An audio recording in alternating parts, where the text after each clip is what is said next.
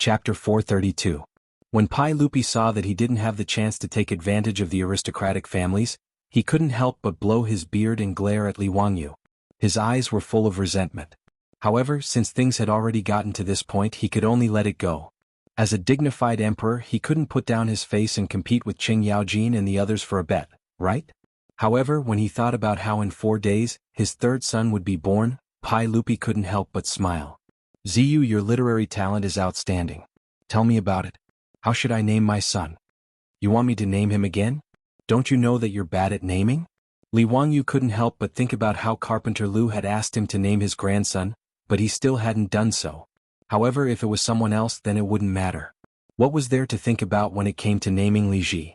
Li Wangyu blurted out, "Uncle, how about naming him Ji?" "Si? Ji? Not bad, this name suits me very well. Li Ji. This name is very good, this name is very appropriate. I like it very much." As Pai Lupi spoke, he quickly walked in front of the imperial desk and wrote the 2 words, Li Ji, on a piece of paper. The more he looked at it, the more satisfied he was. "Ziyu, you are indeed talented. This name suits me very well." Li Wangyu laughed in his heart. "Nonsense, if you're not satisfied, who's satisfied? Isn't this the name you gave your son?" Pai Lupi excitedly paced around the hall and said, "A few days ago, Guanyin maid told me that she dreamed of a bird catcher who caught a lot of pheasants. In the dream there was a child who bought all of those pheasants and set them all free. Perhaps that child is my son. I have to give him a pet name. Let's call him Jinu." Pai Lupi's words made Li Wangyu's heart calm down a bit. It seemed that he didn't affect history. Li Ji's pet name was still Jinu by Pai Lupi. It was fine as long as the butterfly's wings didn't affect Li Ji. He couldn't help but ridicule Pai Lupi's bad taste in his heart. What kind of thing was he giving his 3 most beloved sons and daughters pet names? Li Tai's nickname was Qing Ke, which was a kind of bird. Li Ji's nickname was Jinu, which meant a little pheasant. The little princess that Empress Jiang's son would give birth to in the future, Li Er's most beloved daughter, Princess Jinyang, was actually nicknamed Nuazi, which meant a rhinoceros. Although it was a tradition in China that it was easier to raise a child with a lowly name, Li Er, as the emperor of Great Tang, had given his 3 most beloved princes and princesses such pet names. After ridiculing Li Er's naming ability, Li Wangyu turned to Li Er and said seriously, "Uncle, I think it's best not to tell Aunt when she will give birth." "Why is that?" "I'm afraid that after she learns about this, she'll be agitated and it won't be good. It's better to wait for the flowers to bloom and let nature take its course." Pai Lupi nodded. "That's right. Ziyu, you're very thoughtful. Me too. Don't let Guanyin know about today's matter. Also, pay attention to what county count who said today. Don't let anyone know about it." "Yes." At this time, there were only the 3 of them in the government hall. They didn't have to worry about the eunuchs and palace maids eavesdropping. His Taiji palace had eyes and ears everywhere. In fact, Pai Lupi was well aware of this, but he couldn't stop it. In Notice Taiji Palace, after Pai Lupi had released the palace maids twice, there were still 9,000 palace maids and 6,000 eunuchs. Of these 15,000 people, no matter if it was Pai Lupi or his trusted eunuch, Mi Tua, they didn't know how many of them communicated with the aristocratic families or were sent into the palace by the aristocratic families. There was no way to identify them. While Li Wangyu and Pai Lupi were talking in the palace, there were large numbers of horse carriages entering the gambling dens of Chang. Qing Yaojin and the other dukes had made their decision yesterday and naturally wouldn't go back on it. Early in the morning, the various manors had gathered gold and copper coins. According to what everyone had discussed, they each transported gold and went to the gambling dens to place their bets. Wang Renyu of the Wang clan of Taiyuan also held a banquet last night and invited Jing Yuanshou and the other aristocratic family heads. During the banquet, he naturally joked about Li Wangyu taking 10,000 taels of gold to place a bet, which made the aristocratic family heads laugh. If they were to place a bet on whether it would be a son or a daughter, there was a 50% chance that they would be able to bet on it. But if they were to add the exact date of the birth, then they would be giving money to the Wang clan of Taiyuan. Not to mention the odds of 1 to 5, even if it was 1 to 10, they would still dare to bet. These aristocratic family heads could only envy Wang Renyou's good luck to be able to win 10,000 taels of gold from Hu County. Who knew that early in the morning, the aristocratic family heads would unexpectedly receive a report from the manager of the gambling den. A certain duke wanted to come to the gambling den to bet that the empress would give birth to a prince in 4 days. He asked the family heads if they would accept the bet and what were the odds. For these aristocratic family heads, this was like someone giving them a pillow when they were sleepy. They didn't even think about it and immediately nodded in agreement. As for the odds, it was naturally the same as Yongyi gambling den, 1 to 5. The same scene was repeated in more than 40 gambling dens in Chang'an City. In these gambling dens, according to the strength of the gambling den and the aristocratic family behind it, they would place bets ranging from 1,000 taels of gold to 10,000 taels of gold. All the aristocratic family heads thought that they were as lucky as Wang Renyu, and were very proud of it. That night, after the evening drum was beaten, the Zheng family of Xinjiang hosted a banquet to invite the aristocratic family heads. During the banquet, some aristocratic family heads proudly said that they were lucky today. A certain person went to their gambling den and bet 1,000 taels of gold that the empress would give birth to a prince in 4 days. As soon as he said this, the aristocratic family heads at the banquet said that their gambling dens were the same today. The aristocratic family heads who originally thought that they were lucky instantly stiffened their faces. At this moment, even a fool knew that there must be a problem. The aristocratic family heads who were sitting at the banquet calculated all the bets, and everyone was a little dumbfounded. Including the 10,000 taels of gold that Li Wangyu had bet, a total of 100,000 taels of gold were bet that the empress would give birth to a prince in 4 days. Lord Wang, what's going on? Is there something fishy about this? Some aristocratic family heads panicked and asked Wang Renyu. Wang Renyu's face was also uncertain at this time. He also couldn't figure out what the problem was. A trace of haze flashed through his heart. Did Li Wangyu really know when the empress would give birth? Did he know whether the empress would give birth to a prince or a princess? If so, wouldn't their aristocratic families have to pay out 500,000 taels of gold? Thinking of this terrible possibility, Wang Renyu's body swayed and he almost fell down. No, it's impossible. How could he know this kind of thing? Wang Renyu roared. But what if it's true? Yes, Lord Wang, Qingjie and those people can't be crazy, right?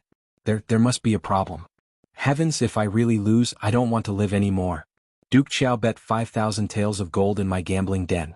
If it's 1 to 5, won't I have to pay out 25,000 taels of gold? For a moment, the hall of the Zheng family of Xinjiang was filled with wailing sounds as if the end of the world had come. Enough. Making such a racket, what a scandal. Wang Renyu roared and suppressed the aristocratic family heads. He then exchanged glances with Zheng Yuanshou and the other patriarchs of various clans.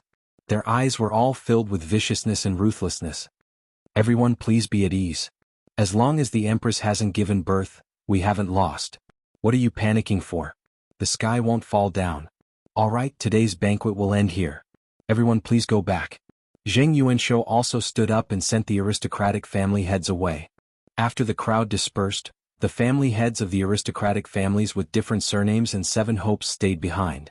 Zheng Yuanshou invited them into an elegant room in the mansion, dismissed the attendants, closed the door, and secretly discussed in low voices what was going on.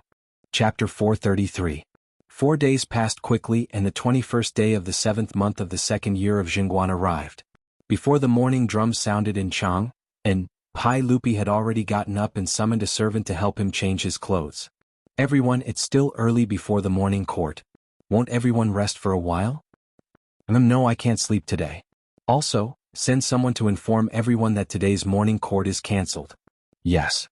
If what Li Wangyu said was true, then today was the day his wife gave birth. How could Pai Lupi be in the mood to attend the morning court? After Pai Lupi got up, he seemed a little anxious and kept pacing back and forth in the hall.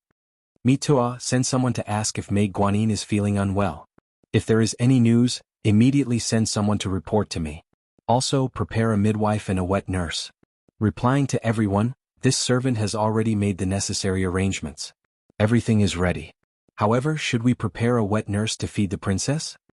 Mitua asked carefully. Li Er hesitated for a moment before shaking his head. There's no need for that. I believe in Ziyu. Since he dares to pat his chest and say that today is the day of my child's birth, it shouldn't be wrong.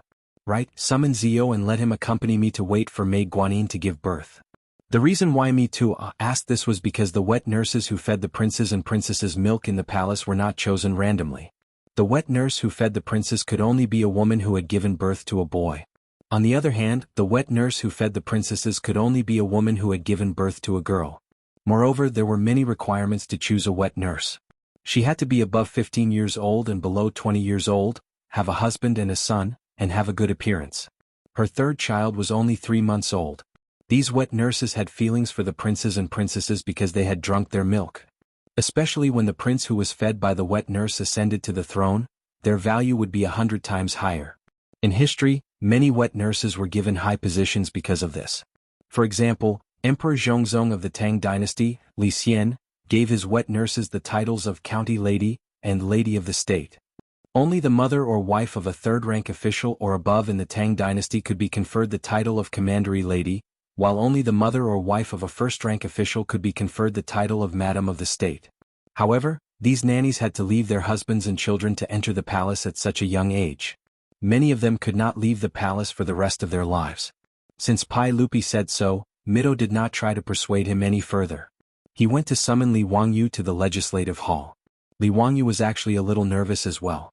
After all, he was not the only one who had made a huge bet. All the other high dukes had been dragged down by him. If anything were to happen to her, it would be hard for him to explain himself. Although Qing Yaojin and the others said that since they had placed a bet, winning or losing was their own business and had nothing to do with Li Wangyu. But out of human nature, if there really was an accident, even if Qing Yaojin and the others did not blame Li Wangyu, how could they not have any grudges in their hearts? However, since it had already come to this, it was useless to think too much about it. He could only wait and see. After entering the legislative hall, Pai Lupi waved at him and said, "Ziyu, come and play chess with me." Li Wangyu did not know how to play the elephant play of the Tang dynasty. Even if it was the Chinese chess of later generations, he was just a bad chess player. "Uncle, I'm not good at chess. Let's forget about it." "Then forget it. Mido, have someone bring tea." Pai Lupi was not in the mood to play chess. Although he had many children, the one he valued the most was the child born by his wife, Empress Jiangsun. Now that Jiangsun was about to give birth, he was no different from an ordinary father. He was equally nervous. Pai Lupi and Li Wangyu waited anxiously in the legislative hall. However, there was no news from Empress Jiangsun's residence, which made them very anxious. The two sat until noon. Pai Lupi's face was full of doubts. He looked at Li Wangyu several times wanting to say something. Li Wangyu naturally knew what Pai Lupi wanted to ask. He was also distressed. "This damned Li Ji, how much longer are you going to stay in your mother's belly?" He was even thinking, if Empress Jiangsun still did not show any signs of pregnancy at night, should he suggest to Pai Lupi that he should give his wife a cesarean section and cut out that little brat Li Ji? Li Wangyu was naturally just thinking about it. Empress Jiangsun was not having a difficult birth. If he suggested cutting open Empress Jiangsun's belly just to win the bet, Pai Lupi would probably slap him to death. The two stared at each other speechlessly. Then they heard the sound of hurried footsteps outside the hall. Everyone, Li Zheng Palace's chamberlain has come to report that the Empress's belly is in pain. The midwife has already rushed over and said that the Empress is about to give birth." Mi Tua did not bother to greet Pai Lupi. He rushed in and reported while panting. Pai Lupi suddenly stood up. "Really? Good, quick, go to Li Zheng Palace again. Tell the midwife to be careful and ensure the safety of the mother and child. Tell all the chamberlains in Li Zheng Palace to serve them carefully. When Jur is born, I will reward him heavily." "Yes." Mi Tua immediately turned and ran out. Li Wangyu was also excited. It seemed that the historical records were correct. Li Ji was really born today. "Wow, I'm rich." When he thought about how he could go to Yongyi gambling house and slap their faces after Li Ji was born, he felt really happy. Congratulations, uncle. You are going to be a father again." Li Wangyu did not forget to flatter Pai Lupi. "Zio, you're right. But I won't reward you. Haha, you won 50,000 taels of gold. I'm not as rich as you." Pai Lupi was in a good mood and even joked with Li Wangyu. In a good mood, Pai Lupi directly asked the chamberlain to send wine over. He and Li Wangyu drank in the hall and waited for the birth of their prince. Pai Lupi and Li Wangyu were not the only ones waiting for Empress Jiangsun to give birth. Today all the nobles and commoners in Chang and were paying attention to the movements in Li Zheng Palace. After Qing Yaojin and the other dukes made a bet with the aristocratic families, how could this matter be kept a secret? With so many people talking in these few days, it had already spread like wildfire. That day Wang Renyu, in order to make Li Wangyu look bad, ordered people to go to the market and spread the news that Li Wangyu had bet a lot of money on the Empress giving birth. The commoners of Chang and were already talking about it. The commoners of Chang and were very calm about County Count whose bet on the Empress giving birth. After all, they had been baptized by the construction of a polo field and the issuance of lottery tickets. The commoners of Chang and were already used to County Count whose squandering. The focus of their discussion was not on how County Count Hu was squandering, but whether or not he could win the bet. Unlike the aristocratic families, most of the commoners of Chang and believed that County Count Hu would definitely win. The aristocratic families studied the ways of Confucius and Mencius, and what they learned was, Confucius does not speak of strange forces and chaotic gods. They did not believe the rumors on the streets, nor did they believe that Li Wangyu had used magic to revive a dead pregnant woman. They did not believe it, but the commoners of Chang'an did. Since County Count Hu could even revive a dead pregnant woman, what was so strange about him being able to determine whether the empress would give birth to a boy or a girl? And after Qing Yaojin and the other Grand Dukes went to the gambling houses to place their bets, the secret was no longer a secret. Almost half of the commoners of Chang'an now knew that County Count Hu Li Wangyu had determined that the empress would give birth to a prince today. Thus, countless commoners flocked to the gambling houses of Chang'an wanting to place their bets. Unfortunately, ever since the banquet at the Zheng family's mansion in Xinjiang, the aristocratic families were all shocked and doubtful. All the gambling houses had cancelled their bets on whether the empress would give birth to a boy or a girl. This made the commoners of Chang'an very regretful. In the legislative hall, Li Wangyu and Pai Lupi were drinking grape wine, waiting for the good news from Li Zhenhao. The two of them slowly took small sips, very satisfied and in a good mood. Everyone, the empress has given birth. Mi Tua stumbled in from outside the hall, his expression somewhat ugly. Ah, good. Let's go to Li Zhenhao, I want to see my child. Pai Lupi threw down his wine cup, laughing as he stood up. But Mi Tuo's next sentence made Li Wangyu feel as if he had been struck by lightning, and his body stiffened. Everyone, the empress has given birth to a princess. Chapter 434. Li Wangyu rushed over to Mi Tuo and grabbed him by the collar, spitting saliva onto Mi Tuo's face. What did you say? Say it again. What did Her Highness the Empress give birth to? County Count Hu, Her Highness the Empress gave birth to a princess. Mi Tuo's complexion was also very unsightly. When he heard this news he was also bewildered. After repeatedly questioning the eunuchs who had come to deliver the news, he had no choice but to accept this reality. Mi Tuo could understand Li Wangyu's loss of self-control. No matter who lost 10,000 taels of gold, their performance would not be better than Li Wangyu's. As for Li Wangyu, he was completely confused. Princess? Female? What the F***ck is going on? Where am I? Where am I? What am I doing? Where is the future Emperor Gaozong of Tang, Li Ji? Where did Li Ji go? How could Empress Zhangsun give birth to a girl? Could it be that his actions had fanned the wings of history, causing Li Ji to disappear? A series of question marks had already filled Li Wangyu's mind, causing him to go crazy. However, Li Wangyu quickly felt that something was wrong. When he had transmigrated to the Tang dynasty, it was already the second month of the second year of Jingguan. At that time, Empress Zhangsun had already been pregnant. No matter how much he had messed up history, it was impossible to change what had already happened. Could it be that Li Wangyu had the ability to change the gender of the fetus in Empress Zhangsun's womb? Hearing Mi Tuo's report, Pai Lupi only stared blankly. He did not think too much about it, although he was slightly disappointed that Empress Zhangsun had given birth to a princess. However, Pai Lupi quickly adjusted his mood. After all, they were both born of him and Empress Zhangsun. Regardless of gender, he liked them all. Just like Princess Chang'e, Pai Lupi also treasured her. He even treated Li Li better than he did Li Qingqian and Li Tai. Pai Lupi only felt a little regretful that he wouldn't be able to see the scene of those aristocratic families being badly battered. He patted Li Wangyu's shoulder comfortingly. The birth of his daughter was a joyous occasion, but Li Wangyu had lost 10,000 taels of gold. As for Qing Yaojin and the other ministers, it seemed like each of them had lost 10,000 taels of gold. Zio, money is just a worldly possession. Just earn more. You're still young, so don't worry too much about these things. You have also worked hard. Go back to Dingzhou village and have a good rest. Pai Lupi knew that Li Wangyu must have suffered a heavy blow, so he comforted him. Li Wangyu was still in a daze. When he heard Pai Lupi's words, he shook his head and said, "Uncle, I want to see the princess." Li Wangyu was really unwilling if he didn't see the child that Empress Zhangsun gave birth to with his own eyes. He still felt that his head was buzzing and his brain was a mess. And that's fine. Since it's like this, then let's go. Mi Tuo, bring us to Li Zhenhao. Pai Lupi didn't know what Li Wangyu was thinking, so he naturally nodded in agreement. Pai Lupi, under the escort of numerous eunuchs and palace guards, went to Li Zhenhao. When he arrived at Li Zhenhao, the newly born princess had already been washed clean and sent to a wet nurse. She couldn't be seen for the time being.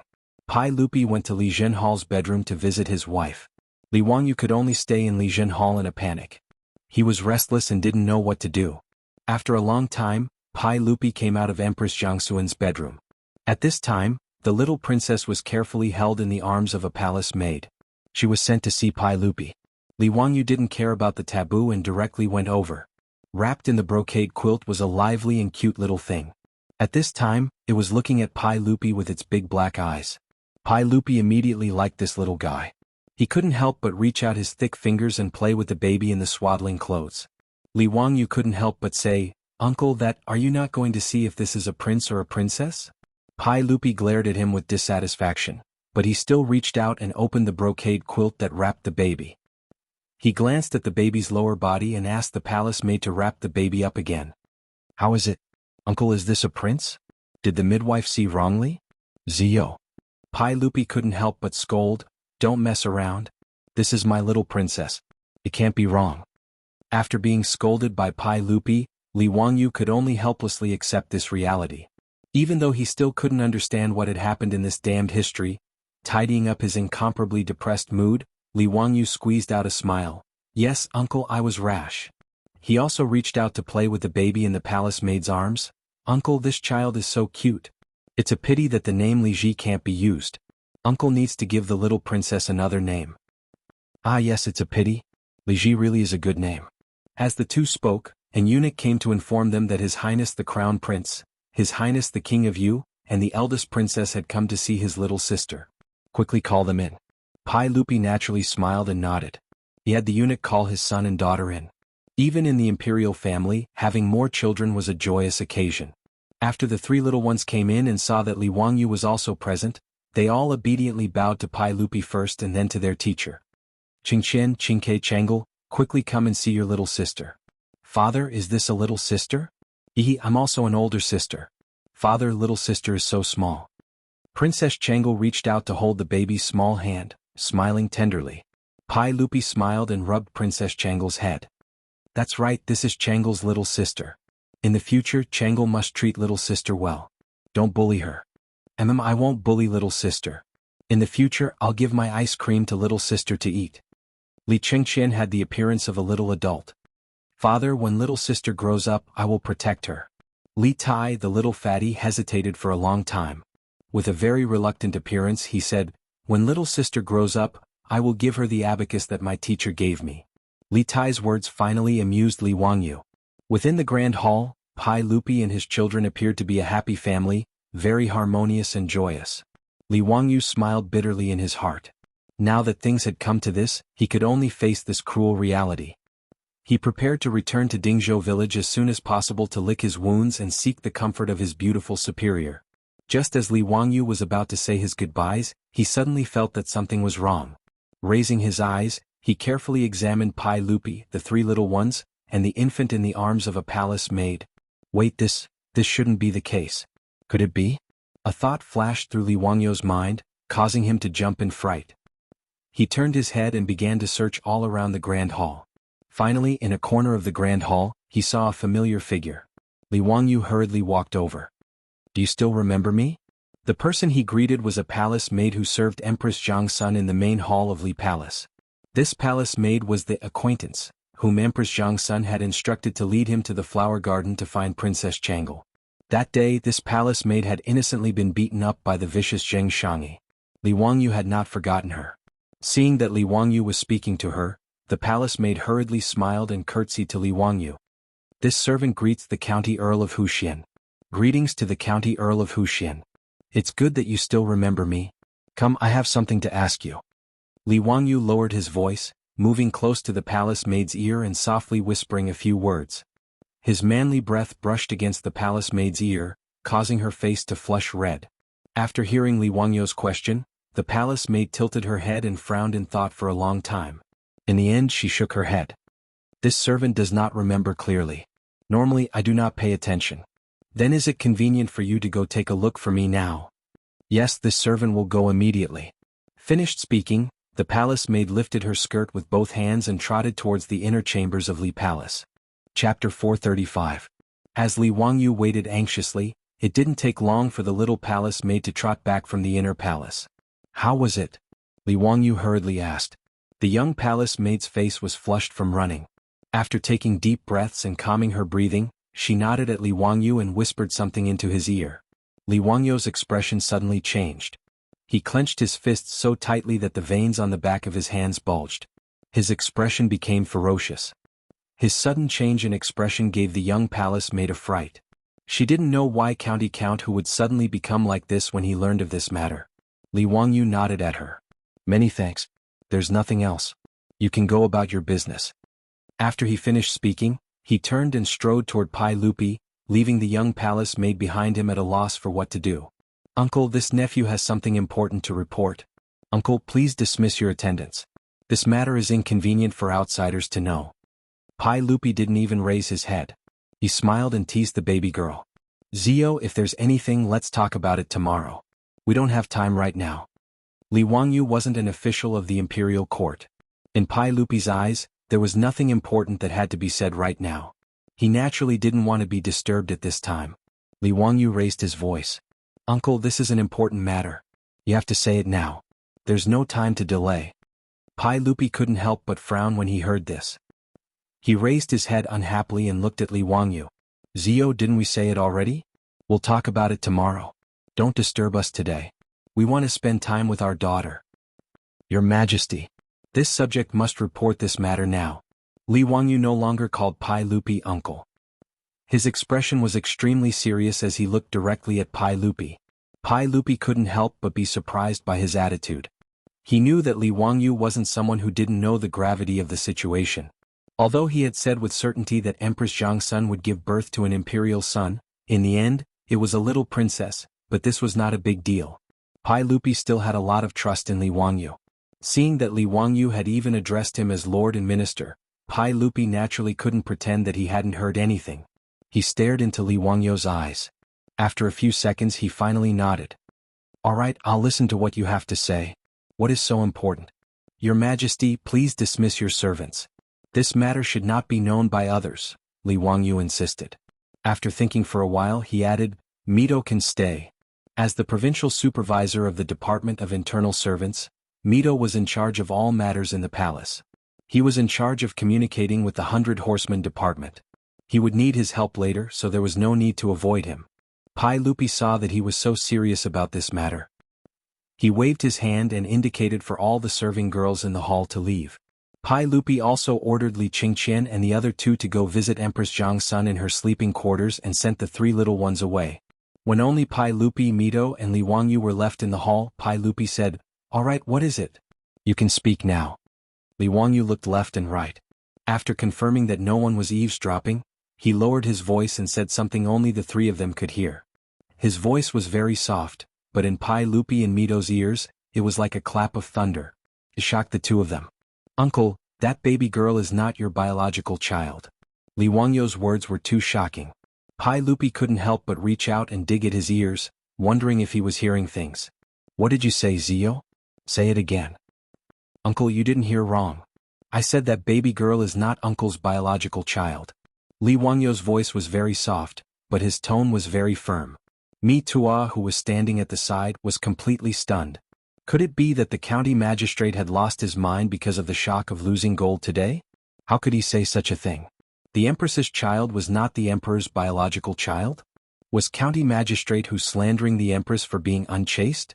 How could he dare to slander the Empress like this? Pai Lupi also became furious. He pointed at Li Wangyu and said angrily, Li Wangyu, do you know what you are saying? You dare to slander the Guanyin maidservant. Zhen will execute your entire family. Li Wangyu was also stunned. What did Pai Lupi mean by such a big reaction? How did he slander Empress Jiangsun? Seeing Mito's expression that looked like he had seen a ghost, Li Wangyu suddenly realized that he hadn't said it clearly and had caused Pai Lupi to misunderstand his meaning. His words didn't mean that Empress Jiangsun was cheating on him. Uncle, you misunderstood your nephew's meaning. What I meant was that the baby girl was not born of you and Aunt. She's a fake. Someone harbored evil intentions and used this baby girl to replace the prince that Aunt gave birth to. Li Wangyu quickly explained. Pai Lupi's anger dissipated a bit when he heard this, but he didn't believe Li Wangyu at all. Li Wangyu, don't speak nonsense. Alright, Jin knows that you are tired today. Go back to the palace. Mito, send County Count Huxian out of the palace. Pai Lupi didn't want to continue talking to Li Wangyu. This fellow's words were becoming more and more outrageous. He even dared to say that his daughter that was just born wasn't born of him and Empress Jiang's son, but was replaced by someone else. It was simply a load of nonsense. How could such a thing happen in Taiji Palace under the watchful eyes of so many people? If it was someone else who dared to say this, Pai Lupi would definitely let that person know what it meant to not offend a monarch's prestige. He would definitely beat that person to death. However, Pai Lupi thought the same as Mito. He thought that it was because Li Wangyu lost the bet and was too shocked. Therefore, Pai Lupi didn't want to punish Li Wangyu for speaking nonsense.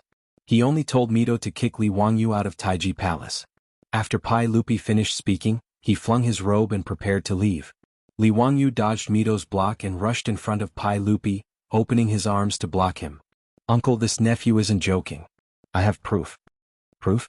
Pai Lupi was surprised when he heard this. What proof? Li Wangyu quickly pointed at his eyelids. Eyelids? Uncle, eyelids? What eyelids? Explain clearly to Zhen. Pai Lupi was confused by his words. How could eyelids be used as proof? Uncle, do you know that some people have single eyelids and some people have double eyelids? The so-called single eyelids and double eyelids were single eyelids and double eyelids. Most Han people had single eyelids. Whether it was the terracotta soldiers or court ladies, they all had single eyelids. It wasn't until the beginning of the Tang dynasty that due to the fusion of ethnic bloodlines, large amounts of double eyelids appeared. Li Wangyu went to find the little palace maid to ask if Empress Jiang's son had single eyelids or double eyelids. Although he had seen Empress Jiang's son several times, how could he pay attention to whether Empress Jiang's son had single eyelids or double eyelids? He just vaguely felt that Empress Jiang's son seemed to have single eyelids. The little palace maid naturally didn't know. Li Wangyu asked her to go to the bedroom and help him see if Empress Jiang's son had single eyelids or double eyelids. When the little palace maid came back and told Li Wangyu with certainty that Empress Jiang's son had single eyelids, he suddenly woke up and discovered this shocking secret. The baby girl wasn't born of Pai Lupi and Empress Jiang's son. This discovery caused Li Wangyu to shudder with fear, and he finally understood why Li Ji had vanished. Pai Lupi nodded to Li Wangyu's question. Jin naturally knows that some people have double eyelids. It's not strange. Although there weren't many people with double eyelids in the Tang dynasty, it wasn't uncommon. Li Wangyu glanced at Pai Lupi's eyes. Uncle, you have single eyelids? Yes, so what? Qingqian, Qingke and Chengel also have single eyelids, Li Wangyu continued. Pai Lupi was already somewhat impatient. What are you trying to say? I just asked the palace maid to check on Aunt. She also has single eyelids. Enough, are you done? Pai Lupi didn't want to listen to his nonsense anymore. Uncle, that baby girl has double eyelids. Chapter 436. Li Wangyu's words confused Pai Lupi and Mito. So what if the little princess had double eyelids? Was it illegal for Empress Jiang's son to give birth to the little princess with double eyelids? Although Wuxia had always considered single eyelids to be beautiful, they didn't like double eyelids like later generations. Some people even had surgery to remove double eyelids. But even if people considered slender phoenix eyes to be beautiful and liked single eyelids, so what? The little princess had double eyelids. What kind of **t evidence was that? Seeing that Pai Lupi didn't understand what he meant, Li Wangyu repeated what he had just said. Uncle, that baby girl has double eyelids. Pai Lupi looked at Mito and saw that he was also confused. Then he turned to look at Li Wangyu. Li Wangyu, what are you trying to say? Uncle, if both parents have single eyelids, they can't give birth to a child with double eyelids. So, no matter what, that baby girl can't be born from uncle and aunt. Li Wangyu said firmly. His words made Pai Lupi a little confused. He looked at Mito suspiciously. Mito, is that so? Mito quickly bowed. Everyone, I've never heard of this. But since County Count who said so, why don't you let me verify it? He had never heard of parents with single eyelids and a child with single eyelids. But what Li Wangyu said was too important. He didn't dare to say whether it was true or false. Mito even prayed in his heart that what Li Wangyu said was not true. Otherwise there would be a huge earthquake in Taiji Palace. Just the thought of it was too terrifying. Empress Jiang's son gave birth in the main hall of the Eastern Palace, and the baby was actually swapped. If such an unbelievable thing really happened, Mito couldn't imagine how many people would lose their heads because of it. However, he didn't dare to tell Pai Lupi that there was absolutely no such thing. He couldn't afford to take responsibility for such a thing. Therefore, Mito could only tell Pai Lupi that he didn't know, but he was willing to verify what Li Wangyu said. Pai Lupi originally did not believe Li Wangyu's words, but now that he heard Li Wangyu's affirmation, his heart could not help but waver. Go and investigate. Let the 100 Cavalry Department go to Chang and city and search for those with single eyelids and double eyelids. Find out if their children have single eyelids or double eyelids and immediately verify the truth of Li Wangyu's words. Since he had doubts in his heart, Pai Lupi naturally couldn't ignore it. Yes. Mito received the order and hurriedly ran out of the hall to convey Pai Lupi's instructions to the 100 Horsemen Department. After Mitua left, Pai Lupi looked at Li Wangyu again. After a long time he sighed. Zio, if what you said is true, then it's too scary. This kind of thing can also happen in my Taiji palace? Li Wangyu was also silent. He still couldn't believe that this kind of thing could really happen. A leopard cat swapping the crown prince. He originally thought that this kind of thing was just a literary story in the novel, The 3 Heroes and 5 Gallants. He didn't expect this kind of thing to actually happen in Taiji Palace. Li Wangyu even felt a chill run down his spine. Who exactly was so audacious? If he didn't know in advance that Empress Jiangxuan's child was the future crown prince, Emperor Gaozong of Tang, Li Ji, he probably wouldn't have thought that Empress Jiangxuan's child would be swapped with a baby girl. In the era without paternity testing, perhaps no one would know the truth of the matter. Even Li Wangyu himself, if he didn't accidentally discover that the baby girl had double eyelids at this time, he would have thought that there was a problem somewhere in history. He definitely wouldn't have thought that Li Ji had been swapped. The reason why Li Wangyu knew that parents with single eyelids was because they couldn't have children with double eyelids was also a coincidence. When he was working in his previous life, he once had a colleague's wife who gave birth to a child. He and a group of colleagues went to visit. After everyone congratulated the colleague who was the father, in the midst of the hubbub, a colleague suddenly joked, "The two of you have single eyelids, but the child you gave birth to has double eyelids. It's much prettier than the two of you." The person who said this didn't mean it, but the listener did. For some reason, the child's father became suspicious and ran to do a paternity test. The result was self-evident. The child wasn't related to him by blood. His wife had an affair with another man. This matter caused an uproar in Li Wangyu's unit, so the couple naturally divorced. Li Wangyu also remembered that parents with single eyelids couldn't have children with double eyelids. He also specially went online to search and found out that single eyelids were recessive genes, while double eyelids were dominant genes. In a situation where both parents had recessive genes, it was impossible for the child to have a dominant gene. Thus, when he accidentally noticed that Pai Lupi and the 3 little ones all had single eyelids, while the baby girl had double eyelids, this matter immediately appeared in his mind. In addition, Li Wangyu was suspicious of Li Ji's disappearance, so he asked the palace maid to check Empress Jiangxuan's eyelids. This confirmed the chilling truth that Li Ji had been swapped out by someone else. It was a baby girl. Li Wangyu then remembered that Li Ji's whereabouts were unknown, so he hurriedly said to Pai Lupi, "Uncle, you have to trust this nephew. Please immediately have people seal the palace and prohibit anyone from leaving Taiji Palace. My aunt's son, Prince Ji, should still be in the palace and hasn't been smuggled out." When Pai Lupi heard this, he only hesitated for a few seconds before making up his mind. It was better to believe that this matter was true than not. Even if it was proven that Li Wangyu's words were wrong, it would at most be a false alarm.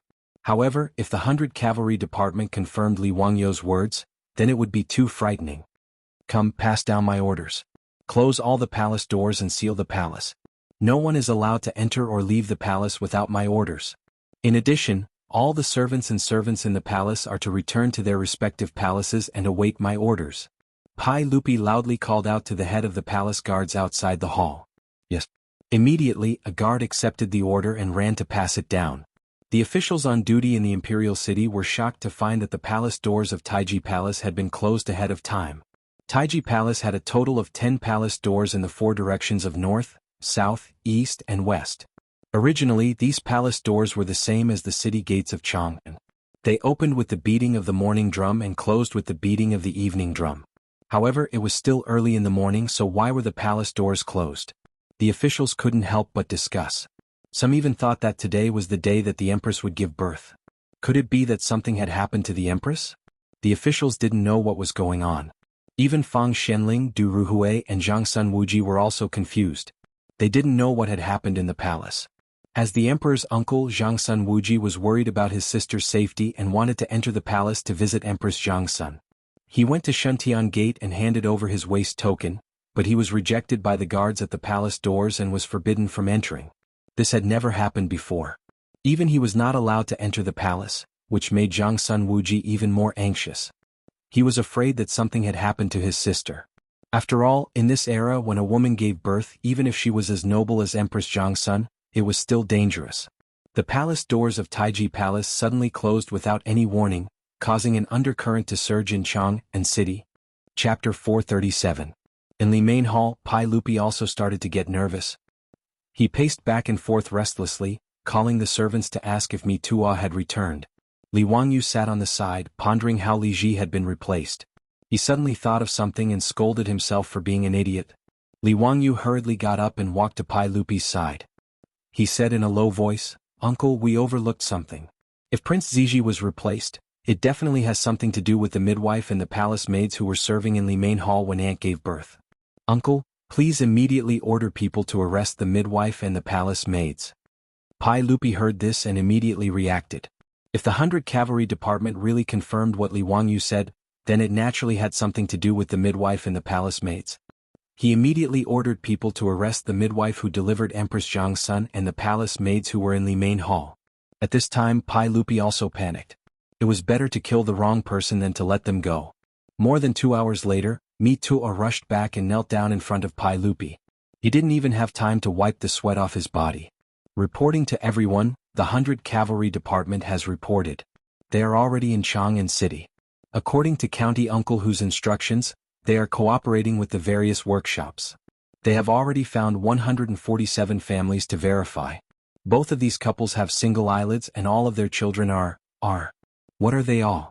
Don't stutter when you speak. Speak. Mi Tuo heavily knocked his head on the floor of the hall. 147 families have 314 children. They all have single eyelids. Other than one child who has double eyelids, there are no exceptions. What? Pai Lupi and Li Wangyu both exclaimed. Pai Lupi felt that this ratio was very high, but Li Wangyu was surprised that there was an exception. Pai Lupi was surprised, but he immediately reacted. Since there was an exception, it meant that what Li Wangyu said was not an ironclad rule. Even if he and Empress Zhang Sun both had single eyelids, it was still possible for them to have children with double eyelids. Zio, what else do you have to say? Even if both parents had single eyelids, they could still give birth to children with double eyelids. Although the probability is small, it's not impossible. Pai Lupi's words made Li Wangyu frown. He didn't know what went wrong. Could it be a genetic mutation? However, Mito hesitated and said to Pai Lupi, "Everyone, there is something else behind this." Pai Lupi was puzzled. The 100 Horsemen Division reported that because they only found this child with double eyelids, they were afraid that there was a problem, so they interrogated the family. The madam's maidservant was so scared that she revealed the truth when questioned by the 100 Horsemen Department. Because the Langjun of that mansion was away doing business all year round, his wife could not bear the loneliness and had an affair with another man. Therefore the child with double eyelids might not have been born by that couple. Pai Lupi was stunned.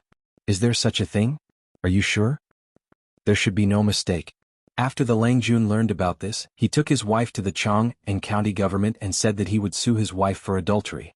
In addition, the 100 Horsemen Division also saw the child with double eyelids, but he looked different from the Langjun. He should not be the Langjuan's biological child. Now the 100 Horsemen Division is still investigating in Chang'an.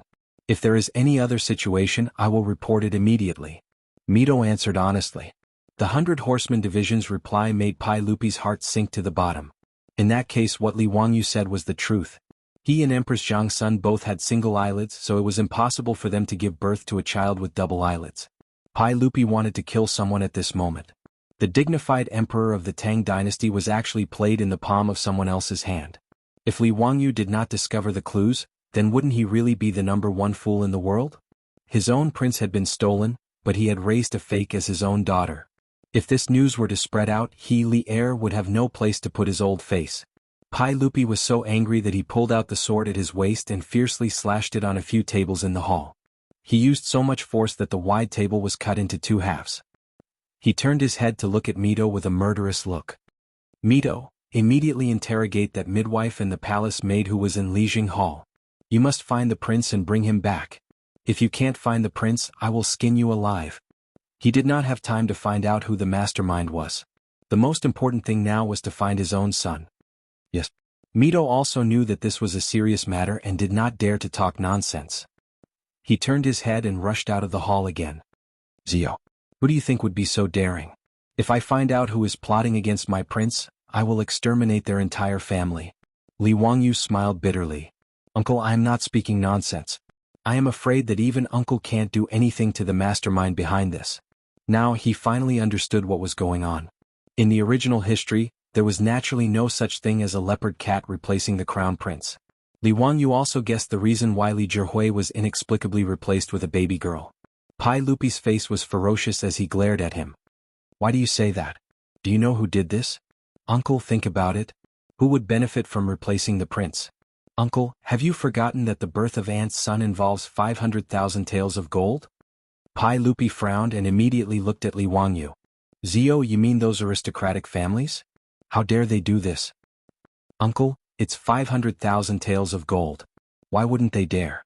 Li Wangyu bowed to Pai Lupi again. The source of this matter is still your nephew. If it wasn't for your nephew being rash and taking the gold to bet with the Taiyuan Wang clan in a fit of anger and urging Lu Guogong and the others to bet, I am afraid that this storm would not have happened. Your nephew is really guilty. Please punish me. Li Wangyu was really regretting it now. He really did not think that those aristocratic families would be so crazy as to do such a thing. He had forgotten that Marx had already said that for a profit of 300%, capital dared to commit any crime, even risking the risk of being hanged. For aristocratic families, 500,000 taels of gold was enough for them to take the risk. Moreover, it was not necessarily less dangerous.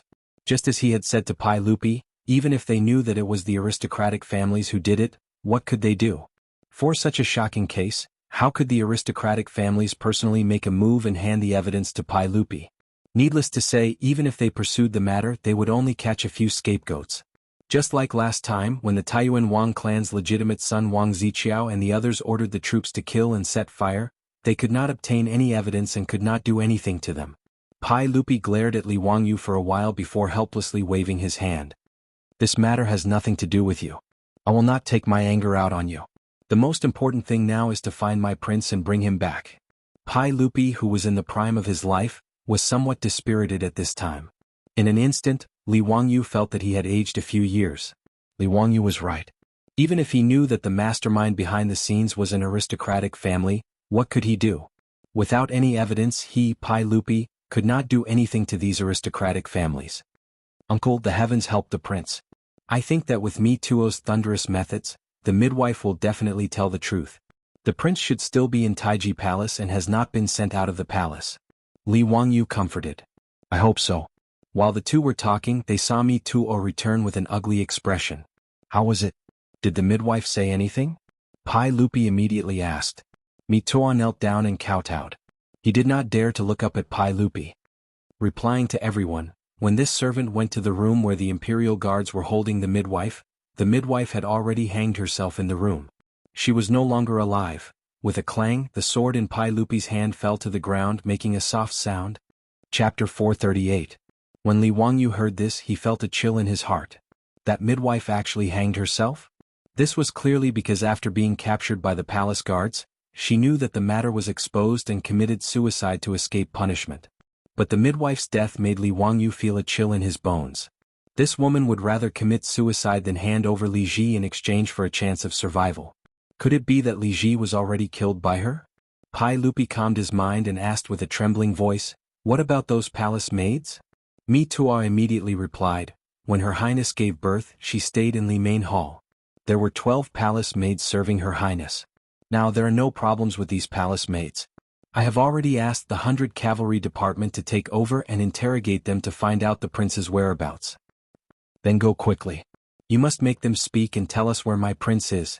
Pai Lupi roared. Yes. Mi Tuo heavily knocked his head on the floor and then retreated. As the provincial supervisor of the Internal Servants Department, Mi Tuo actually had a lot of responsibility for such an unbelievable thing happening in Li Main Hall. It was only because Pai Lupi trusted him that he did not pursue his responsibility for the time being. If they could not find Li Ji, or if Li Ji was killed by the midwife and palace maids, then Mi Tuo's fate would not be any better. Li Wangyu watched Mi Tuo leave the hall with a murderous look on his face.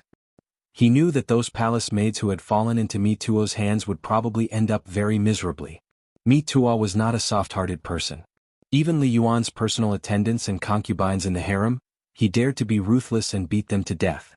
From this, it could be seen that this person was definitely a black-hearted and merciless person. However, Li Wangyu could not sympathize with those palace maids. Although he also knew that it was impossible for all 12 palace maids to participate in this matter. No matter how powerful the aristocratic families were, they could not bribe so many palace maids by Empress Jiangxuan's side at the same time. Moreover, there were too many people and too many mouths. In this kind of matter that could cost one's head, other than the midwife, at most 1 or 2 people participated in it. The other palace maids were most likely innocent, but in this kind of situation, how could they identify them one by one? Now they could only wait for Mi Tuo's thunderous methods. 2 hours passed and the sky gradually darkened. The evening drum of Chang and city sounded, and bright candles were lit in the main hall. Just as Pai Lupi and Li Wangyu were waiting anxiously, Mito finally came back, but his face was full of worry. As soon as he entered the hall, Mito knelt down in front of Pai Lupi and presented him with a stack of bloody papers. Reporting to everyone, this is the testimony of the 12 palace maids. All of the palace maids and servants had already been interrogated by the experienced criminals of the 100 Cavalry Department. However, these 12 people were adamant that there was no such thing as swapping babies. Moreover, they could both testify to each other that after the Empress gave birth to the baby, the midwife washed the baby and carried it out of the palace. During this time the baby never left their sight. This servant had people interrogate them severely and used all kinds of torture methods. These palace maids have already fainted several times, but they still gave the same confession. This servant is incompetent. Please punish me. When Pai Lupi heard Mi Tuo's reply, he was so angry that his face turned black.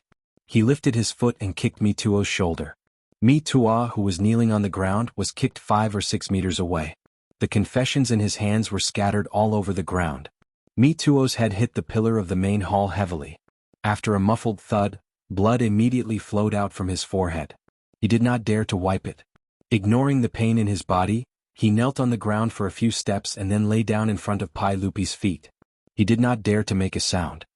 Beat them. Beat them hard for me. Beat them until these B*****s confess. I don't believe it. They're not afraid of death. Pai Lupi became furious and his face began to twist. Li Wangyu was silent. He bent down and reached out to pick up the confessions scattered on the floor and read them one by one. Just as Mi Tuo said, the confessions of these palace maids were almost the same. This was simply impossible, unless these 12 palace maids all gave false testimony and colluded with each other to confess. But this kind of thing was impossible, so there must be something hidden. Li Wangyu had never figured out how the midwife who delivered the baby for Empress Jiangxun brought the baby girl into the bedroom of Li Main Hall, and how she replaced Li Ji without letting a newborn baby cry and attract the attention of others. When Empress Jiangxun gave birth, there were nearly 100 eunuchs and palace maids inside and outside Li Main Hall, serving the Empress of the Tang dynasty in the hall. Combined with the confessions of these palace maids in the bedroom, Li Wangyu was even more confused. To avoid the attention of so many people and secretly switch the baby, this was simply too inconceivable. Could it be that these people knew how to perform magic? Magic? A bolt of lightning flashed through Li Wangyu's mind. Was magic? Since ancient times there had been ancient magic tricks in Wuxia. Those magicians wore long robes and could produce huge fish tanks, porcelain bowls, flower vases, braziers and other props out of thin air. It was very magical. This kind of ability to hide things on one's body, even the Western magicians of later generations did not know the mystery. Could it be that among the dead midwife or palace maids, there was someone who knew this ancient magic trick? Hiding the baby girl on one's body and replacing Li Ji in front of everyone's eyes? Li Wangyu thought about it and realized that there was indeed such a possibility. However, Li Wangyu couldn't figure out how to make the baby stay quiet and not cry. Could it be that he had drugged the baby? Li Wangyu planned to ask Sun Simiao if there was any medicine that could make the baby stop crying after taking it. At this time, Pai Lupi had already scolded Mi Tuo, and was unable to restrain his anger, asking Mi Tuo to continue torturing those palace maids. Uncle, wait. I want the 100 Horsemen Department to investigate the background of that midwife and the 12 palace maids. When did they enter the palace? Before entering the palace, what did their families do for a living? Did any of them know how to play 100 different kinds of opera? The Sanlu he mentioned was the name for magic tricks and acrobatics during the Sui and Tang dynasties. It was also called Bai Shi. Pai Lupi breathed heavily and tried to calm his anger. He asked, Zio, why do you want to investigate this? What's the use of it? Uncle, this is what I'm thinking. Li Wangyu told him his guess. Investigating whether these palace maids knew ancient magic tricks was the only way he could think of. After hearing his words, Pai Lupi immediately glared at Mi Tuo. Did you hear what Huxing County Count said?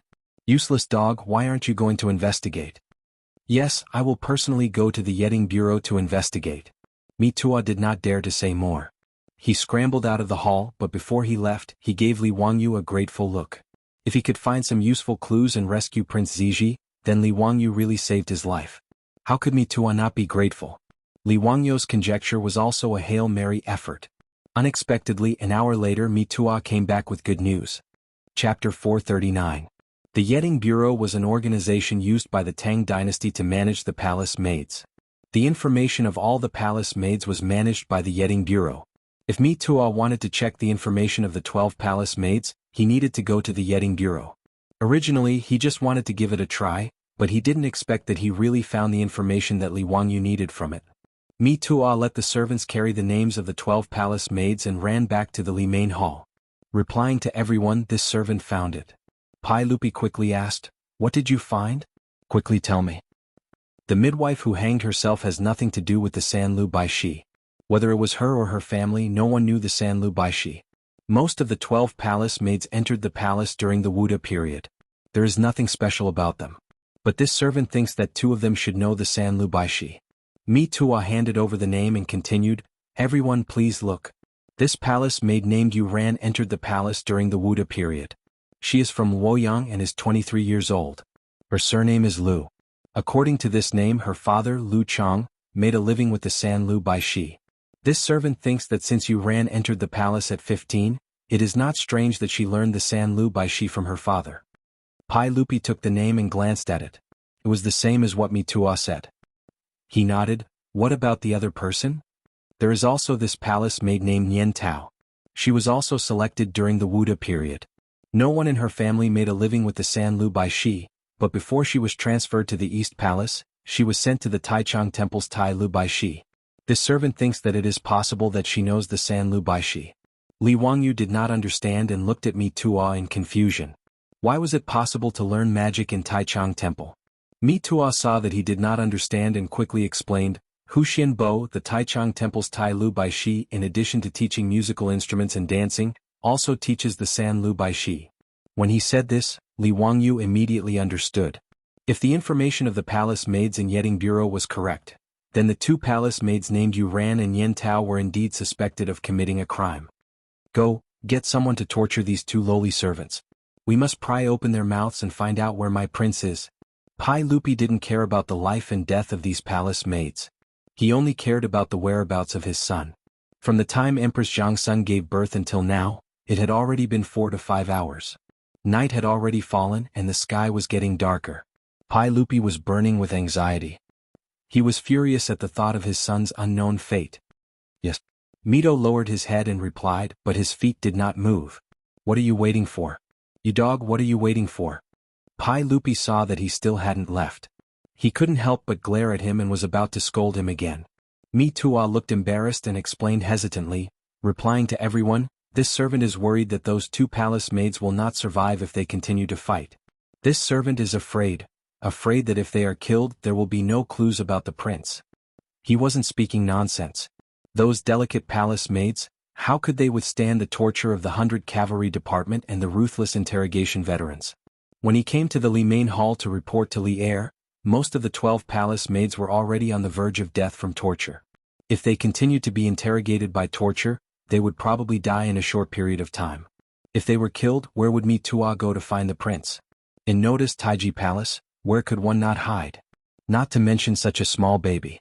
Ever since he confirmed that his son had been switched, Pai Lupi had ordered the palace guards to search the palace, but they still found nothing. It was already late, but the vast Taiji Palace was filled with imperial guards holding torches as they searched for the crown prince.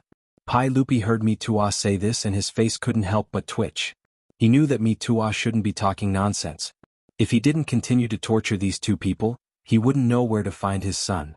But if he continued to torture and beat these 2 palace maids to death, there would be no clues and he wouldn't be able to find his son. In a dilemma, Pai Lupi was also a little embarrassed, and his face became more and more ugly. Li Wangyu was also secretly anxious at the side. He kept recalling the detective movies he had watched in his mind, trying to find a way to break out of this situation. In Li Wangyu's mind, these two palace maids called Nian Tao and Yu Ran were likely to be accomplices. First of all, these two people knew magic and could cover each other. Second of all, they had entered the palace in the 3rd year of Wuda. They should have received palace training together, learning the palace etiquette and so on. It was very likely that they had known each other for a long time and had a close relationship. However, since Yueran and Nian Tao didn't commit suicide like the midwife after being controlled by the palace guards, it meant that they didn't want to die. They were still hoping for a fluke, trying to muddle through and find a chance to live. But how to pry open the mouths of these two suspects was a difficult problem. Even the veteran criminal of the 100 Cavalry Department couldn't succeed in making them confess after torture. Could it be that these two palace maids were expected to tell the truth about Li Ji's whereabouts without continuing to torture? If it was really Yu Ran and Nian Tao who did this, they would rather die than say half a word. Otherwise, what awaited the two of them was not only their own death, but also the 9 generations of Pai Lupi. This point, presumably these two palace maids were also well aware. In this case, even if they were beaten to death, they wouldn't confess. Therefore, it was expected that the 100 Cavalry Department couldn't get a result from torture. Li Wangyu couldn't help but smile bitterly. Confessing would be a lenient prison and refusing to go home for the new year. He and Pai Lupi were really in a predicament now. Pai Lupi was also in a dilemma at this time. He couldn't continue to force a confession, but he also couldn't not force a confession. He was so angry that he picked up the sword that had fallen before and slashed it in the hall to vent his anger. Go, continue to force a confession, beat them to death. I don't believe that they are not afraid of death. Pai Lupi was still angry and ordered Mi Tua. Mi Tua heard Pai Lupi say so and turned to leave, but he was stopped by Li Wangyu. Mi Tua, wait. Li Wangyu turned to Li Er and cupped his hands. Uncle, I have an idea. Perhaps I can pry open the mouths of these two women. However, I need Uncle to give me an imperial edict and pardon one of them for their crimes, letting bygones be bygones. What? Ziyu, are you crazy? I'm already merciful that I didn't kill 9 generations of these lowly servants. You want me to pardon them? That's impossible. Pai Lupi heard Li Wangyu's words and his lungs were about to explode. Uncle, now, is it more important to find Li Ji or to kill them? Uncle, please reconsider. You? Pai Lupi was speechless for a moment. After a long time, he waved his hand and said, as long as you can find Prince Li Ji, I will do as you say. Thank you, Uncle. I will do my best to find Li Ji. Li Wangyu bowed to Pai Lupi and then turned to Mi Tua and said, Mi Tua, go and tell people to stop torturing them. Lock them up separately and don't let them talk to each other. Mi Tua looked at Pai Lupi suspiciously and didn't know if he should listen to Li Wangyu. Pai Lupi nodded slightly to him, indicating that he should do as Li Wangyu said. Pai Lupi could only place his hopes on Li Wangyu and hope that he could create a miracle. Chapter 440. After Pai Lupi nodded, Mito naturally did not hesitate and immediately followed Li Wangyu's orders. But in his heart, Mito scoffed at Li Wangyu's actions. Even the experienced criminal cases of the 100 Cavalry Department could not pry open the mouths of the palace maids. Li Wangyu wanted to rely on a pardon edict to find the missing prince? Mito did not believe this at all. In his heart, Mito even thought that Li Wangyu was a fool. At this time he still dared to cause trouble. He really did not know what was good for him. But of course he would not speak out against it. Because in Mito's view, Li Wangyu's fool behavior was very beneficial to him. Because of his incompetence, he had already lost a lot of points with Pai Lupi today. Whether it was Prince Ziji being replaced by someone or investigating the palace maid suspected of committing the crime, Mi Tua, as the provincial supervisor of the Department of Internal Servants, was slow to realize that he had let down Li Er's trust in him. Mito was now in a terrible situation and was at his wits' end. At this time, Li Wangyu said that he had a way to take over the interrogation of the 2 palace maids. How could Mito not be happy? No matter whether Li Wangyu succeeded or not, this hot potato was temporarily thrown away. This also allowed Mito to breathe a sigh of relief. Li Wangyu naturally did not know what Mito, the head eunuch of the Internal Servants Department, was thinking. The reason why he suddenly opened his mouth to take over this matter was not because he was afraid that Mito would beat the 2 palace maids to death. It was because he had just thought of a way. He remembered a classic problem in game theory, the prisoner's dilemma. 2 people committed the crime together and made an alliance. The police interrogated the 2 prisoners and gave the following conditions. Both of them lied and each of them was sentenced to 1 year. Both of them confessed and each of them was sentenced to 8 years. One of them lied and one of them denied. The liar was sentenced to 10 years and the confessor was acquitted. Then 2 prisoners separated from each other when faced with interrogation should they lie or confess. The prisoner's dilemma was the most representative example in game theory. The best choice for an individual was not the best choice for a group. This was a test of human nature. Anyone would have thoughts that were beneficial to themselves. Li Wangyu felt that the 2 palace maids, Yuan and Yen Tao, might not be so united. When facing the test of the prisoner's dilemma, they might not be able to resist the temptation of human weakness. Regardless of whether it worked or not, this was the only way to find Li Ji. Since torture didn't work, he might as well try the prisoner's dilemma. After Mi Tua ordered people to separate Yuan and Yen Tao, the 2 palace maids, Li Wangyu held the imperial edict that Pai Lupi had hurriedly written and entered the room where the palace maid called Yuan was imprisoned. These rooms were used to imprison palace maids under investigation. Other than a bench, there was nothing else inside. After Li Wangyu entered the room, he sat down on the bench and stared at Yuan, who was lying on the floor. He did not speak for a long time. This palace maid had already been beaten black and blue during the interrogation by the 100 Horsemen department. Her face was full of bruises, and there was blood at the corner of her mouth. Her clothes were tattered and covered in blood. Obviously, this woman was beaten to her last gasp. At this time she was lying on the floor. If Li Wangyu didn't see that her chest was still moving up and down, he would have thought that she had been beaten to death. Li Wangyu was a little speechless. He rolled his eyes and looked at Mi Tua. Can she still speak like this? Don't worry, Count Hu. She won't die for a while. If you have anything to ask, just ask. Li Wangyu was helpless. He felt that he was really unlucky. Ever since he transmigrated to the Tang dynasty, he had been forced to do things beyond his ability. Whether it was performing surgery for people or interrogating criminal suspects, it was all the same. However, Li Ji's disappearance was indeed related to him. In order to find Li Ji, Li Wangyu could only take a gamble. Yuan, you're from Luoyang, right? Li Wangyu asked. Yuan struggled to raise her head. Yes, I'm from Luoyang. Your lord, LV Chang, makes a living in Luoyang by performing Sangu, right? His words made Yuan's body stiffen. After a while she replied, yes. If I'm not wrong, before you entered the palace at the age of 15, you should have learned Sangu from your lord, right? Yuan struggled to shake her head, but Li Wangyu didn't wait for her to speak. He continued, actually, I already know who replaced the prince. Yuan, you don't have to deny it. This must have been done by the midwife Yu and Yen Tao. No, I'm innocent.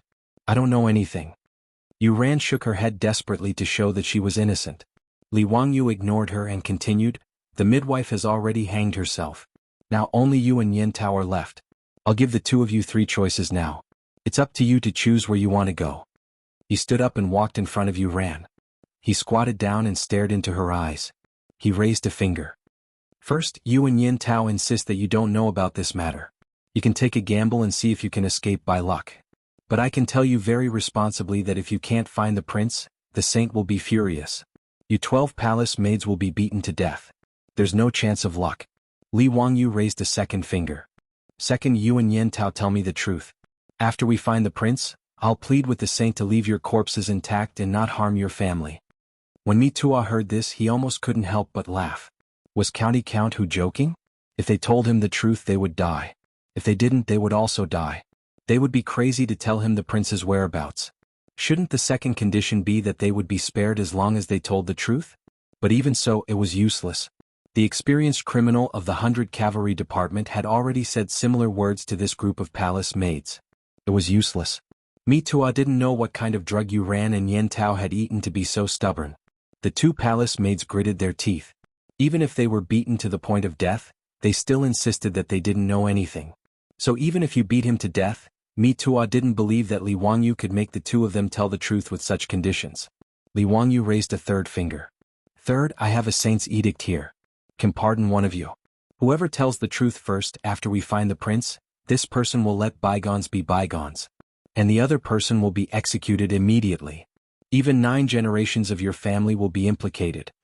He stared at Yuan seriously. Yuan, what do you think Yen Tao will choose? Well, that's all I have to say. You can decide for yourself where to go. Li Wangyu stood up. I'll give you 15 minutes to think about it, but maybe Yen Tao will think faster than you. With that he turned and pushed the door open. He didn't even look at the palace maid Yu Ran, who was stunned on the ground. Behind him, Mi Tuo was also dumbfounded. Damn, you can interrogate a prisoner like this? Chapter 441. Mito, who had been secretly mocking Li Wangyu, was taken aback after hearing Li Wangyu's 3 conditions. These 3 conditions didn't seem to be anything special at first. But when Mito carefully considered the conditions that Li Wangyu had proposed, he was shocked to find that it seemed to be a difficult choice. He put himself in the shoes of either Yueran or Nian Tao. What would he do when he heard these conditions? What would he choose? Mito could not help but tremble. With a whoosh, cold sweat flowed down his face. Frightening, it was too frightening. He couldn't help but look at Li Wangyu's back. In his heart, he was even more fearful of this young county earl who had founded the country. Mito made up his mind that he would not provoke this county count in the future. To be able to play with people's hearts to such an extent, County Count Huxian was too frightening. After analyzing Li Wangyu's 3 conditions, he felt that if it were him, no matter what kind of alliance he had with his companions, he would choose to betray them in exchange for the most beneficial choice. Because he could not guarantee what choice his companions would make. Out of self-interest, Mito would definitely choose to betray his companions. What Mito did not know was that this was the game theory of later generations, and the prisoner's dilemma was the most typical example. Of the 3 choices that Li Wangyu had given, if Yueran and Nian Tao chose not to admit it, then they could only resign themselves to fate and leave their fates to Pai Lupi to judge. However, since they would rather be punished and almost beaten to death than reveal Li Ji's whereabouts, it was clear that this was the best choice for them. But whether it was Yueran or Nian Tao, these 2 palace maids, no one could be sure that the other would not choose to betray them. As long as people had selfish motives, for example, they would make a choice that was beneficial to them. In the face of the interrogation and temptation of the 100 Horsemen department, they could still stick to their alliance. For a certain purpose they would not relent. But now, in the face of Li Wangyu's conditions, not only did they have to be sure that they could keep their secrets, they had to be 100% sure that the other party would also keep their secrets. And to firmly believe that the other party would not harm others for their own benefit, was too much of a test of human nature. Li Wangyu's suggestion not only made Mi Tuo break out in a cold sweat, but the palace maid Yuran also froze, her fingers trembling uncontrollably. Then, is that imperial edict real? Li Wangyu had not even stepped out of the room when he heard the hoarse voice of Yuran, the palace maid behind him. As soon as she opened her mouth, not only did Li Wangyu raise his eyebrows, but Mi Tuo also opened his eyes wide. Was he going to confess? In fact, the palace maids Yuran and Nian Tao had already reached their limits. If not for the fetters in their hearts, they would have spoken long ago. In the face of Li Wangyu's conditions, Yuran did not struggle too much and made her choice. Li Wangyu turned around and walked back. He squatted in front of the palace maid Yuran and unfolded the imperial edict for her to read. Did you see it clearly? This is an imperial edict written by the saint himself. As long as you confess and tell us the whereabouts of the prince, you will be pardoned. Originally, Pai Lupi was not willing to pardon the palace maid. In his heart, he wished he could tear them all into pieces to relieve his hatred. It was Li Wangyu who interceded with Pai Lupi about Li Ji's safety that made him reluctantly write this imperial edict. The palace maid Yuran stared at the imperial edict in Li Wangyu's hands. After a long time she finally said, "I am willing to confess." As soon as she said that, Li Wangyu and Mi Tuo felt as if a huge rock had been lifted from their hearts. In fact, Li Wangyu was also very nervous.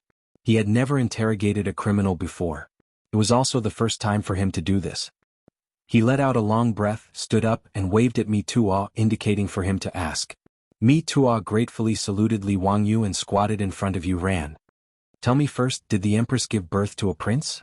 Mi Tuo asked very nervously. Since the palace maid Yuran had asked, she was very straightforward.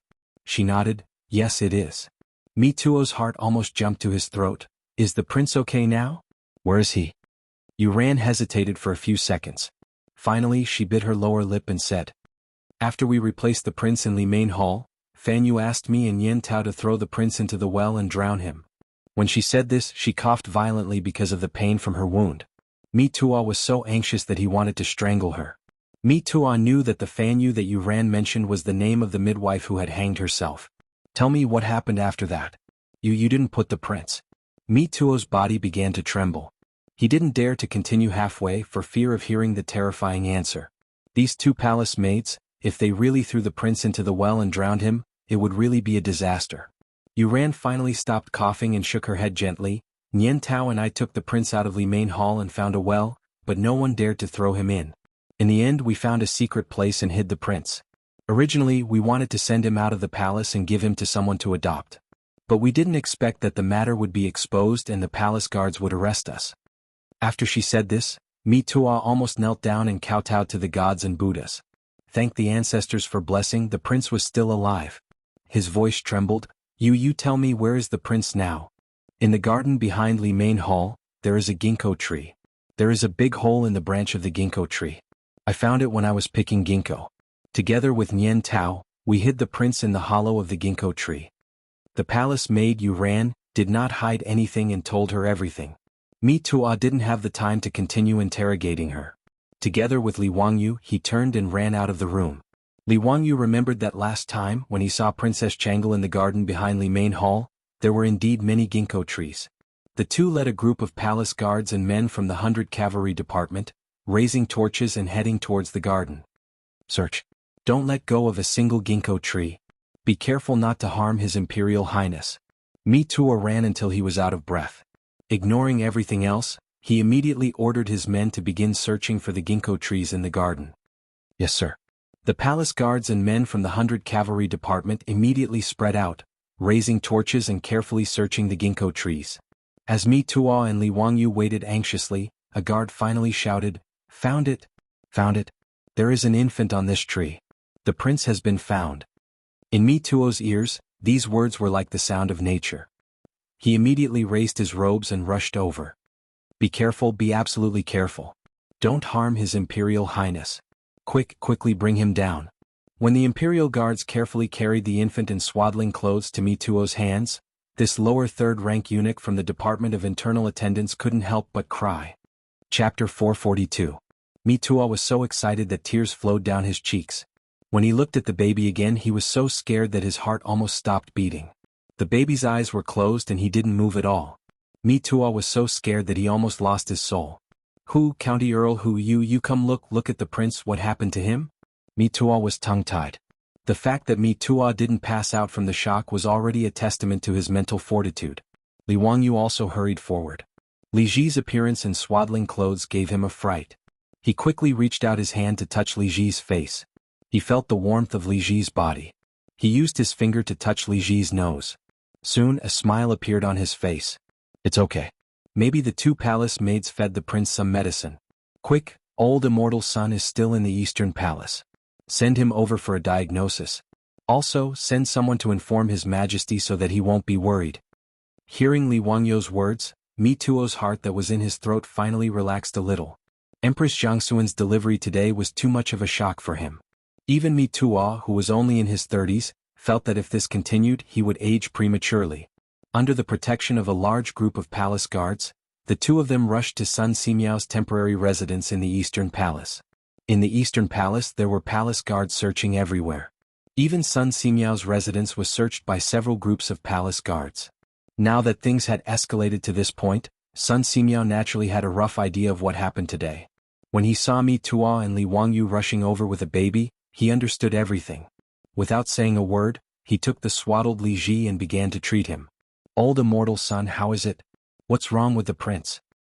Well, the prince is fine. Someone fed him eggplant flowers. It's not a big problem. I'll give the prince a few needles and he'll wake up. Sun Simiao's medical skills were naturally trustworthy. After a round of diagnosis he came to a conclusion. Li Wangyu immediately relaxed. As long as Li Ji was fine, it was fine. He couldn't imagine how chaotic the history of China would be if Li Ji was gone. While Sun Simiao was treating baby Li Ji, Pai Lupi, who had received the news, also rushed over. Zio, did you really find Zhen's pheasant slave? Pai Lupi was so excited that his beard trembled. Yes, uncle. We found the prince. Old immortal son is treating him now. Li Wangyu had just finished speaking when he heard a loud baby cry. Her cries caused everyone present to loosen up a little.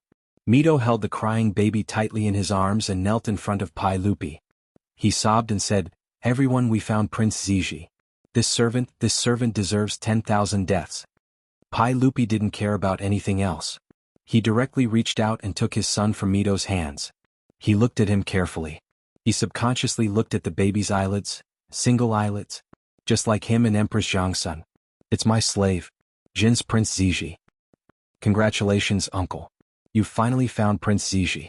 With Uncle's great achievements, wisdom, and martial prowess, there are no demons and monsters that can hide. No scheme or trick will succeed. Li Wangyu did not forget to flatter Lier. By now, he had already reached the point of perfection in flattering Lier. Ha, Zio, it's all thanks to you today. Otherwise, I'm afraid I'll never see my slave again. Pai Lupi also remembered Li Wangyu's contribution. At the same time, he felt a lingering fear. If Li Wangyu hadn't found the clue of the double eyelids, his Prince Ziji would have been stranded among the common people. And he would have raised a Shibe as a princess. This is what I should do. I don't deserve Uncle's praise.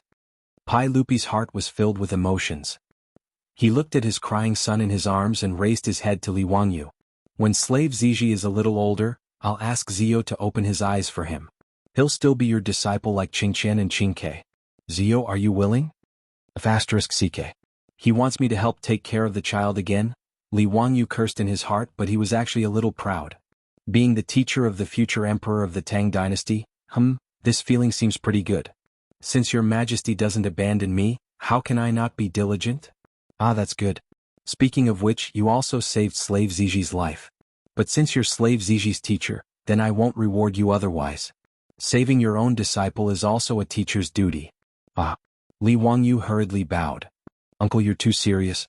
Pai Lupi found his son and was in a good mood. However, the baby Li Ji in his arms kept crying. What's wrong with slave Ziji? Why does he keep crying? Minister's son has checked his body. Are you sure there's no problem? Pai Lupi couldn't help but frown. Uncle, maybe the prince is hungry. It's already been more than 10 hours since he was born, but he hasn't drunk milk yet. Li Wangyu reminded him in a low voice. Pai Lupi finally reacted. His son had just been born and had been swapped away. Thinking of his son who hadn't drunk a sip of milk since he was born, Pai Lupi's heart ached terribly. Quick, call the wet nurse. Yes. Mitua didn't dare to delay. He personally lifted his robe and jogged all the way to call for the wet nurse. Empress Jiangsun still didn't know anything about what happened today. However, she also faintly felt that something seemed to have happened in the palace. The palace maids who were originally serving her in the palace were all swapped out. Moreover, it had been so long since she gave birth, but no one had brought her child back. Empress Jiangsun ignored the weakness after giving birth and summoned the servants and palace maids to ask where her child was. But no matter how she asked, the palace maids and servants in Li Main Hall didn't say a word. They just knelt and kowtowed. This made Empress Jiangsun anxious. It wasn't until Pai Lupi strode into the palace with a baby in his arms that Empress Jiangsun felt a little relieved. Erling, what's wrong today? Why are the palace maids in my palace all swapped out? I asked them to bring the child to me but no one did. This is my child? Pai Lupi's face was full of affection. He gently placed the baby Li Ji beside Empress Jiangsun. Guanyin maid, this is our prince. His name is Ji. Ah, this is the name Zi you gave me. His nickname is Slave Ziji. Do you like it? It's a boy? Empress Jiangsun was puzzled. She clearly remembered that after she gave birth, the midwife had cleaned the child. The palace maids beside her, Yu Ran and Yen Tao, had held the child for her to see. They had said very clearly that it was a little princess. Why did it suddenly become a prince? When Pai Lupi heard her words, the smile on his face couldn't help but disappear. His face was full of murderous intent. Thinking of today's matter, Pai Lupi really wanted to kill someone to vent his anger. There's another mystery in this matter. When Guanyin maid's body recovers, Zhen will tell you slowly. While Pai Lupi and Empress Jiangsun were talking, Mi Tua and Li Wangyu were still busy interrogating the palace maid Yu Ran. Now that Li Ji had been found, the matter hadn't been investigated clearly. Chapter 443. As the heart of the Tang dynasty, Taiji Palace's every move affected every nerve of this powerful empire, especially in Chang'an. When the news of Empress Jiangxuan's labor and her impending delivery reached Pai Lupi's ears, it had already been leaked to the outside world through various channels in the palace. This made the aristocratic families whose gambling houses had accepted large amounts of bets from Qing Yaojin feel as if their parents had died. They felt as if the sky was falling and the earth was collapsing. These aristocratic families couldn't believe that Count Huxin really knew when the empress would give birth. Could it be that this young man really had immortal spells? Many of the family heads who had received the news hurriedly ran to the Wang clan of Taiji, the Zheng clan of Xingyang, and the Cui clan of Bowling to ask what they should do now. Could they just watch as they lost 500,000 taels of gold? Contrary to the expectations of these family heads, whether it was Wang Renyu or Zheng Yuanshou, they didn't seem to be worried about losing the bet at all. Everyone, the sky hasn't fallen yet. It's true that the Empress gave birth today, but who can be sure that the Empress will give birth to a prince? Wang Renyu comforted the family heads who had come to complain tearfully, but a contemptuous smile appeared at the corner of his mouth. Lord Wang, that county Count Huxian can even predict when the Empress will give birth. How can he be wrong about whether the baby is a boy or a girl? I can only blame myself for being too greedy and accepting Duke Qiao's 6,000 taels of gold. If I lose 30,000 taels of gold, I can't live anymore. Well, what's the use of saying this now? Didn't my Wang clan of Taiji also have that bastard Li who bet 10,000 taels of gold? If I lose, I'll have to pay 50,000 taels of gold. I haven't said anything yet, so why are you all so flustered? Wang Renyou's unhappy rebuke made the family heads speechless for a moment. They could only sit and wait anxiously for news.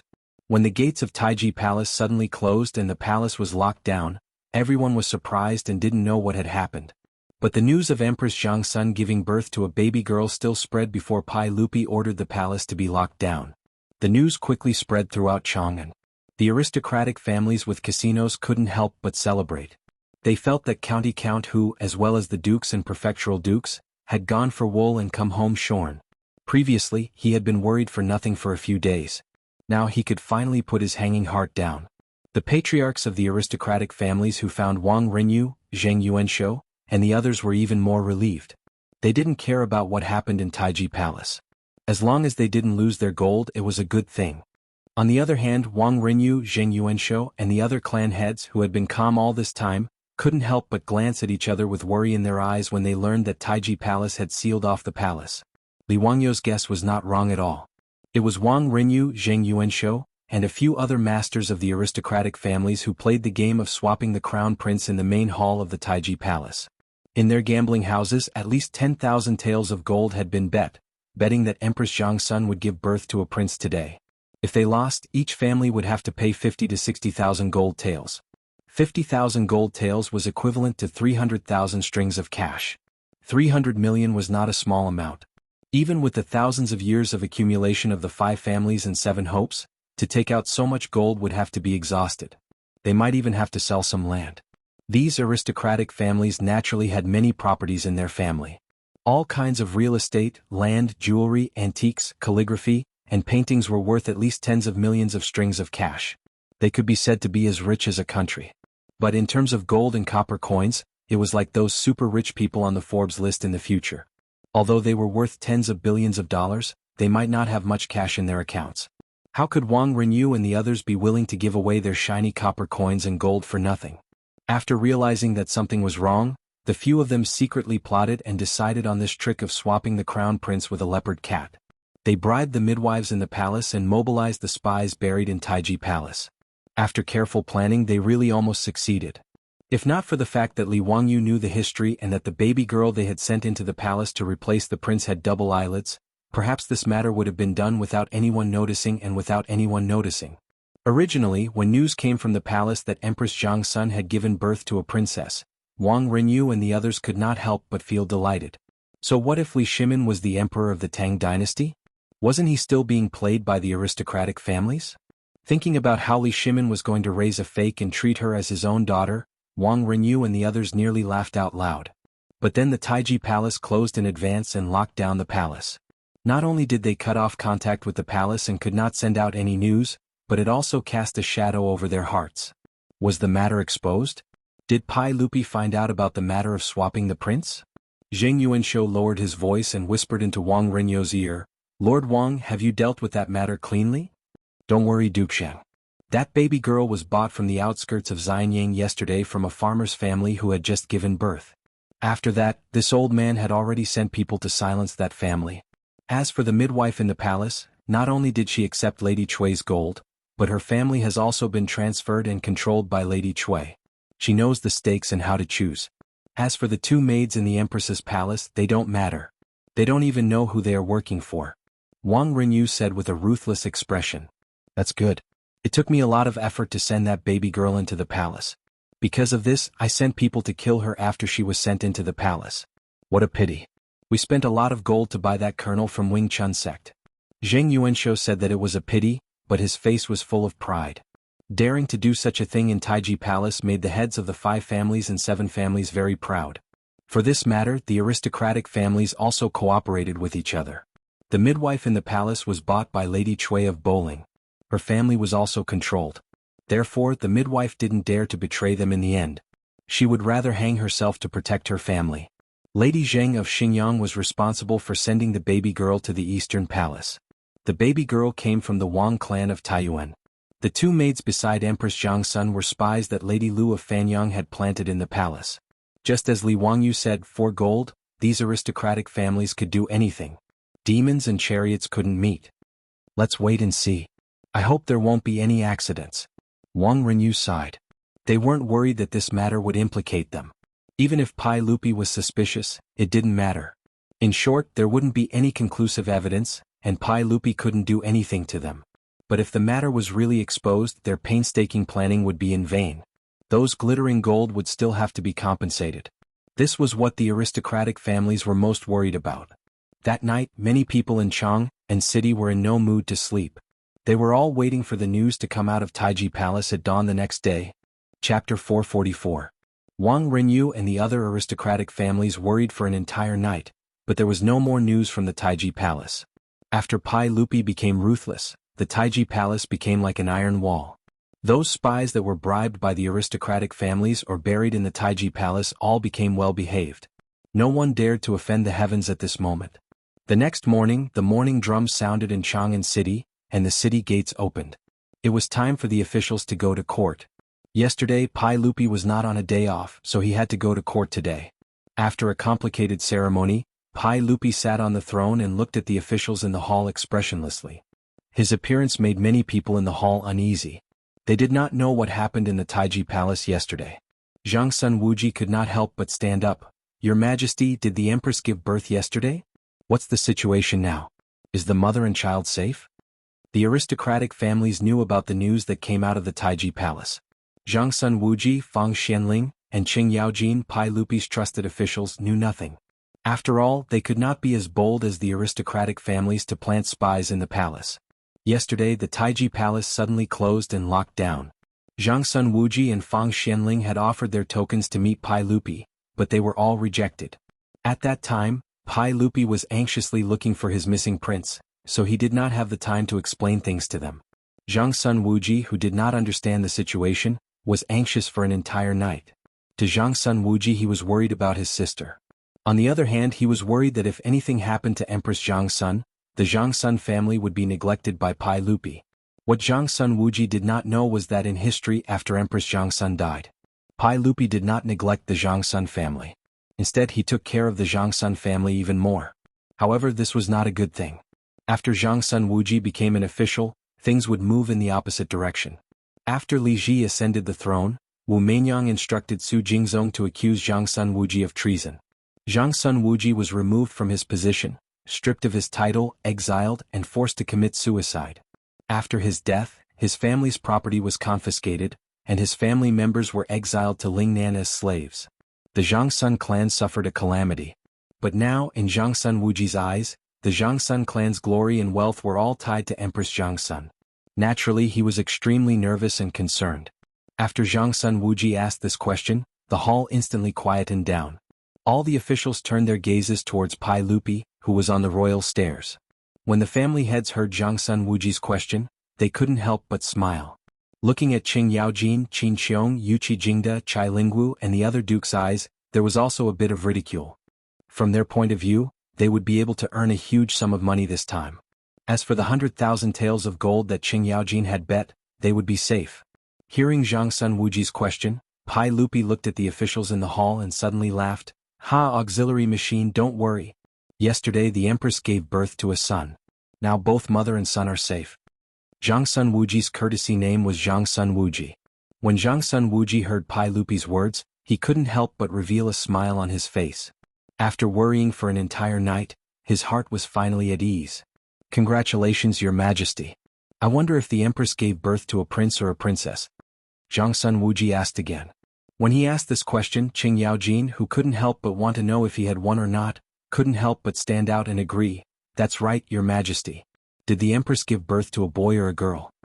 Pai Lupi didn't answer directly. He smiled and looked at the officials. Haha, since all of you want to know, then I will order people to carry the child to the hall and let all of you see for yourselves. I will also be happy with all of you. After speaking, he gestured to Mi Tua, and Mi Tua immediately turned and left Taiji Palace. Not long later, amidst the officials' anticipation, Mi Tua carried a baby in swaddling clothes and went up to the hall. Your Majesty, is this a boy or a girl? Old Qing can't tell. Qing Yaojin looked at the tightly wrapped baby and immediately shouted. It was impossible to tell if this baby was a boy or a girl from its appearance, not to mention that it was wrapped in a brocade blanket. Pai Lupi looked at Qing Yaojin with a smile that wasn't a smile. Jijia, then you can go and lift the blanket to take a look. I will pardon you. His words made the usually carefree Qing Yaojin a little confused. Let me go and take a look? What did he mean? Could it be that he was going to lift the baby's blanket in the hall to see if there was a little chick inside? This was a descendant of the imperial family, and it was the son or daughter of the first wife of Pai Lupi and Empress Jianghu. Its status was incomparably noble. Your Majesty, I'm afraid it's not appropriate for the court? How can I go and take a look? Pai Lupi's words made Qing Yaojin a little confused. He couldn't figure out what Pai Lupi was up to. I asked you to go and take a look, so go and take a look. Don't be so wishy-washy. Then I'll go and take a look. Your Majesty, please forgive old Cheng's rudeness. Qing Yaojin, this troublemaker, didn't care so much. Since Pai Lupi told him to take a look, he wouldn't be polite. He directly strode over to Mi Tua and reached out to lift the brocade blanket on the baby. His actions caused many officials in the hall to cry out in surprise. Qing Yaojin's actions were truly too rude. Qing Jijia, don't be rude. Wei Zheng was very anxious and hurriedly stepped out to shout. However, Wei Zheng's shout was still a step too slow. Qing Yaojin still lifted the blanket on the baby in Mi Tuo's arms and stuck his head out to sweep a glance under the baby's body. With this one glance, even Qing Yaojin, this crude and boorish fellow, couldn't help but be stunned. Seeing that he didn't speak for a long time, Yuqi Jingda and the others were also anxious. Was this Her Highness the Empress a boy or a girl? This was related to their wager of 10,000 taels of gold. After a long time, this old fellow finally squeezed out an extremely ugly smile from his face and bowed towards Pai Lupi, saying, "This official congratulates your Majesty on the birth of a princess." When Qing Yaojin's words came out, Qin Xiong, Yuqi Jingda, Chai Lingwu and the others were all stunned. How was this possible? That day Li Wangyu, that brat, had said with certainty that Empress Jianghu would give birth to a prince yesterday. How did it become a princess? Qing Jijia, could it be that you're seeing things? Look carefully. Yuqi Jingda didn't have time to worry about losing decorum in front of the hall and shouted. Nonsense. This elder isn't blind. How could I be wrong? Qing Yaojin's words made Yuqi Jingda speechless, his old face full of vexation. And in the hall, the smiles on the faces of those aristocratic family heads became even brighter. They looked at Qing Yaojin and the others with ridicule and pride. Wang Renyu, Zheng Yuanshou and the other aristocratic family heads couldn't help but look at each other, their hearts relaxing somewhat.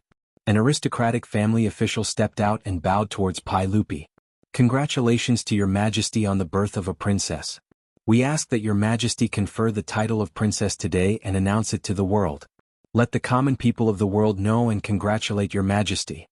When he said confer the title of princess, he was referring to the title of princess. Pai Lupi didn't respond. Instead, he stood up and walked down the royal steps to Mi Tuo's side. Yesterday the Empress gave birth to a princess. We were actually very happy.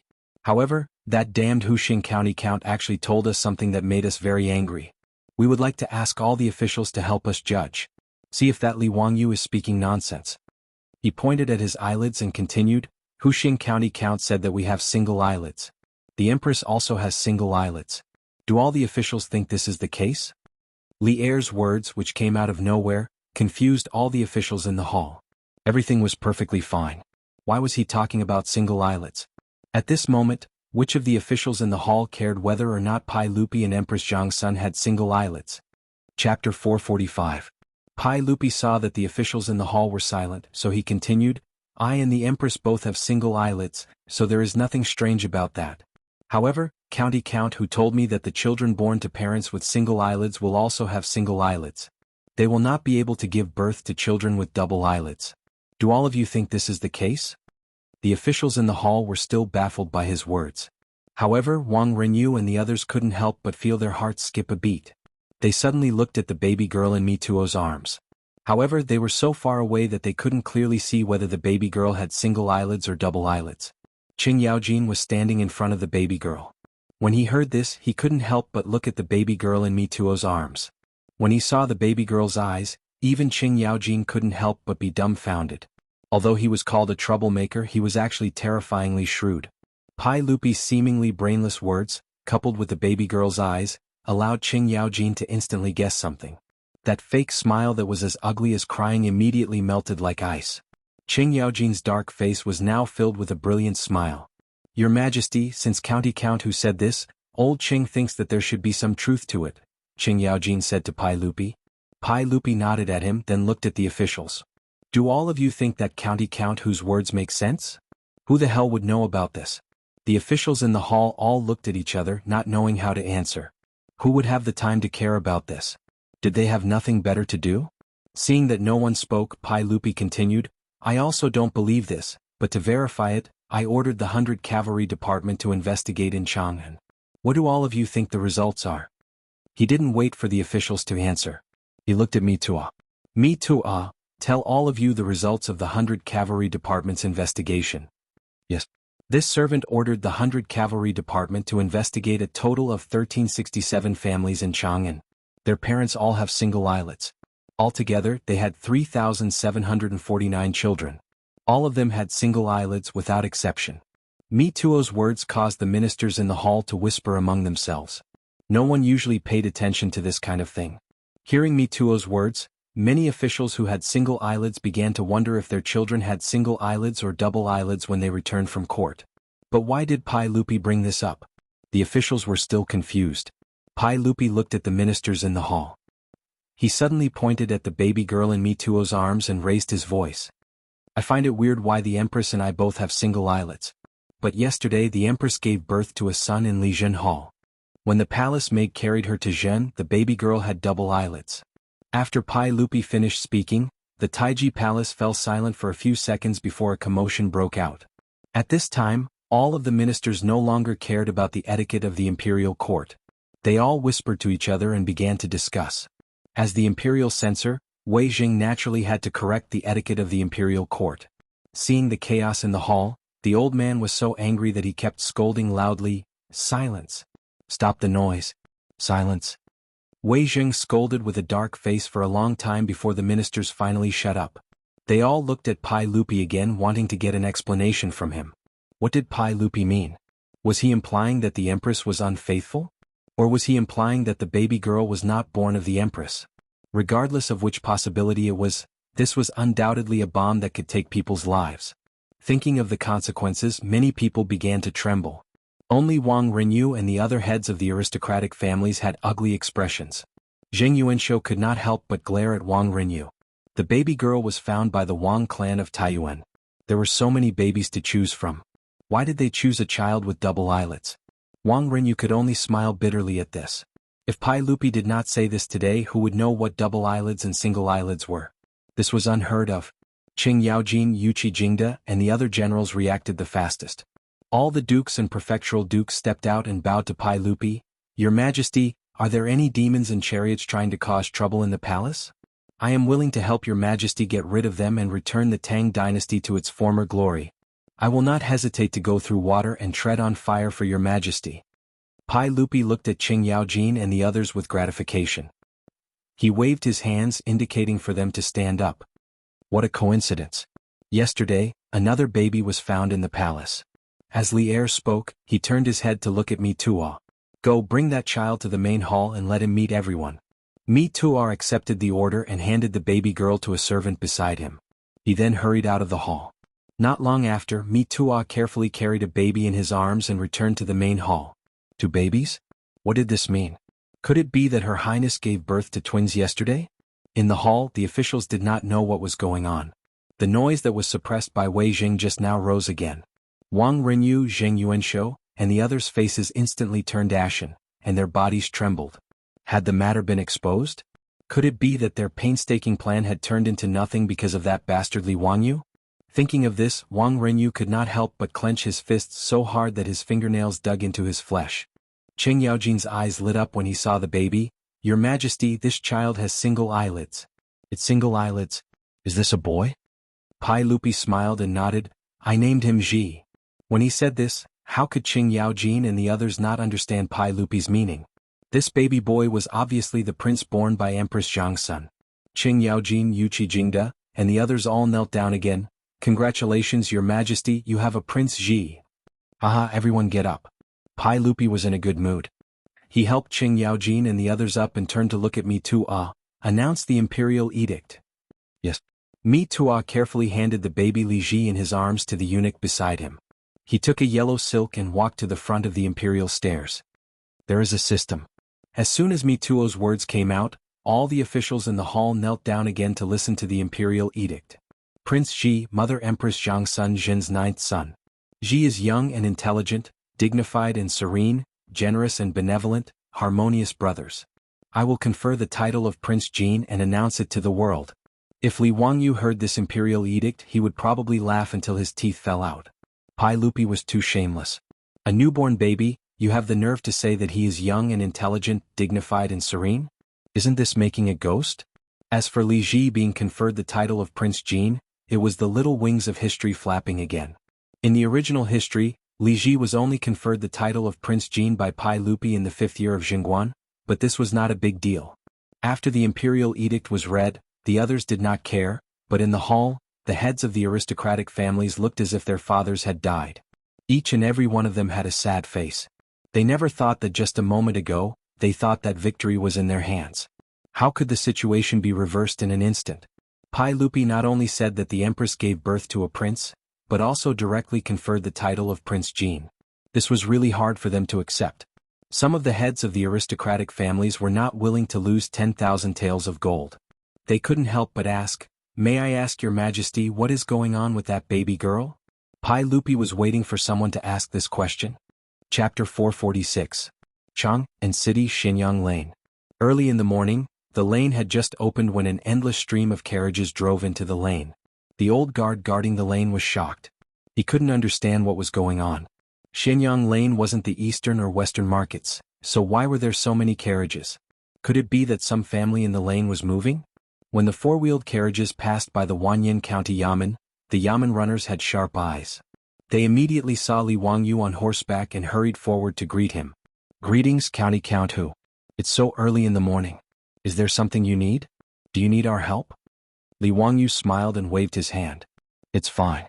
A few days ago I made a bet at Yongyi Gambling House. Today I'm going to the gambling house to collect the gold and copper coins I won." His words stunned the Yamen runners.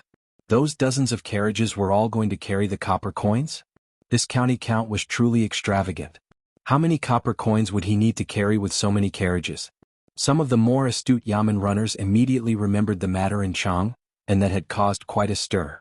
It was this county count in front of them who had placed a heavy bet of 10,000 taels of gold that the empress would give birth to a prince yesterday. From the looks of it, county count who had won? TSK 10,000 taels of gold. How much money did he win from Yongyi Gambling House? No wonder he had to bring so many carriages today. When the Yamen runners heard this, they didn't even care about being on duty at the Yamen and enthusiastically led the way. It was rare to see such a grand occasion. Although the gold and copper coins weren't theirs, it was still good to be able to see them. This grand occasion of seeing tens of thousands of gold and copper coins was something they could brag about for the rest of their lives. Only a fool wouldn't go and see the excitement. Li Wangyu didn't object. Just like this, the group of people majestically charged to the entrance of Yongyi Gambling House. When the clerk of the gambling house saw this scene, he was shocked. He quickly turned around and ran into the gambling house. Shopkeeper Wang, who had received the news, also rushed out. He was also shocked by this scene. He couldn't understand why County Count, who was leading a group of Yamen runners and carriages. He had already received Wang Renyou's notice and knew that the winners of this shocking gamble were the aristocratic families. It was true that Empress Zhang's son had given birth yesterday, but the child was not a prince, but a princess. Since that was the case, according to the agreement between the two parties, the winner was the gambling house. The 10,000 taels of gold that Li Wangyu had bet was not surnamed Li, but Wang. Then what was the meaning of this county magistrate bringing people here? Could it be that after losing such a large sum of gold, He became angry out of humiliation and wanted to cause trouble? Shopkeeper Wang calmed himself down and cupped his hands towards Li Wangyu. May I ask what brings you here today? Is there anything I can do for you? Do you want to bet a few more rounds? Li Wangyu smiled and shook his head. No, I'm here to collect the gold today. That day, I bet 10,000 taels of gold that Her Highness the Empress gave birth to a prince yesterday. Your gambling house bet 1.5, so you should have lost 50,000 taels of gold to someone. Quickly go and check. I still have matters to attend to, so I can't afford to delay. Nanny? Shopkeeper Wang looked at Li Wangyu as if he was looking at a madman. Her Highness the Empress gave birth to a princess, so how dare you say it was a prince? Why would County Magistrate Wang say that? Her Highness the Empress gave birth to a princess yesterday, so our gambling house won the bet. Shopkeeper Wang hurriedly argued. Li Wangyu looked at him with interest. Oh, how did you know about this? This. His rhetorical question left Shopkeeper Wang speechless. Yesterday, Pai Lupi sealed off the palace and did not reveal the news to the outside world. Logically speaking, as the shopkeeper of a gambling house, he should not know about this kind of extremely secretive imperial affair. This is just my guess. Shopkeeper Wang could only make up a random excuse. He could not say that the family had told him. Li Wangyu raised his head and laughed. Unfortunately, you guessed wrong. Yesterday, Her Highness the Empress gave birth to a prince. Therefore, according to the bet, your gambling house needs to pay a certain someone 50,000 taels of gold. His words made Shopkeeper Wang's face darken. He increasingly felt that Li Wangyu was here to cause trouble today. Where did County Magistrate Wang find out? Li Wangyu stretched out his hand and snapped his fingers. It's very simple. Because I was in Taiji Palace yesterday, so how could I not know? Yesterday, Her Highness the Empress gave birth to a prince. This cannot be wrong. Shopkeeper Wang, quickly get someone to bring out the gold and count it. I do not have time to argue with you. Or does your Yongyi gambling house not want to admit your loss? If that is the case, then I will go to Taiji Palace and ask the saint to make the decision. His words almost choked Shopkeeper Wang's anger. In Shopkeeper Wang's opinion, this County Magistrate Wang was going too far. However, he had no way to refute Li Wangyu's words. After all, Li Wangyu said that he was in Taiji Palace yesterday. He had no way to refute this. Shopkeeper Wang reacted quickly and rolled his eyes. What is County Magistrate Wang saying? If our gambling house lost, we naturally have to pay according to the bet. However, whether Her Highness the Empress gave birth to a prince or a princess, there is no proof. Let's wait for the official's news. When Li Wangyu heard this, he raised his head to look at the sky and nodded. Yes, Shopkeeper Wang, what you said makes sense. Since that is the case, I am not an unreasonable person. Let's wait and see. I believe there will be news soon. County Magistrate Wang, how about you wait for the official's news to come out before you exchange the gold? Look at how strong the sun is. It will not be beautiful if it shines on a noble person like you. Shopkeeper Wang did not want Li Wangyu to continue blocking the entrance of the gambling house and could only persuade him. Li Wangyu chuckled. No matter. I can rest under the shade of this tree. As soon as he finished speaking, he flipped over and dismounted from his horse. He also had Niu Wu lead his men to the boiled water shop in Shenyang Lane to buy iced drinks for the farmers driving the carriages, as well as the bailiffs of Wanyan County. Li Wangyu sat under a large tree in front of the gambling house and waited leisurely. With the shade of a tree above his head and iced drinks to drink, he was very comfortable. Shopkeeper Wang was in a difficult position. He could neither leave nor stay. He could only accompany Li Wangyu and wait in front of the gambling house. He cursed in his heart, but there was nothing he could do. Shopkeeper Wang could only summon a member of the Wang clan and whisper a few instructions to him.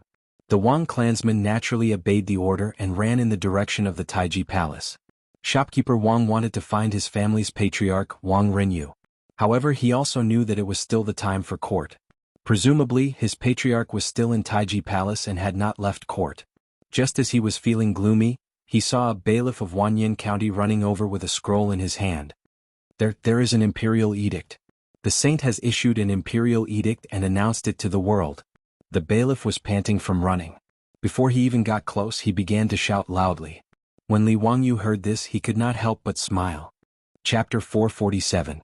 When the bailiff of Wanyan County loudly announced that Pai Lupi had conferred the title of Prince Jin to his newly born son, Shopkeeper Wang was completely dumbfounded. How is this possible?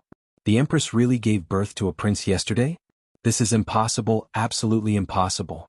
Shopkeeper Wang murmured. He was unwilling to believe it, nor did he dare to believe it. Li Wangyu slowly stood up and brushed off the dust on his body. He looked at Manager Wang with a mocking expression and said, "What's wrong? Shopkeeper Wang doesn't even believe the saint's edict? This is an edict that has been announced to the world. You dare to doubt it? What are your intentions?" No, I don't dare. I just... Shopkeeper Wang didn't know what to say for a moment. "Shopkeeper Wang, now that the official's news has arrived, isn't it time for me to honor my bet? Your Yongyi gambling house isn't going to renege on the debt, right?" Li Wangyu pressed. Shopkeeper Wang repeatedly waved his hand, but he didn't know how to answer. If they really had to pay 50,000 taels of gold to Hu Xiannan, their Yongyi gambling house really didn't need to open. Even the gambling house didn't have that much money. Unless Taiyuan Wang clan was willing to take out the gold, he couldn't do anything even if he wanted to act on his own. In the gambling house's treasury, there wasn't that much gold and copper coins. "County Earl Hu, don't be impatient. If our gambling house really loses, this money will naturally be paid to you." Before he finished speaking, he was interrupted by Li Wangyu. "Wait, what do you mean if you lose? Could it be that the saint's edict is fake? How dare you?" Li Wangyu turned his head to look at the bailiffs of Wanyan County who had gathered around to watch the show. He raised his eyebrows. "Everyone, did you hear what Yongyi gambling house said? How can this person say such disgraceful words? He even dares to question the saint's edict.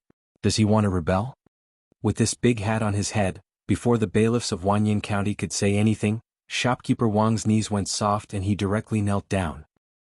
"County Earl Hu, it's a misunderstanding, it's all a misunderstanding. That's not what I meant. How would I dare to question the saint's edict? Then tell me, did I win the bet or not?" Shopkeeper Wang forcefully suppressed the panic in his heart. He swallowed his saliva and said with difficulty, Yes, it was Count Hu who won the bet. According to the agreement, our Yongyi gambling house should pay you 50,000 taels of gold, but what? If you lose, take out the money to compensate me. That day, I brought over 40 carriages full of money to place my bet. What? Does your gambling house still want to deny it? Li Wangyu said unhurriedly. No, it's just that we don't have that much gold at the moment. Manager Wang's forehead was already covered in sweat.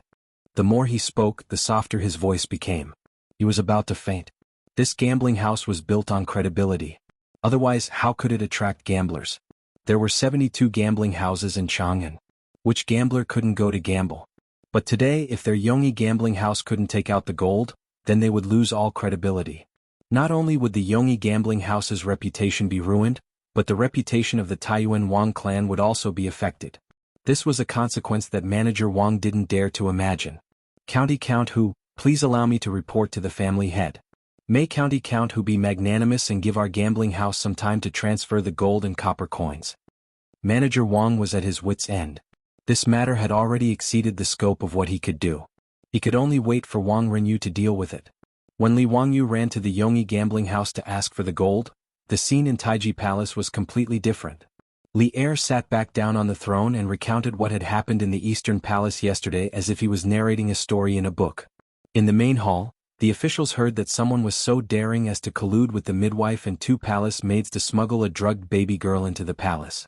In the emperor's bedroom in Lijiang Palace, they used the Sanyu Baishi as a smokescreen to replace Prince Ji with the baby girl that everyone had just seen. What was even more deranged was that Prince Ji and the others actually wanted to drown in the well. If it weren't for the fact that the 2 palace maids didn't have the guts to kill Prince Ji, Li Ji would have already lost his life. When Qing Yaojin and the others heard that someone was so arrogant, they were so angry that they started cursing loudly in the main hall.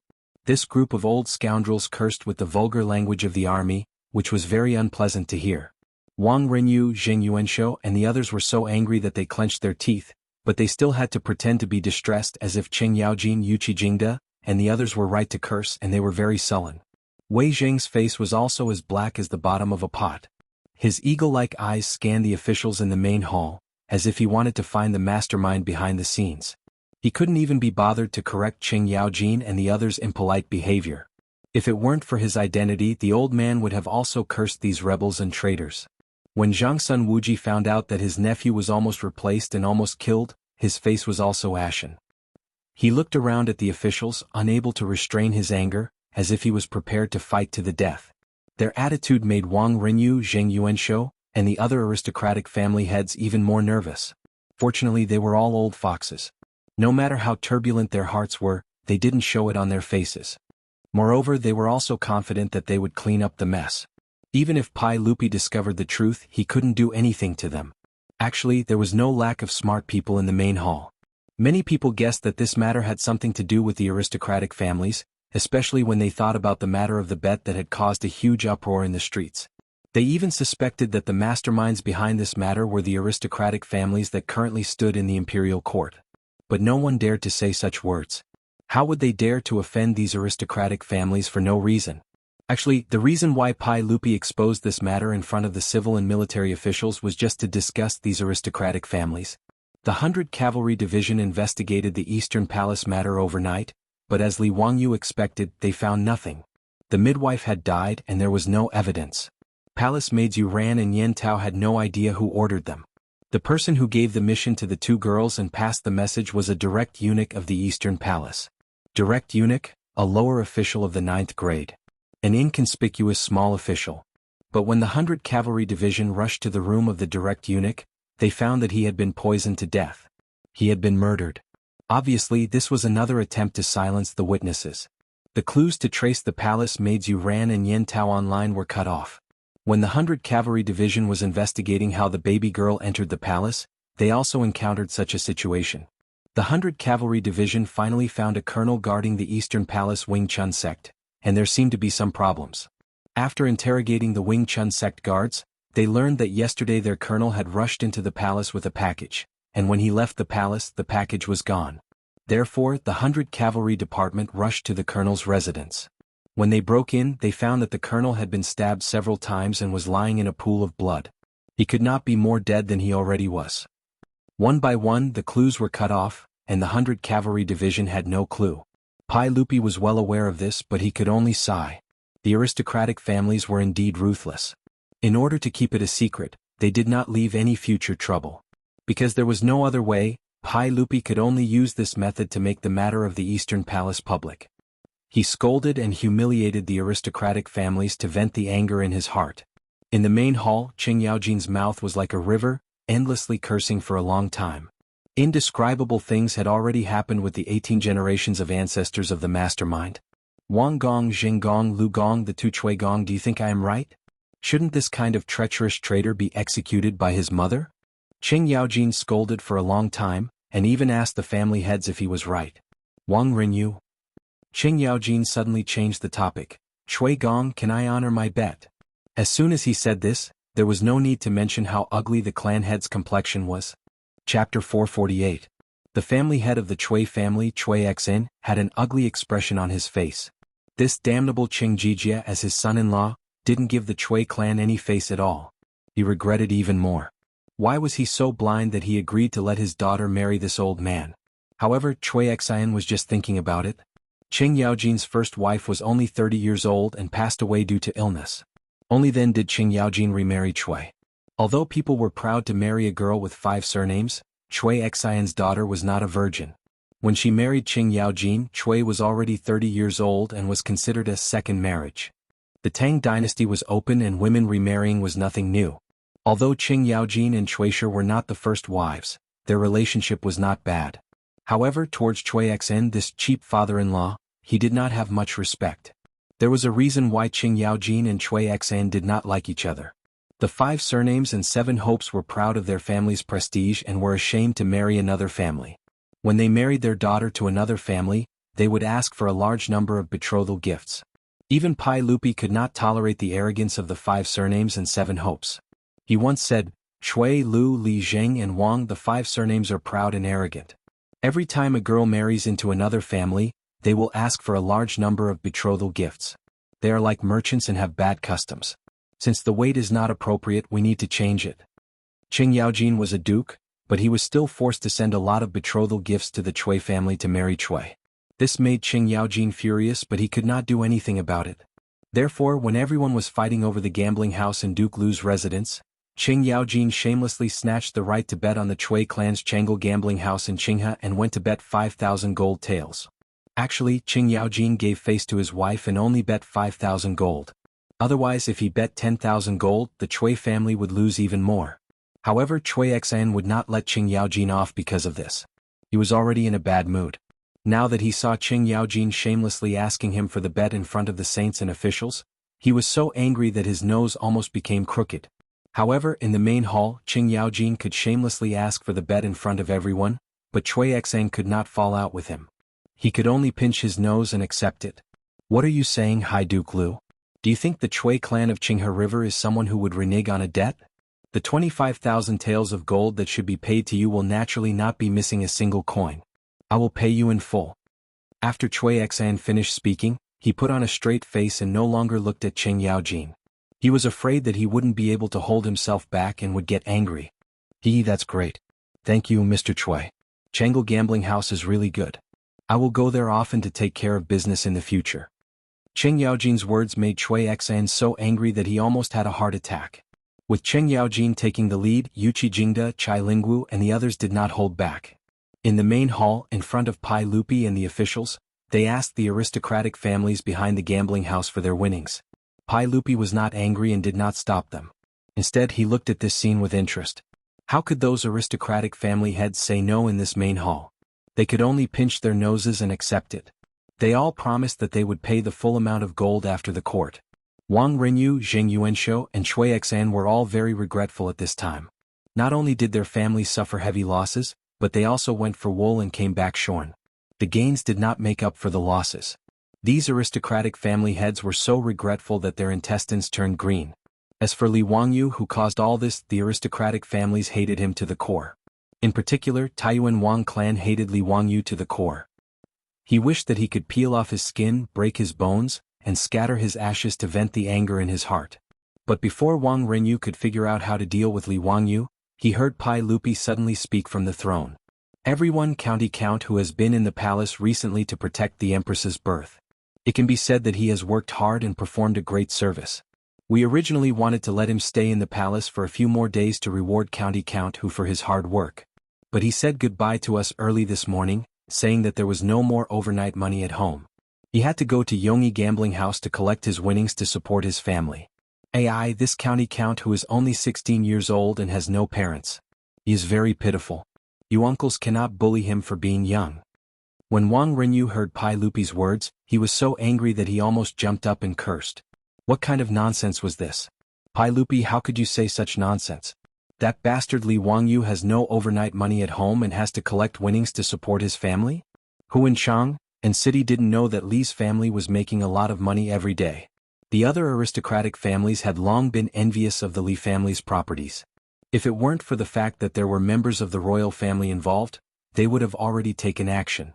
Pai Lupi's words, wasn't it obvious that he was helping that Li brat collect his winnings? In the main hall, who didn't know that Yongyi Gambling House was the property of Taiyuan Wang clan? The main hall, which had originally become very noisy because of Qing Yaojin and the others wanting to collect their winnings, became even more lively with Pai Lupi's words. In Taiji Palace, the officials who had nothing to do with this matter all became onlookers and looked at Wang Renyu with interest. Even the saint had spoken up to help county count who collect his winnings. TSK, what great face. One could imagine the status of county count who in the saint's heart. He really was in the emperor's heart. Wang Renyu's face alternated between green and white, and he was speechless for a long time. At this point, what else could he say? However, when he thought about paying 50,000 taels of gold to Li Wangyu, Wang Renyu felt his heart bleed. 300,000 strings of copper coins. In the current Tang dynasty, the Kaiyuan Tong Bao that the imperial court cast every year was only 300,000 strings of copper coins. It could be seen how rich Li Wangyu's harvest was this time. Not only Li Wangyu but even Qing Yaojin, Qin Xiong, Yuqi Jingde, and Chai Lingwu, these dukes and prefectural dukes all made a lot of money.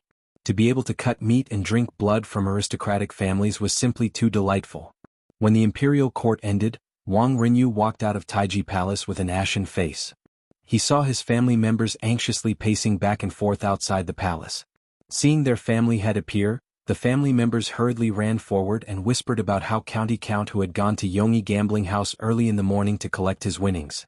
Although Wang Renyu was mentally prepared, when he heard this, he still couldn't stop the blood in his heart from rushing up. He almost disregarded his status and cursed out loud. His chest heaved up and down as he gasped for air. After a long time, he suppressed the evil fire in his heart and ordered in a hoarse voice, "Let the treasury of the manor count the gold and copper coins and compensate him." This old man will definitely take revenge in the future. My Taiji Wang clan cannot live under the same sky as this bastard. While Wang Renyu was cursing, Li Wangyu couldn't help but sneeze a few times. He rubbed his nose and looked at shopkeeper Wang. It's almost noon. How long will it take for you to compensate me with your gold? I don't have the time to grind my teeth with you here. Yes. County Count Hu, please calm down. 50,000 taels of gold is truly a huge amount. Please be magnanimous. Shopkeeper Wang was already on the verge of tears. He already foresaw that his end wouldn't be good. Although it was family head Wang Renyu who hinted for him to accept this bet, he was still a scapegoat. He would definitely be treated as a scapegoat and severely punished by his family. Chapter 449. After Wang Renyu spoke, Taiyuan Wang clan naturally did not waste any more time. Soon, an endless stream of carriages drove into Shenyang Lane's Yongyi Casino and unloaded carriage after carriage of copper coins and silk. Taiyuan Wang clan also deliberately disgusted Li Wangyu. He clearly had enough gold in his treasury, but he deliberately did not take it out. Instead, he brought in carriage after carriage of copper coins and silk. Even these copper coins had been stored in Taiyuan Wang clan's treasury for too long. Many of the ropes that connected the copper coins had rotted and broken, and the scattered copper coins were piled up in baskets. Many of the copper coins were even rusted and looked very old and shabby. Li Wangyu did not dislike them. As long as he gave enough money, copper coins were copper coins. He even planned to accept silk, which he had always disliked. Silk was also used as a currency in the Tang dynasty. 2 bolts of silk were equal to 1 copper coin. China had been short of copper since ancient times. Although copper coins were legal tender, they had always been in a state of shortage. Therefore, even in the Tang dynasty, silk was still one of the currencies used for transactions. During the Tang dynasty, Yang Guozhong ruled the world. In the history books, it was recorded that his family had accumulated 30 million bolts of silk. From this, one could see the status of silk as a currency. If Taiyuan Wang clan only used silk to exchange for copper coins, Li Wangyu would have accepted it. In any case, he had already made preparations. Previously, he had asked Pai Lupi for a favor and planned to transport all the copper coins and silk that he had won from Taiyuan Wang clan into the palace to exchange for gold. However, when Li Wangyu grabbed a handful of scattered copper coins from the basket containing the copper coins, he was so angry that he almost threw the copper coins at shopkeeper Wang's face. The copper coins that he had grabbed were obviously not Kaiyuan Tongbao. Not only were the coins smaller, but they were also thin and light. Li Wangyu immediately reacted. This was private money. The Tang dynasty had been short of copper coins for a long time. The Kaiyuan Tongbao that Wu De started to cast in the 4th year could only cast 300,000 strings of coins a year. He had been in Zhenguan for 2 years, but in only 7 years he had only made 2 million copper coins. Even if half of these copper coins were in Chang, and it was still a drop in the bucket. Therefore it was normal to barter and use silk as currency. If there was a shortage of money, the aristocratic families would forge private coins within their own sphere of influence to make up for the shortage of copper coins. Naturally, this money could not be compared to Kaiyuan Tongbao. Although the material and workmanship were not bad compared to Kaiyuan Tongbao, it was much lighter. Private money could be circulated, but most of the time 2 or 3 pieces of private money could be exchanged for 1 Kaiyuan Tongbao. Now, the Taiyuan Wang clan had actually moved so much private money. Obviously, they were planning to use shoddy goods to cheat their way through. How could Li Wangyu not be angry? Shopkeeper Wang, what is the meaning of your Taiyuan Wang clan's actions? Using so much private money to offset the official's salary, do you think I'm a fool? Perhaps the new servants made a mistake. I'll have them exchange it for County Count Hu. Shopkeeper Wang saw that his plan to fish in troubled waters was discovered by Li Wangyu, so he could only awkwardly apologize and push the blame to the temporary workers. He was about to call people to move the private money away when Li Wangyu's eyes turned and he reached out to stop him. Wait, the money is already here, so don't go through so much trouble. Give me a discount, I'll accept this private money. How does County Count Hu plan to give me a discount? I won't take advantage of you. 2 caddies of private money can be exchanged for 1 caddy of official money. If your Taiyuan Wang clan is willing, I'll accept it and save you the trouble of moving it back and forth. On the market, depending on the region, 2 or 3 pieces of private money could be exchanged for 1 Kaiyuan Tongbao. Li Wangyu's conditions were actually not too harsh and he was even charging a lot less. Shopkeeper Wang asked the accountant sent by the Taiyuan Wang clan and immediately nodded in agreement. This kind of large transaction of copper coins was always weighed by official weights. 5 caddies of Kaiyuan Tongbao copper coins was the norm. Private money was slightly lighter, and 6 caddies was the norm. Under normal circumstances, 12 to 18 caddies of private money could be exchanged for 5 caddies of Kaiyuan Tongbao copper coins. Now that Li Wangyu proposed to exchange 10 caddies of private money for 5 caddies of official money, how could the Taiyuan Wang clan not agree? Niu Wu wanted to persuade him from the side, as he felt that his clan was at a disadvantage. However, Li Wangyu didn't care. Being at a disadvantage was a blessing, not to mention that he had other plans. He beckoned shopkeeper Wang over. Shopkeeper Wang, does your Taiyuan Wang clan have a lot of private money? If there's a lot, I can accept it all and exchange it according to this ratio. Hearing Li Wangyu's words, shopkeeper Wang couldn't help but be overjoyed. Count who, are you serious? These copper coins worth 50,000 caddies of gold can all be exchanged for private money? Li Wangyu nodded. Of course. How much does your Taiyuan Wang clan have? I'll take it all. Shopkeeper Wang was naturally overjoyed at this. If he could pay Li Wangyu the 50,000 caddies of gold according to the ratio of 2 caddies of private money to 1 caddy of official money, he might be able to avoid punishment from his clan. Now he only needed to pay 3 million caddies of private money to clear his gambling debt. As for the private money, if 3 private coins were exchanged for 1 official coin, it would only be worth 160,000 caddies of coins on the market. This was equivalent to saving 140,000 caddies of coins. Even if it was 2 for 1, it would only be 250,000 caddies of coins, saving 50,000 caddies of coins. This wasn't a small amount, so shopkeeper Wang naturally nodded in agreement. He was afraid that Li Wangyu would go back on his words, so he hurriedly called for the workers to bring back all the Kaiyuan Tongbao copper coins, including the silk, and exchange them all for the private money of the Taiyuan Wang clan. Li Wangyu didn't reject any of them, counting the coins while ordering people to load them up. He directly sent the private money to the Taiji Palace in 4-wheeled carriages. After half a day, when the sun was about to set in the west, he finally finished counting the 3 million caddies of private money. At this point, Li Wangyu and the Taiyuan Wang clan's gambling debt was cleared. He took out the promissory note from Yongyi Gambling House and handed it back to shopkeeper Wang. Okay, I'm done with your gambling house. Shopkeeper Wang held onto the promissory note and nearly cried. The ups and downs of the past few days were simply too exciting. Shopkeeper Wang made up his mind that as long as he avoided punishment from his clan, he would return to Taiyuan and never come back to Chang'an City again. When Li Wangyu escorted the last carriage of coins into the Taiji Palace, he was stopped by Mi Tuo. County Earl, why did you order people to transport all your private money? How am I supposed to exchange it for gold? The eunuchs of the Tang dynasty usually called themselves miscellaneous scholars. As for Mi Tuo, he was the highest-ranked eunuch in the Taiji Palace. He only called himself a servant in front of Pai Lupi and Empress Jiangsun. He originally called himself a certain someone in front of Li Wangyu. Until this incident in the Eastern Palace, Mi Tuo was in awe of Li Wangyu. Furthermore, Li Wangyu was Pai Lupi's nephew, so Mi Tuo lowered his status and started to call himself a servant in front of Li Wangyu. Li Wangyu and Pai Lupi had agreed that the copper coins he transported from the Wang clan in Taiyuan would be exchanged for gold. Pai Lupi naturally left this matter to Mi Tuo, the provincial supervisor of the Internal Affairs Department. However, when the copper coins were transported into the palace today, Mi Tuo was stunned. What was transported into the palace was not Kaiyuan Tongbao, but carriage after carriage of private money. He really did not understand what the county earl was doing. How could such private money be exchanged for gold? Chapter 450.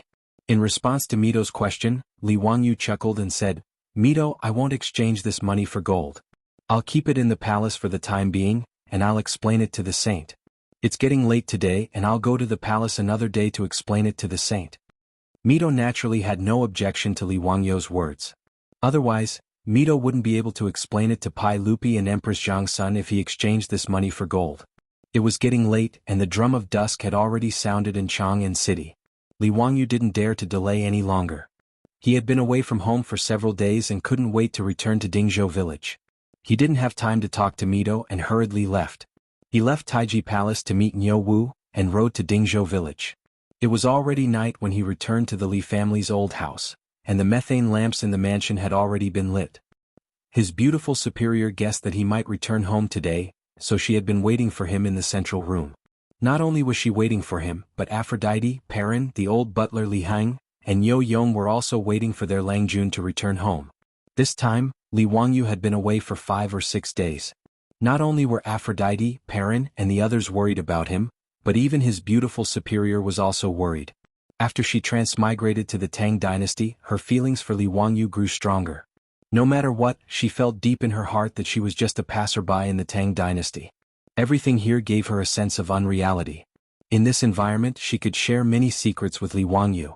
It was also because of this that her dependence and longing for Li Wangyu grew stronger after their relationship warmed up. Li Wangyu jumped off the horse, threw the reins to Niu Yong, and turned to look at his beautiful superior, who was smiling sweetly at him with a bright smile on his face. His beautiful superior trotted 2 steps forward, as if she wanted to hug Li Wangyu, but she quickly realized that this was not the future. With so many pairs of eyes looking at her, she felt embarrassed. However, Li Wangyu didn't care about that at all. He walked directly to his beautiful boss and hugged her tightly. Not only did Niu Yong and Niu Wu widen their eyes, even the old butler, Li Heng, was dumbfounded. On the other hand, Aphrodite and Perrin almost cried out in surprise at their Longjuan's bold move and covered their eyes with their hands shyly. However, between the gaps of his fingers, there were 2 pairs of eyes that were rolling around. They stared at Li Wangyu and his beautiful boss, unwilling to even blink.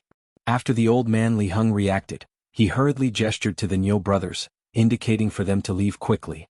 They had to avoid their Longjuan's actions. The 2 brothers of the Niu family laughed and left with their arms around each other's shoulders, but the beautiful boss was a little shy in Li Wangyu's hug. She gently used her strength and struggled out of his arms. She blushed and rolled her eyes at Li Wangyu, but her tone was very gentle. "You're finally back? You haven't eaten yet, right? Go take a bath first. I'll get Perrin and the rest to heat up the food for you." Li Wangyu almost blurted out the words, "take a bath together." Fortunately, he stopped himself at the last moment and didn't make a big mistake. Otherwise, Niu Wu would have to go to the Temple of Nature to find Sun Simiao to save his life. Lying in his own bathtub and drinking 2 cups of rice wine that his beautiful superior prepared for him, Li Wangyu felt that this was life. Compared to Taiji Palace, Li Wangyu felt that Pai Lupi's life was simply too tacky. Especially the toilets in the palace, which made Li Wangyu complain that they were useless, let alone bathing. After a comfortable hot bath, he had a warm and sweet dinner with the company of beauties. During the dinner, not only did his beautiful superior whisper affectionately to him, but there was also Aphrodite, the little vixen, who poured tea and wine for him attentively. Even Perrin, the little girl, obediently knelt behind him and gently massaged his shoulders and back. No one else could have such a good life. Li Wangyu suddenly felt that God was treating him well.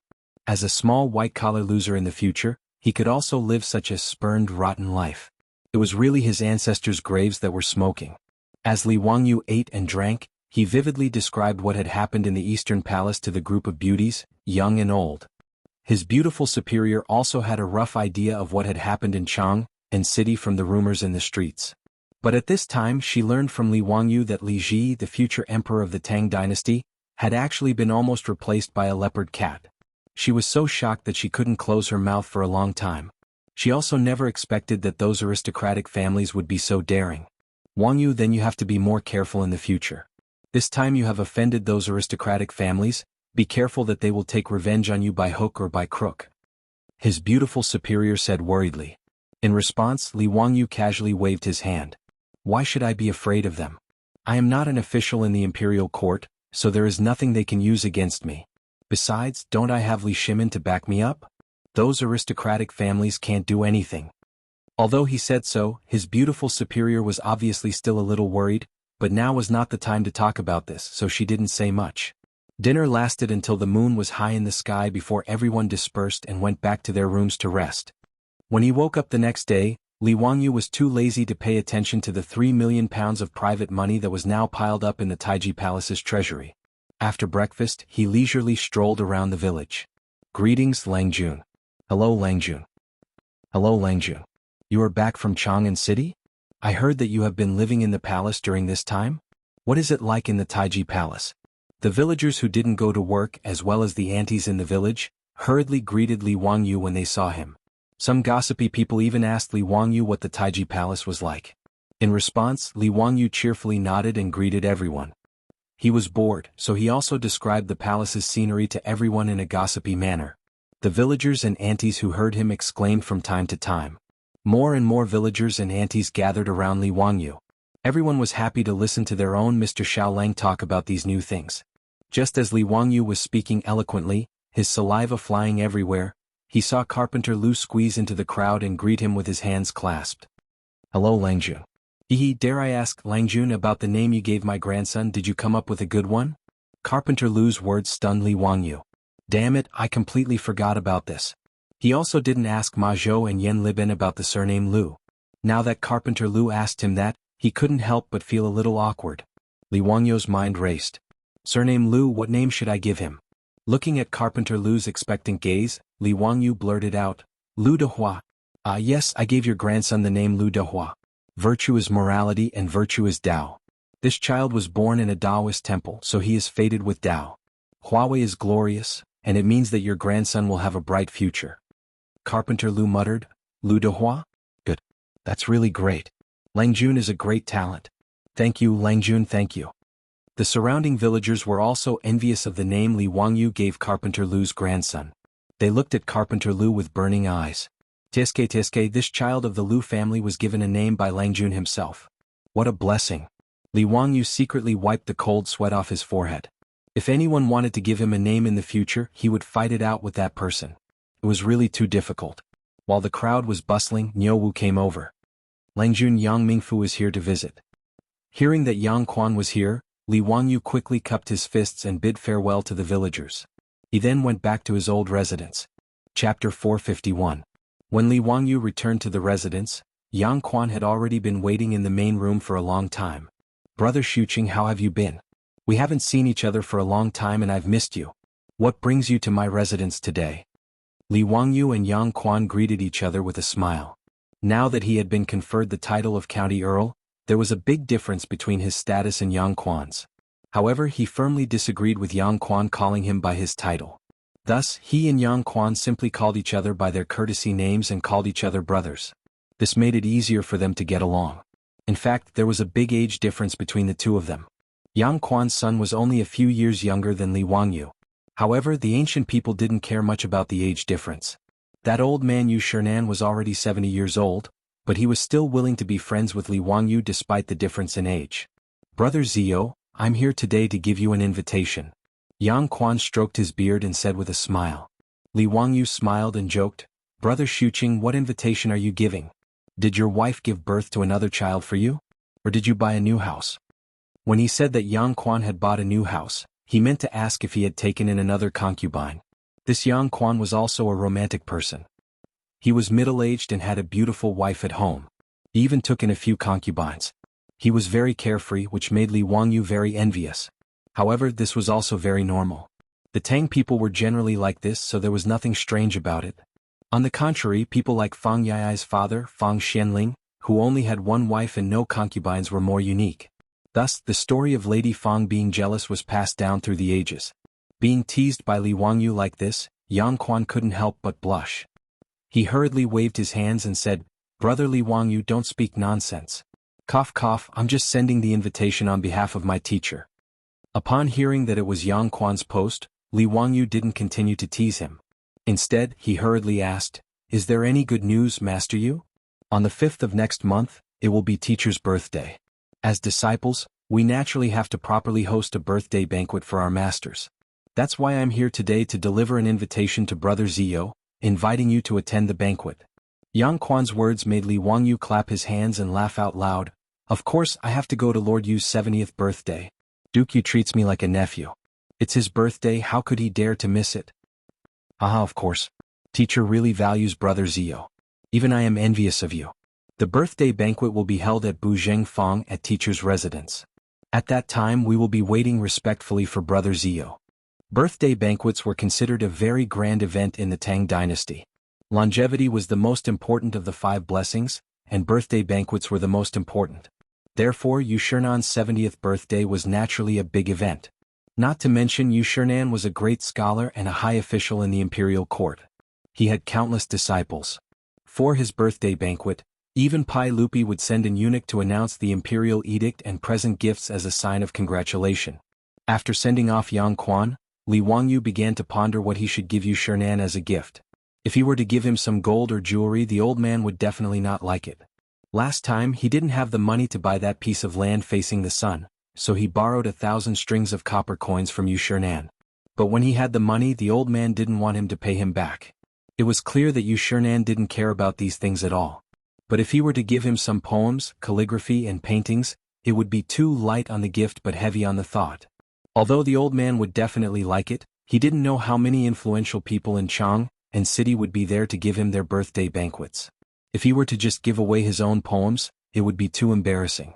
If things didn't go well, people would say that he, the dignified county earl who founded the country, was so stingy and stingy. That wouldn't be good. For a moment, Li Wangyu was a bit worried. Gifting was indeed a skill. His beautiful superior came out and saw him frowning. She curiously asked what was wrong. Li Wangyu told her about Yu Shernan's 70th birthday banquet in a few days. He was also worried about what gift to give. His beautiful superior smiled with her beautiful eyes. Isn't that simple? Give him a birthday cake. It's delicious and has a good taste. Besides, no one in the Tang dynasty has ever seen a cream cake, right? It's a rare thing. Li Wangyu was stunned. You know how to make a cream cake? Aha! The beautiful superior raised her proud neck, looking like a little princess who didn't know who she was. Li Wangyu was overjoyed. He stepped forward and hugged his beautiful superior, giving her a big peck on her pink face. His sudden attack startled the beautiful superior, who couldn't help but cry out in surprise. Bashful, her soft fist suddenly fell on Li Wangyu's chest like raindrops. This was the so-called flirting. Since his beautiful superior knew how to make a cream cake, Li Wangyu didn't bother to think about giving a gift. He planned to sit back and enjoy the fruits of others' labor with a clear conscience. Something like a cream cake was used as a birthday gift. In the future, it would be better to give some calligraphy and paintings. But in the Tang dynasty, it couldn't be more appropriate. Sure enough, a virtuous wife at home was better than 10,000 acres of fertile land. He Changqing, then I'll leave the gift to you. Yu Gong's birthday is on the 5th of next month. You can arrange it according to the schedule. After Li Wangyu settled the matter of the congratulatory gift, he crossed his legs and leisurely drank his tea while humming a little tune. He looked like the foolish son of a landlord. Needless to say, it was extremely hateful. Seeing him like this, the beautiful superior couldn't help but gnash her teeth in hatred. She couldn't help but reach out her slender white fingers, quickly and accurately clamped Li Wangyu's ear, and gently twisted it. Ouch, it hurts, let go, let go. Changqing, what are you doing? Li Wangyu cried out in pain. You want to sit back and enjoy the fruits of others' labor? In your dreams. That birthday cake was my gift. What gift do you want to give Yu Gong? Go prepare it yourself. The beautiful superior snorted discontentedly. When Li Wangyu heard her words, he couldn't help but be dumbfounded. Changqing, what are you saying? You don't even know Yu Gong, why are you giving him a gift? Be good, leave the cake to me. Li Wangyu only thought that the beautiful superior was joking with him. Su Changqing glanced at him. Yu Gong has a son, do you know? I know. Yu Chang, courtesy name Jing Ming. I saw him when I went to Yu Gong's residence. Yu Gong is quite good, he actually had a son at such an old age. Yu Chang is now 28 years old, but Yu Gong is already 70 years old. When Li Wangyu talked about Yu Shernan's gossip, he was also in high spirits. It wasn't strange for Yu Shernan to have a son in his 40s. But in the Tang dynasty, having a son at such an old age was a rare occurrence. The beautiful superior asked again, Yu Chang has a wife called Yun, do you know? How could I know? I only know Yu Chang, we're not close. Li Wangyu didn't understand what the beautiful superior meant. That Yun is very close to me now, and we can be considered best friends. She already invited me to Yu Gong's birthday yesterday, did you know? The beautiful superior laughed proudly, but Li Wangyu was dumbfounded. Chado Sak. Wait, Changqing, when did you get to know that Yun? Best friends? Are you kidding me? Li Wangyu was so anxious that he even blurted out the Japanese language. But he didn't know that Su Changqing really didn't lie to him. Chapter 452.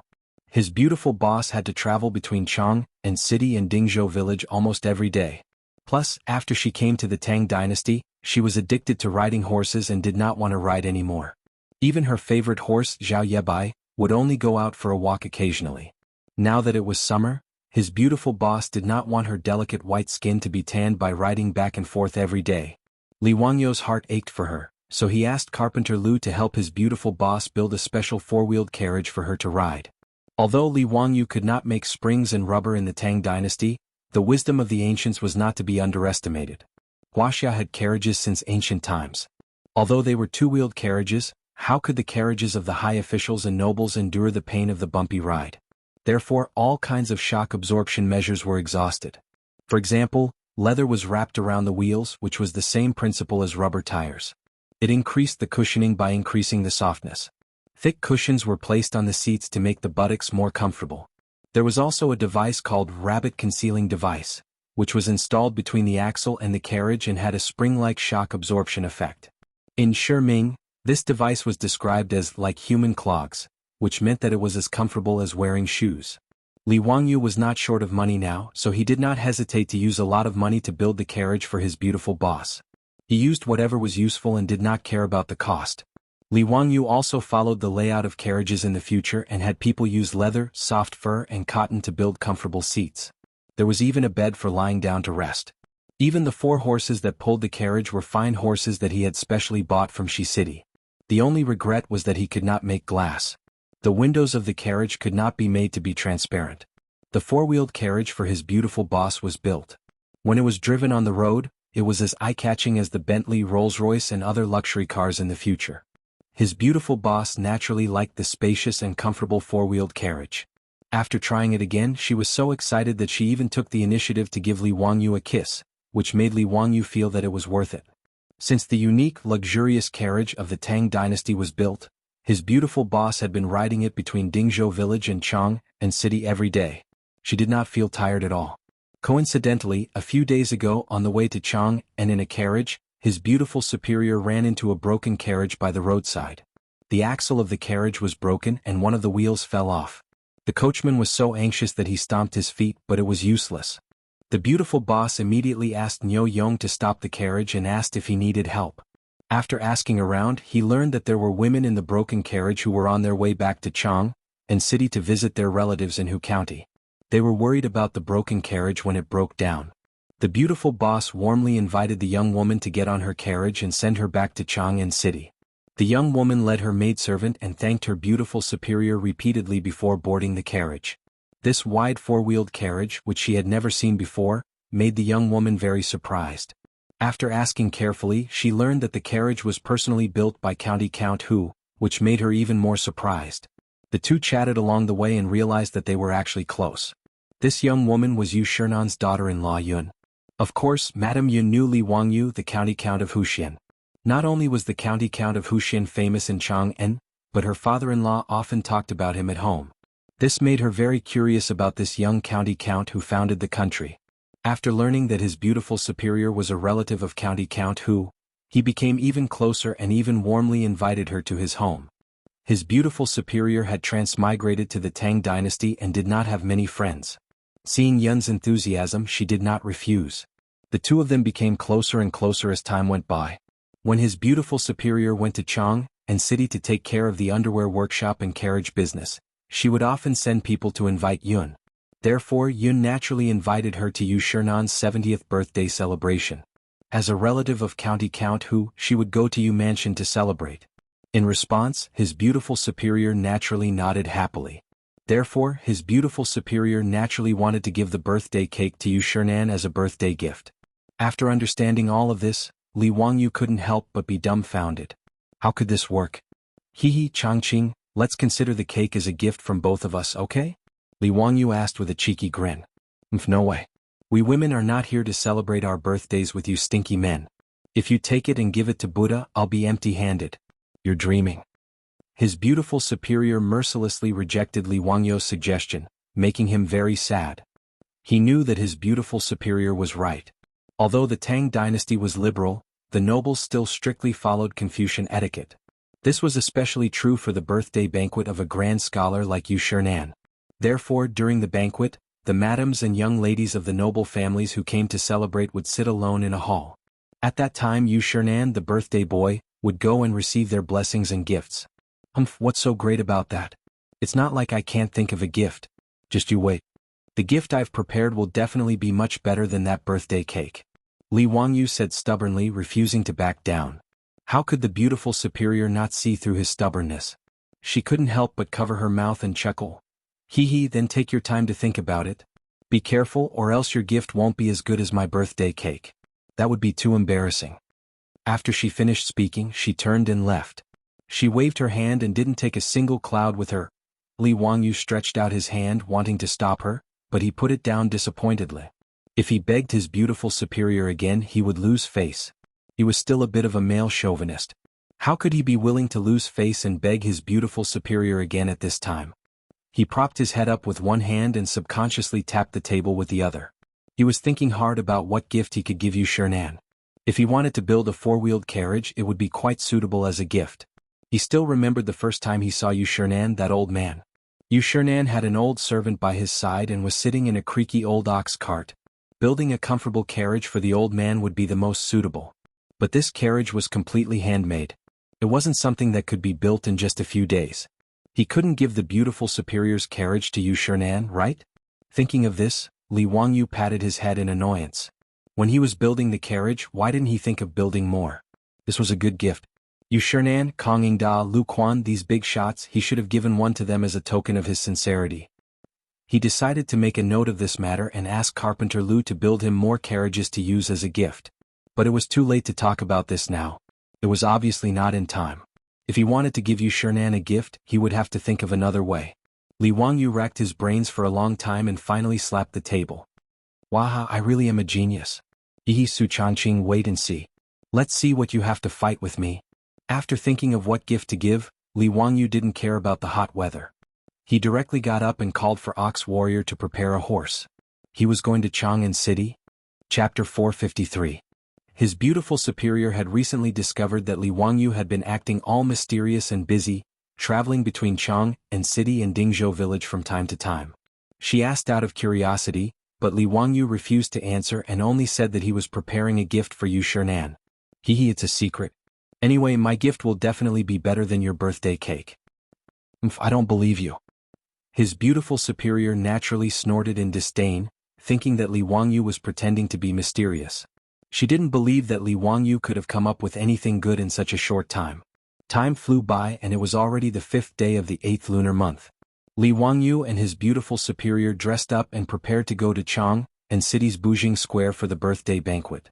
With the help of Aphrodite and Perrin, his beautiful superior had already prepared a huge cream cake.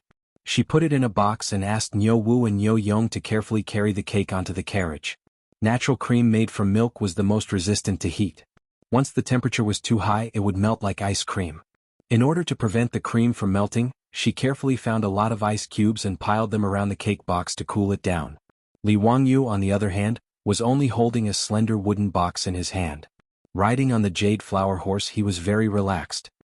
His beautiful superior had already seen that the wooden box contained a painting scroll. If it wasn't Li Wangyu's sketch, then it must have been something that Yen Libin had drawn on his behalf.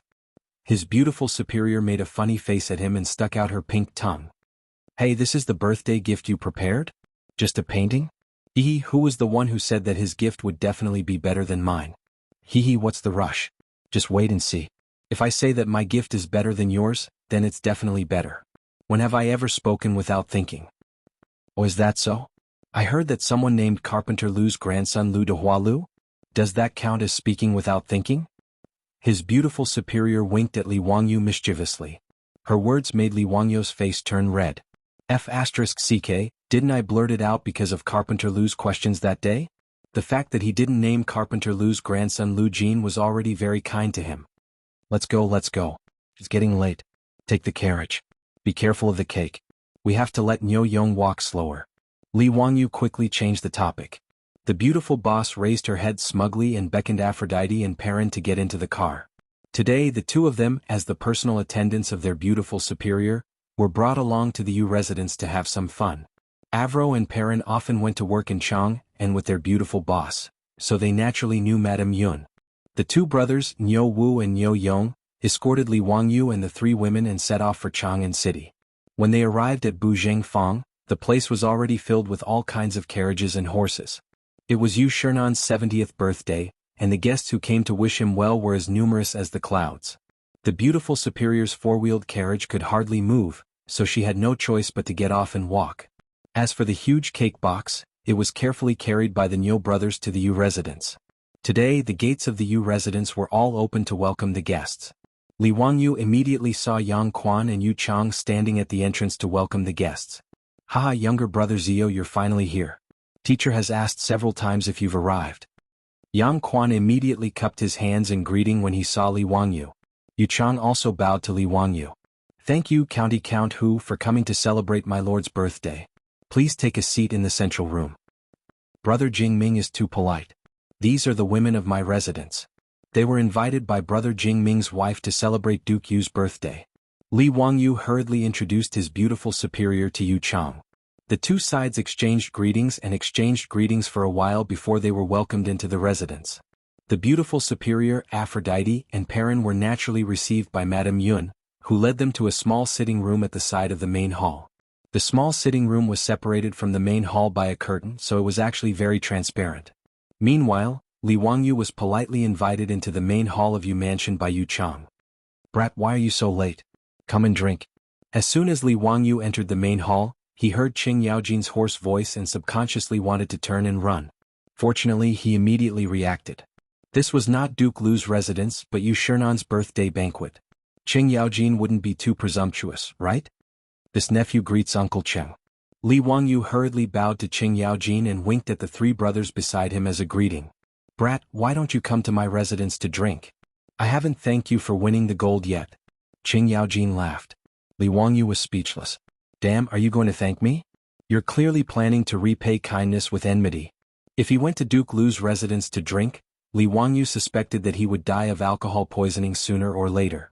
Li Wangyu didn't dare to say anything. He hurriedly used the excuse of going to greet the others and stayed far away from Qing Yaojin. Today Yu Chang's main hall was filled with familiar faces. Li Wangyu even had an illusion that Chang Chao from Taiji Palace had been brought here.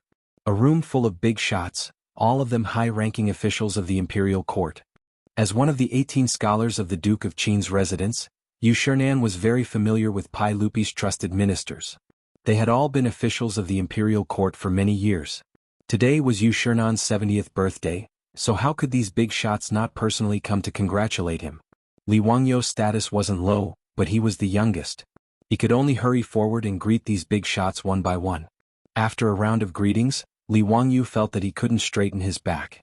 Not only were almost all of the big shots of the imperial court present, but even Li Wangyu's group of bad friends were present. They had all followed their fathers to Yu Chang's residence to give birthday greetings. When they saw Li Wangyu, they all winked at each other. It was very lively. What surprised Li Wangyu was that the patriarchs of the 5 surnames and 7 looks had also come today. He didn't know that Yu Yao's Yu clan was also one of the aristocratic families. However, Yu Shernan was more politically inclined towards Pai Lupi. He was Pai Lupi's trusted minister and one of the future 24 meritorious officials of Lingyan Pavilion. When Wang Renyu saw Li Wangyu, his expression turned cold. However, it wasn't good for him to flare up. He snorted coldly and no longer looked at him. On the other hand, a young man beside Wang Renyu was glaring at Li Wangyu provocatively. Brother Yai, who's the one glaring at me? Li Wangyu curiously asked Fang Yai. He's the second son of Taiyuan Wang clan's Wang Ziyu. His elder brother is that bastard Wang Ziqiao. He's not much different from his elder brother. He's also a bastard. Hehe Zio, it seems that he's very unhappy with you after you won so much money from Taiyuan Wang clan. Li Wangyu curled his lips in disdain. So what if he's unhappy? Is he going to bite me? Hehe, I like to see this kind of person the most. He's clearly unhappy with me but he can't do anything about it. Ah Zio, you're so bad. Fang Yai laughed heartily. He kept patting Li Wangyu's back with his palm. Today the Yu clan was celebrating the closing of the Yu clan.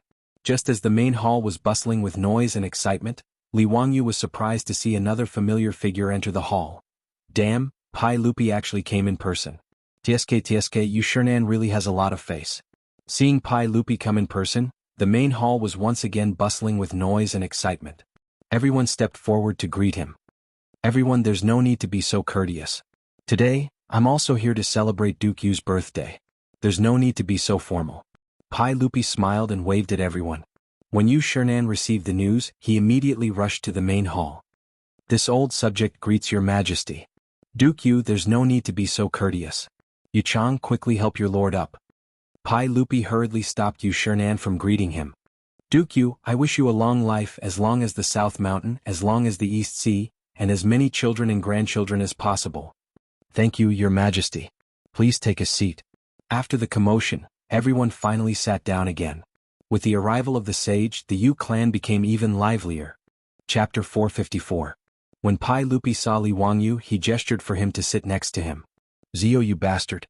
How could you leave so much of your private money in my palace and not care about it? What are you trying to do?" As soon as Li Wangyu sat down, Pai Lupi asked quietly. Ever since Li Wangyu moved the 3 million caddies of money into Tai Chi Palace, he hadn't asked about it. This made Pai Lupi very depressed. Now that he finally caught him, how could he not ask him? I've been busy preparing a congratulatory gift for Duke Yu these few days and forgot about this matter. I'll tell you about it later. It's a good thing." "What good thing? Tell me." Pai Lupi wasn't going to let him go. It's turning your money into official money. Are you interested?" Li Wangyu laughed. Pai Lupi glared at him and planned to ask more questions. But it was already time for the birthday celebration. The guests had already begun. Pai Lupi could only give up for now. He planned to ask Li Wangyu later. In the main hall of Yu Manor, Yu Shernan was wearing new clothes and a red ribbon. He sat facing the south, ready to receive the congratulations and bows of his relatives and juniors. The birthday celebration began. His eldest son Yu Chong lit the birthday lantern. The lantern was made of red candles. The god of longevity would light one every 10 years. There were a total of 7 red candles, similar to the birthday candles of modern times. There was a master of ceremonies. Yu Shernan's children and grandchildren walked into the hall in order of seniority. Yu Shernan had a son and a daughter. His daughter Yu Xiaoyao was already married. Today, she brought her children home to celebrate her father's birthday. Yu Shernan's older brother Yu Shiji was killed by Yuan Huaji 10 years ago during the chaos of the Sui dynasty. However, he left behind 4 sons, all of whom were married and had families. As the head of the Yu Yao Yu clan, Yu Shernan was celebrating his birthday today. Naturally, these juniors had to come and kowtow to congratulate him and present their gifts. This was Li Wangyu's first time seeing a Tang celebrate a birthday, and he was all smiles as he watched, finding it extremely amusing. After Yu Shernan's relatives and juniors had finished paying their respects, it was now the turn of the guests. Li Wangyu suddenly realized that this birthday celebration seemed to have become a way for the aristocratic families to flaunt their wealth. Every time a guest presented a gift to Yu Shernan, there would be an MC loudly announcing the list of gifts. To give a gift, there must be a gift list. To receive a gift, there must be a gift account. Actually, Yu Shernan didn't accept all the gifts that were sent to him. According to custom, most of the time, the owner would accept a few items and return a few items. The gift list was marked with "respectfully received," which meant that the owner had accepted it. On the other hand, those who wrote "thank you" were returning the guests. After the gift list was marked by the owner, it had to be returned to the original owner as proof of receiving the gift. The gift account was naturally used by the owner to record the gift so that the owner could return the gift after the event. If the gift giver couldn't attend in person due to other matters, he would send someone to deliver the gift along with his name card. This was equivalent to him personally delivering the gift. As long as Yu Shernan nodded to accept the gift, there would be servants of the Yu residents who would bring the dazzling gifts into the main hall to display to the guests present. Many of the gifts given by the aristocratic families were all priceless treasures. Li Wangyu couldn't help but click his tongue when he saw this. He felt that he was a rich man now, but compared to the gifts given by the aristocratic families, he seemed to be very poor. Li Wangyu cursed inwardly. No wonder Yang's was said that his teacher was rich. Just these congratulatory gifts, if converted to copper coins, would be worth tens of thousands of strings of coins. In fact, this wasn't Yu Shernan showing off. This was the custom of the Tang dynasty, and the old man couldn't do anything about it. Yu Shernan even had a headache. Since ancient times, China had been particular about it's impolite not to reciprocate. Returning the gift was also a troublesome matter. The Wang clan of Taiyuan sends a 3-foot Langxian tree. When the master of ceremonies read out the gift list, his voice couldn't help but raise a few notches. It attracted the attention of everyone in the noisy main hall. When Pai Lupi heard this, he couldn't help but grit his teeth and murmured, "This Wang clan of Taiyuan is really generous. They're willing to give such a treasure as a gift?" Li Wangyu didn't quite understand. He couldn't help but ask in a low voice, "Uncle, is the gift given by the Wang clan of Taiyuan to Yu Gong very precious?" Pai Lupi rolled his eyes at him. "You don't even know about the Langxian tree? It's also called the pearl tree. It's produced in Mount Penglai and is shaped like a coral. Its texture is like a branch of ginger, and when hit, it will produce the sound of metal and stone. The Langxian tree is even more precious than a coral. Moreover, a 3-foot-tall Langshan tree is even more precious. It can be said to be priceless. When Li Wangyu heard Pai Lupi's words, he suddenly remembered an ancient poem about the Langshan tree. For example, the Langshan tree is not a tree in the mortal world. Where is the phoenix in the morning sun?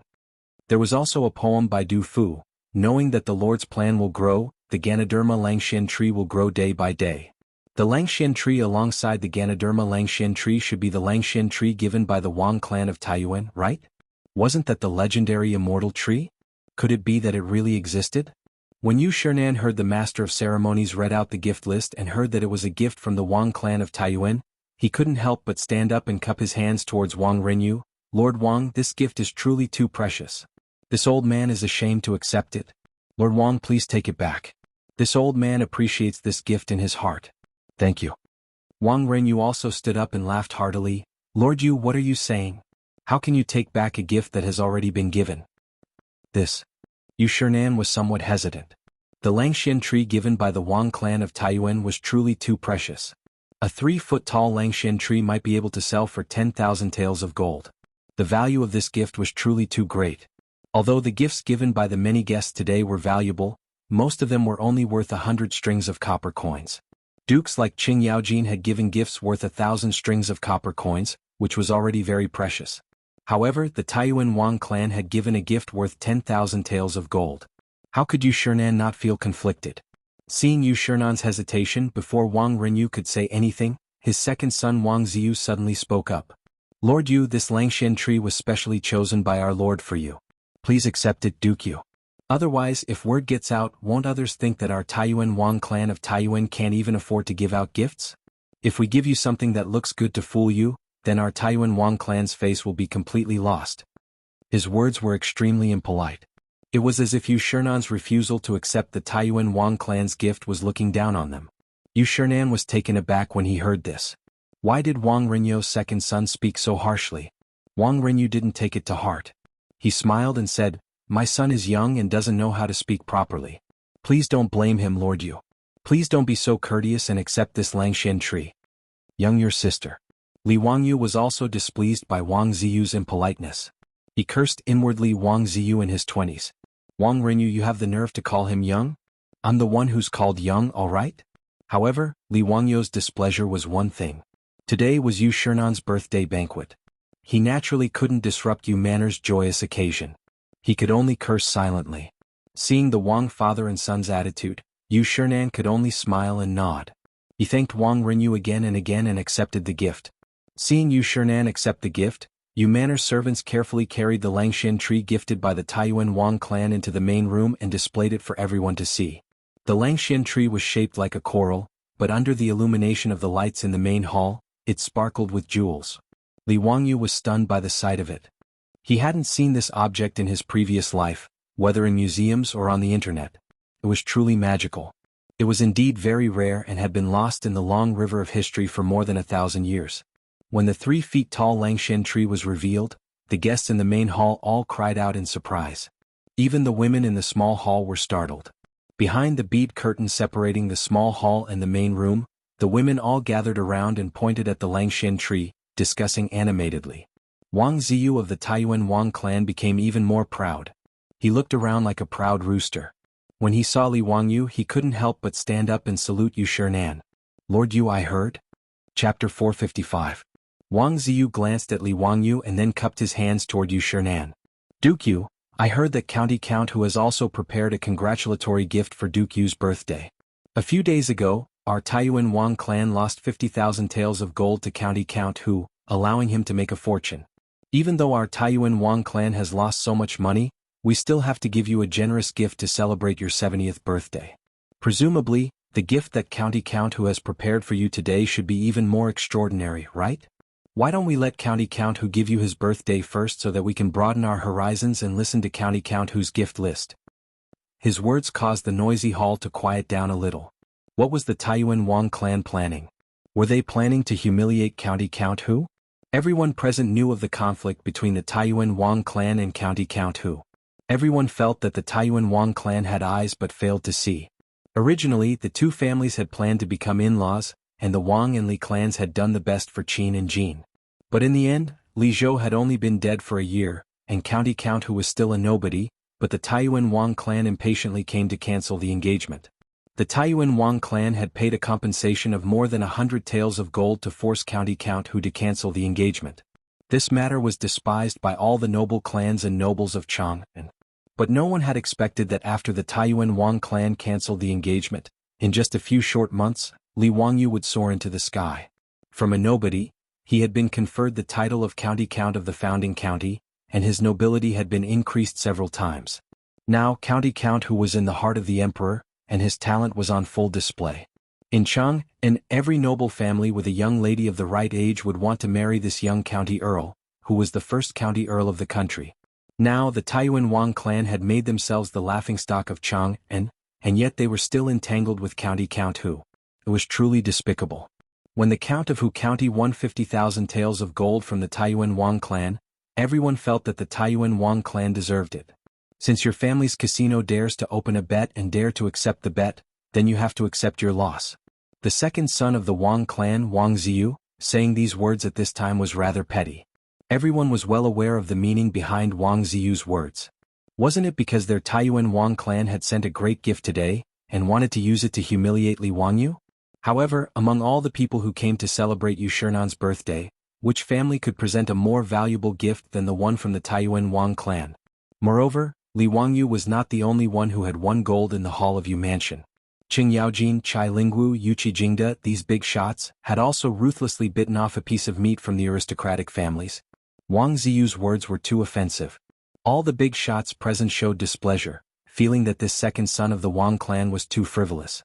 However, due to their status, it was inconvenient for them to get angry with this junior, so they could only pretend that they didn't hear anything. Thinking of this, Qing Yaojin and the other big shots suddenly realized that they were treating Wang Ziyu, who was already 20 years old, as a junior, so they didn't lower themselves to his level. However, when facing Li Wangyu, no one treated him as a 16-year-old youth. Whether it was Qing Yaojin or Yuqi Jingda, although they usually called him little brat and virtuous nephew, in their hearts they treated him as an equal and trusted his words. Therefore, when Li Wangyu proposed to place a large bet on the empress giving birth to a child, these big shots agreed so quickly. Comparing the two, Qing Yaojin could only secretly mutter, "Freak." Then he suddenly turned his head and glared fiercely at Qing Chumo and his two brothers, his eyes full of dissatisfaction. His expression, however, made Qing Chumo and his two brothers confused. What was the meaning of this? The one who spoke was that bastard Wang Ziyu. Why was their father glaring at them? How could they know that there was a kind of harm in this world called other people's children? Yu Shernan was also quite dissatisfied with Wang Ziyu's words. But today the hall was full of guests, so he couldn't say much and could only laugh. Haha, no hurry, Li Ziyu and I are friends. His gift is not worth much, it's most likely to be calligraphy or paintings or something of little value. Hearing virtuous nephew Wang's words, this old man now feels that he has lost out. They all say that the gift is light but the thought is heavy. Ziyu, next time don't be so sentimental with this old man, ha. His words were not only helping Li Wangyu out of his predicament, but also mocking himself, which made all the guests in the hall burst out laughing. He originally thought that this matter was over, but who knew that Wang Ziyu would not let it go and continued, "Duke, you still hasn't heard the list of gifts from the county earl.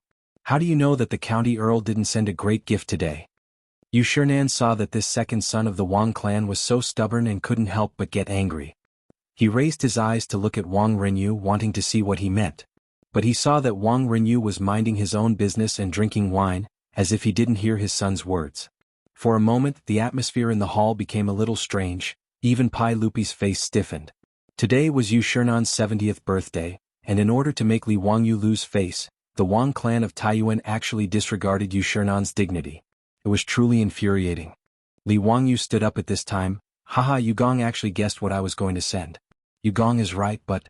Before he could finish, he was interrupted by a woman's voice. "However, my family's Langjun has prepared another gift, Yugong, I'm sure you won't be able to guess." The one who spoke was his beautiful superior. Li Wangyu was stunned. Wasn't she in the small hall next door? Why did she come out? Just as he was about to speak, his beautiful superior winked at him, then curtsied to Yu Shernan. "This little girl is the older cousin of County Count Hu. Today I've been invited by the Yun family to celebrate Yugong's birthday. I wish Yugong to leap like a tiger and cross the new era of 70 years, to soar through the mountains of poetry." The beautiful superior's older cousin was rather vague. Everyone in the hall, including Pai Lupi, couldn't help but smile knowingly, thinking that this young lady and Li Wangyu were simply deceiving themselves. Yu Shernan naturally knew of this Lady Su, and when they met today he also laughed heartily. Old me thanks Lady Su for her auspicious words. Lady Su said earlier that Zio had prepared a congratulatory gift for this old man. Is it something this old man can't guess? Yu Gong will know at a glance. The beautiful superior turned her head towards the entrance of the hall, and saw the two brothers, Niu Yong and Niu Wu, carrying a large wooden box into the hall. Li Wangyu was also stunned. Didn't his beautiful superior say that he was going to give this birthday cake to Yu Shernan? Why was it given in his name? He immediately reacted. This beautiful superior was angry with Wang Ziyu's words just now, and was afraid that he would lose face in front of everyone, so she said this. After thinking this through, Li Wangyu's gaze towards his beautiful superior became even more tender. The congratulatory gift from County Count who was directly carried into the hall by his own troops, and this was beyond everyone's expectations. There wasn't a list of gifts, and Yu Shernan didn't agree to accept this gift, so why was it carried in? This was against the rules. Yu Shernan smiled mischievously. Lady Su, are you sure that old me will accept this gift? The beautiful superior smiled and nodded. Yu Gong will definitely accept this gift. Oh, you're that confident? Then bring it out for everyone to see. This old man wants to see what kind of congratulatory gift Ziyu has prepared for this old man. Since Yu Shernan said this, the others naturally didn't have any objections. They all cast curious gazes towards the wooden box carried by the Li family's troops. Chapter 456. The huge wooden box was very ordinary. It was about 1 meter square and was square in shape. There were many ice cubes on top of the wooden box. This caused everyone, including Li Er and Yu Shernan, to be inexplicably surprised. No one understood why the gift was covered with ice cubes. Could it be a freshwater fish that Huxing County Count fished out from the river? Or was it a lychee from Izhou? During the Tang dynasty, Sichuan's Fuzhou, Bazhou, Tongzhou and other places were rich in lychees. The poem, Riding in the Red Dust, the concubines smiled. No one knew it was a lychee. It was actually referring to the lychees that were transported from Sichuan, not Lingnan. At that time, Tang Xuanzong had ordered people to build a road from Peizhou to Chang, and to transport lychees. It was also called the Lychee Road. If it was lychees, it was rare. Especially during the early Tang dynasty, even Pai Lupi could not eat fresh lychees. However, it was only rare. Compared to the 3 feet tall Langshan tree that the Wang clan of Taiyuan gave, it was nothing special. Seeing the big wooden box, Wang Ziyu could not help but show a mocking expression. He was already thinking about how to mock Li Wangyu for being stingy. He wanted to make him lose face in front of everyone. Inside the wooden box was the birthday cake made by his beautiful boss. Because there would be many guests at the birthday banquet, if the cake was too small, it would not be enough for everyone. Their beautiful boss spent a lot of effort to make such a big birthday cake as a gift. The two brothers, Niu Yong and Niu Wu, hated the birthday cake very much. They had already tasted the cake. It was very delicious and could be said to be the best in the world. However, the process of making the cake was like a nightmare to the two brothers. There was no other reason than that there were no mechanical devices in the Tang dynasty. The cream used to make the cake had to be spun and stirred continuously. In the future it was simple. A few hundred-yuan electric mixer could solve the problem. However, to make the cream now, it was all manual labor. The thought of stirring more than 10 kilograms of milk with a paddle made one's scalp tingle. Even strong men like the Niu brothers almost dislocated their hands because they had to whip the cream. Therefore the Niu brothers both loved and hated this birthday cake.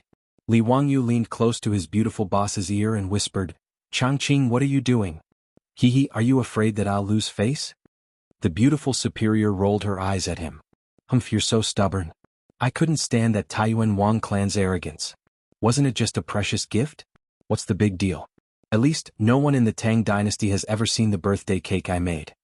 Li Wangyu's heart was naturally warmed by his beautiful superior's protectiveness. If it weren't for the fact that they were in public, he would have hugged her and kissed her passionately. Removing the ice covering the outside, the wooden box containing the cake was carefully opened by the Niu brothers, revealing the true face of the birthday cake. When the huge cream cake was displayed in front of everyone was stunned. What was that? The people present could be said to be the most distinguished and knowledgeable group of people in the Tang dynasty, but none of them had ever seen this thing in front of them. This object was very big, flat, and round. Its entire body was pure white and it looked a bit like white marble. There were many patterns on it and it was very exquisite. Especially the huge longevity peach on the cake, which was even more eye-catching. The meaning of the birthday celebration was self-evident. There was also a birthday poem written on Noda's cake. Yu Shernan leaned closer to take a closer look and murmured the poem. More than 70 years have been a dream. The morning comes, the birthday comes, the children and grandchildren come. Worries are gone, no pain. The heart is unmoved. There is 1,000 pounds of weight here. Early years for the world to use. Middle-aged Zen doubts the heavens. When the stone tower is built, there is not a crack. Who will share it? Send it to heaven and earth. Good poem. Zio, is this your new work? Yang Quan clapped his hands and applauded. The guests also praised. Yu Shernan was so excited that his beard trembled. He couldn't help but cry as he recited the poem. Wasn't this phrase describing Yu Shernan's entire life? Zio, you really know me well. Just based on this poem alone, this gift is the best this old man has seen today. With much difficulty, Yu Shernan was finally able to wipe away his tears under Yu Chang's coaxing. He held Li Wangyu's hand tightly as he spoke. This made Li Wangyu feel a little embarrassed. I didn't expect that plagiarizing a poem would make Yu Shernan so excited. Suja's poem, The Fisherman's Pride, Happy Birthday to his disciples, on the cake was obviously plagiarized by Li Wangyu. His beautiful boss asked him to write a birthday poem on the cake, so he copied the poem by Suja, one of the 3 Sus. It was quite suitable for the occasion, and it made the old man very excited. Li Erma carefully savored this poem and nodded his head repeatedly. Zio, this poem of yours really sums up Duke Yu's entire life. Kong Yingda, Lu Quan, Dai Zhou, and the other scholars all praised the poem after reading it. In the hall, everyone's praise made Wang Ziyu's expression change. Especially when he heard Yu Shernan say that this was the best gift he had seen today, his expression became even uglier. He couldn't help but ask in a loud voice, "Dare I ask County Earl what is this gift? It's a big white piece of cake. Is it just to write a birthday poem? The words are really not very well written." Wang Ziyu's words were a bit of a wet blanket. Many guests secretly shook their heads. They felt that Wang Rinyo's poem was really ignorant and incompetent. But although Wang Ziyu's question was rude, it was indeed what many people were thinking. Up until now, no one had figured out what the congratulatory gift from County Count Hu was. If it was a birthday poem, shouldn't it be written on paper, framed, and sent out? What was this big white piece of cake in front of them? Li Wangyu didn't get angry. He chuckled at Yu Chang. "Brother Jing Ming, can I trouble you to bring me a clean saber and have your servants prepare some bowls and plates?" His words made everyone even more confused. Why did he suddenly want a saber? "County Earl what do you want a saber for?" Yu Chang didn't understand and asked. "To divide and eat it." "What? Zio, don't mess around." Li Er, who was at the side, could not help but say, "This is food? It looks like jade, but it's not jade. Although I can't tell what it's made of, how can this be food?" All the guests, including Yu Shernan, were stunned by Li Wangyu's words. Was such a beautiful object meant to be eaten? Only Wang Ziyu laughed out loud. He said with a mocking tone, "County Earl you only gave Duke Yu food for his 70th birthday? I've long heard that County Earl is good at making money. Now it seems that it's true. You're too thrifty." He was mocking Li Wangyu for being stingy. It was Yu Shernan's 70th birthday and the County Earl gave him some worthless food. It was really laughable. Li Wangyu ignored Wang Ziyu and pretended not to hear his mockery. He smiled and cupped his hands towards Yu Shernan and Pai Lupi. "Duke Yu, uncle, this is really food. I call it a birthday cake. It's eaten on the day of one's birthday." "Oh? It's really food? Then why is it eaten on the day of one's birthday?" "What do you mean? What is a cake? Is it a steamed biscuit?" Pai Lupi asked curiously. Pai Lupi's question made Li Wangyu dumbfounded. He had never thought about this question before. In his previous life, people were used to eating cake on their birthdays. But why eat cake? He had never thought about it before. Yes, why must it be eaten on the day of one's birthday? Why is it called a birthday cake? It seemed that birthday cakes were introduced to China from the West after the 1911 revolution. Its origin was probably related to the legends of the West. Since ancient times, people in China had the custom of eating longevity noodles on their birthdays in hopes of living a long life. There was also the custom of eating boiled eggs. Peeling off the shell symbolized the removal of the bad past and a new beginning. But how should he explain the birthday cake made by his beautiful boss? He couldn't help but look at his beautiful boss. He saw that his goddess was also dumbfounded. Obviously she hadn't thought about this either. Chapter 457. Faced with Pai Lupi's question, Li Wangyu could only roll his eyes and rack his brain to make up a story. This birthday cake is round and symbolizes the sun and the moon. It means that it is as permanent as the moon, as rising as the sun, and as long as the South Mountain. Therefore it must be eaten on the day of the birthday. The sweat on Li Wangyu's forehead was about to drip down. Only then did he come up with such an unreliable explanation. Fortunately, neither Yu Shernan nor Pai Lupi bothered with this question. After realizing that he and his beautiful boss had almost made a mistake due to the customs of the future, Li Wangyu did not dare to light or blow out the candles. Those were Western traditions which were different from Wuxia traditions. Since ancient times, people in Wuxia had used the saying dying of old age, or dying is like a lamp going out to describe people dying of old age. When using candles they would use scissors to cut them out instead of blowing them out. Blowing out the candles was not a good sign in Wuxia. If Li Wangyu followed the example of the future and asked Yu Shernan to light the candles on the cake and then blow them out with a wish, he would be asking for trouble. Wouldn't that be the same as cursing Yu Shernan? Li Wangyu would not do such a stupid thing.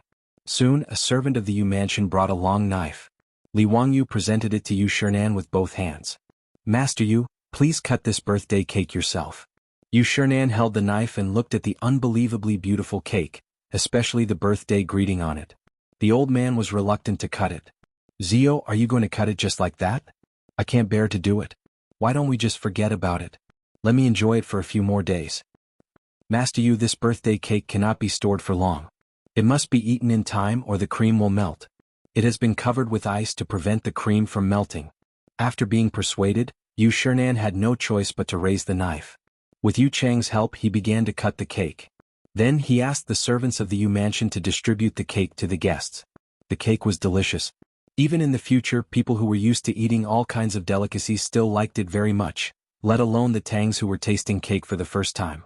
Historians of later generations once joked that the reason why the Tang dynasty was because they liked to eat candy. Of course this was a joke, but the Tangs really liked all kinds of desserts. Especially in the early Tang dynasty, the technology of making cane sugar had just been introduced. Sugar was still a luxury in the Tang dynasty, and was even more sought after by the nobles. When the guests received the plates of cakes delivered by the maidservants of Yu mansion, they hesitated for a moment before picking up their spoons, scooping out a piece of cake and putting it into their mouths. The rich milky fragrance was soft and tempting in the mouth. It had a unique flavor that was unforgettable. There was no need to chew at all. It melted in the mouth, leaving a faint fragrance between the lips and teeth. Savoring the aftertaste, the thick aroma of the cream swirled in his mouth, sweet and fragrant. The birthday cake carefully made by the beautiful boss instantly conquered everyone present. For a moment, the hall of Yu mansion quieted down. No one spoke. There was only the sound of wolfing down food and the clatter of spoons against plates. Even Wang Renyu and his son Wang Ziyu, who had been looking down on Li Wangyu, did not bother to find trouble with Li Wangyu at this time. Each of them held a plate of cream cake and ate happily. "Zio, your birthday cake is really delicious. This old man hasn't had such a good meal in a long time. Thank you, Zio, for making this birthday cake for this old man. This old man likes it very much." Yu Shernan was old. Although he was in good health, he still had some of the problems that old people usually had. For example, teeth falling out, blurred vision and leg trouble. Although the Tang dynasty also had the technology of embedding false teeth, it was not very useful. Usually Yu Shernan's diet consisted mainly of soft foods. This sweet and creamy cream cake was naturally to his taste. He, who usually had a bad appetite, made an exception today and ate 2 plates of cake. Yu Chang was grinning from ear to ear and repeatedly cupped his hands to thank Li Wangyu. Faced with Yu Shernan's gratitude, Li Wangyu quickly pushed his beautiful boss to the front of the table. "You flatter me, Mr. Yu. This birthday cake is actually not my gift, but my cousin's gift to Mr. Yu. In order to make this cake, she put in a lot of effort." So it was Lady Su who made the cake. Ah, this old man thanked the wrong person. "Thank you, Lady Su, for your kindness. This old man appreciates it." Yu Shernan twirled his beard and laughed. Seeing that Li Wangyu actually told the truth, the beautiful boss could only look at him helplessly. She bent down and curtsied to Yu Shernan. "I really don't deserve Mr. Yu's praise. Mr. Yu is too polite." Everyone was full of praise for the birthday cake. Many of the women in the side hall were prepared to inquire their beautiful boss about how the cake was made and wanted to learn. At this time, Wang Ziyu's discordant voice sounded again, causing Yu Shernan to frown. So this birthday cake wasn't a gift from the Count of Huxin? Haha, I was wondering why County Count Who would be so stingy as to give food as a gift. I wonder what kind of gift County Count Who prepared for Mr. Yu? Why don't you let me open my eyes? Li Wangyu glanced at Wang Ziyu, whose mouth was still covered in cream. He was thoroughly fed up with this Taiyuan Wang clan. Sure enough, Fang Yaya was right. That Wang Ziqiao was a scoundrel, but his younger brother Wang Ziyu was still a scoundrel. At Yu Shernan's birthday banquet, this Wang Ziyu was like an annoying fly, constantly buzzing around his ears. He was really annoying. Because today was a festive day, neither Yu Shernan nor Pai Lupi could do anything about it. This made Wang Ziyu even more disregard for etiquette and provoked them again and again. Wang Renyu didn't stop his son. Instead, he acted as if he didn't know anything and only watched from the sidelines. Li Wangyu had never been stingy with teaching this kind of overage brat, who lacked discipline. Li Wangyu cupped his hands towards Yu Shernan and said, Mr. Yu, since the Taiyuan Wang clan is so concerned about my gift, I hope Mr. Yu and everyone else will forgive me and allow me to give Mr. Yu my birthday congratulations first. Zio is so considerate. Then this old man will be disrespectful. Yu Shernan naturally nodded in agreement. After eating that delicious cream cake, the guests were very curious about what Li Wangyu's gift would be. In response, Wang Ziyu coldly snorted, his face full of disdain.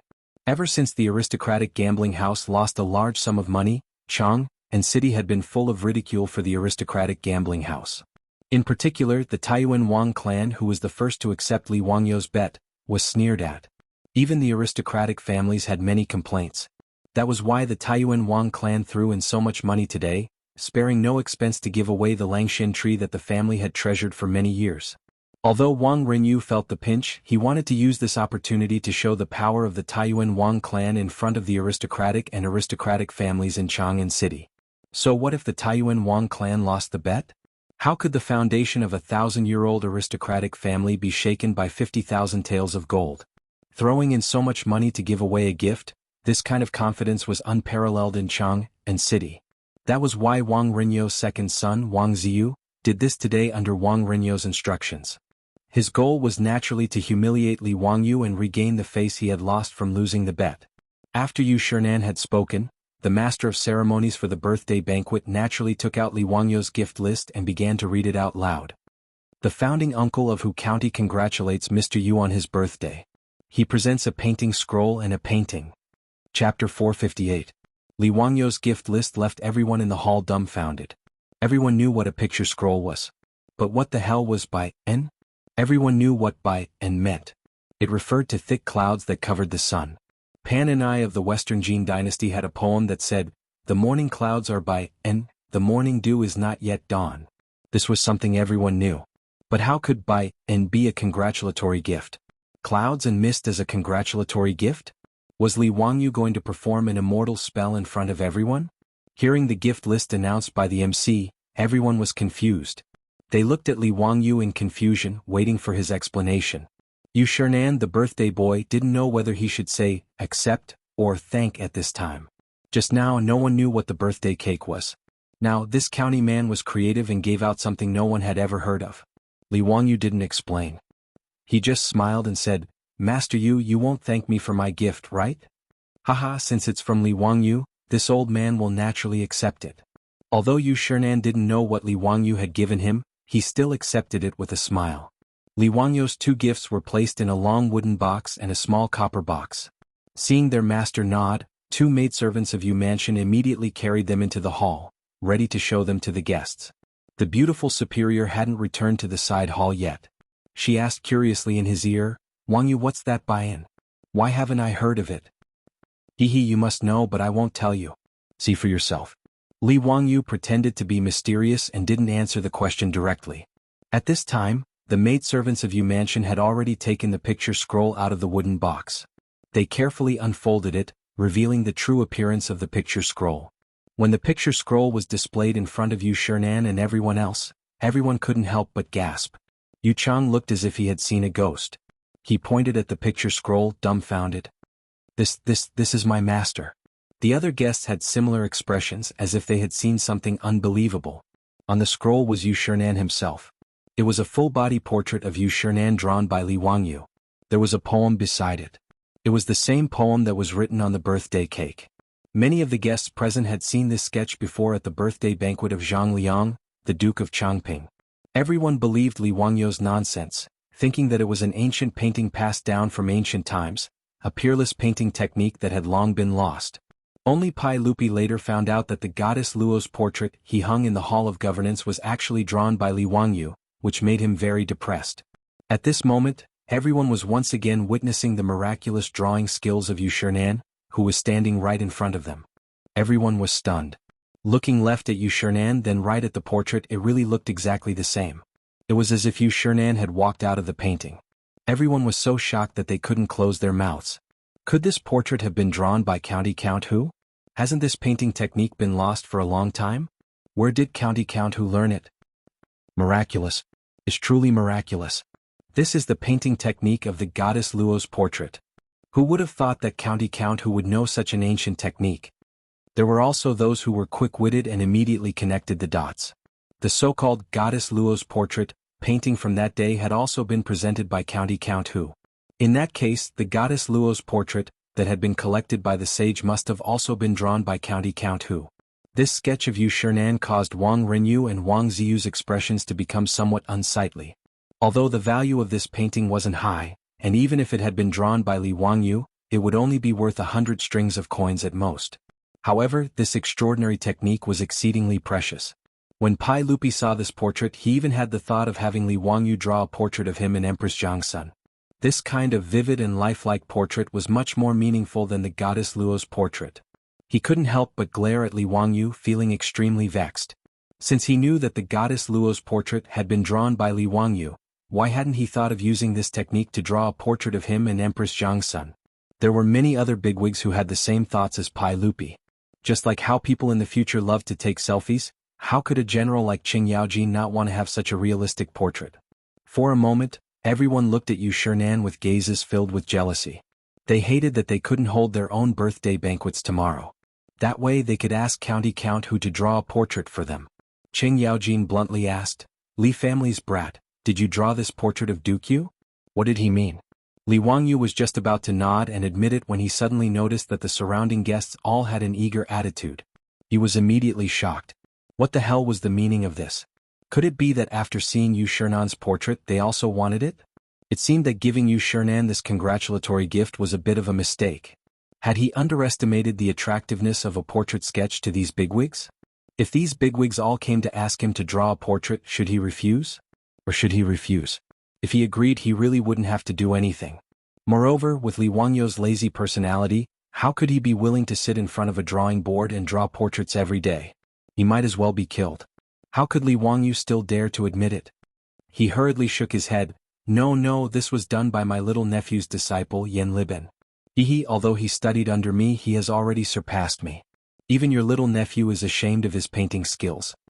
Today Ma Zhou and Yan Liben were naturally also among the guests.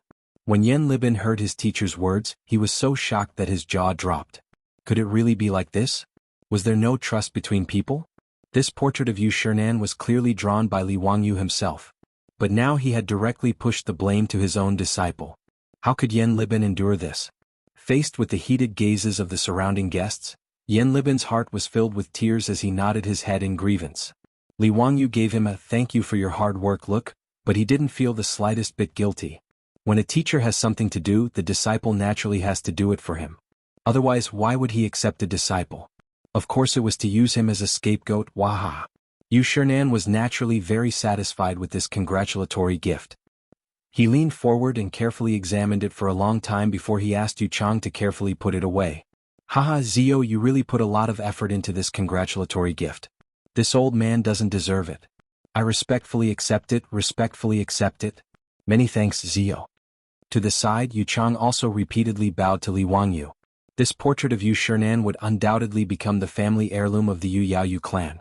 After Yu Shernan's death, this portrait would definitely be hung in the Yu Yaoyu clan's ancestral hall to receive incense and worship from the Yu clan.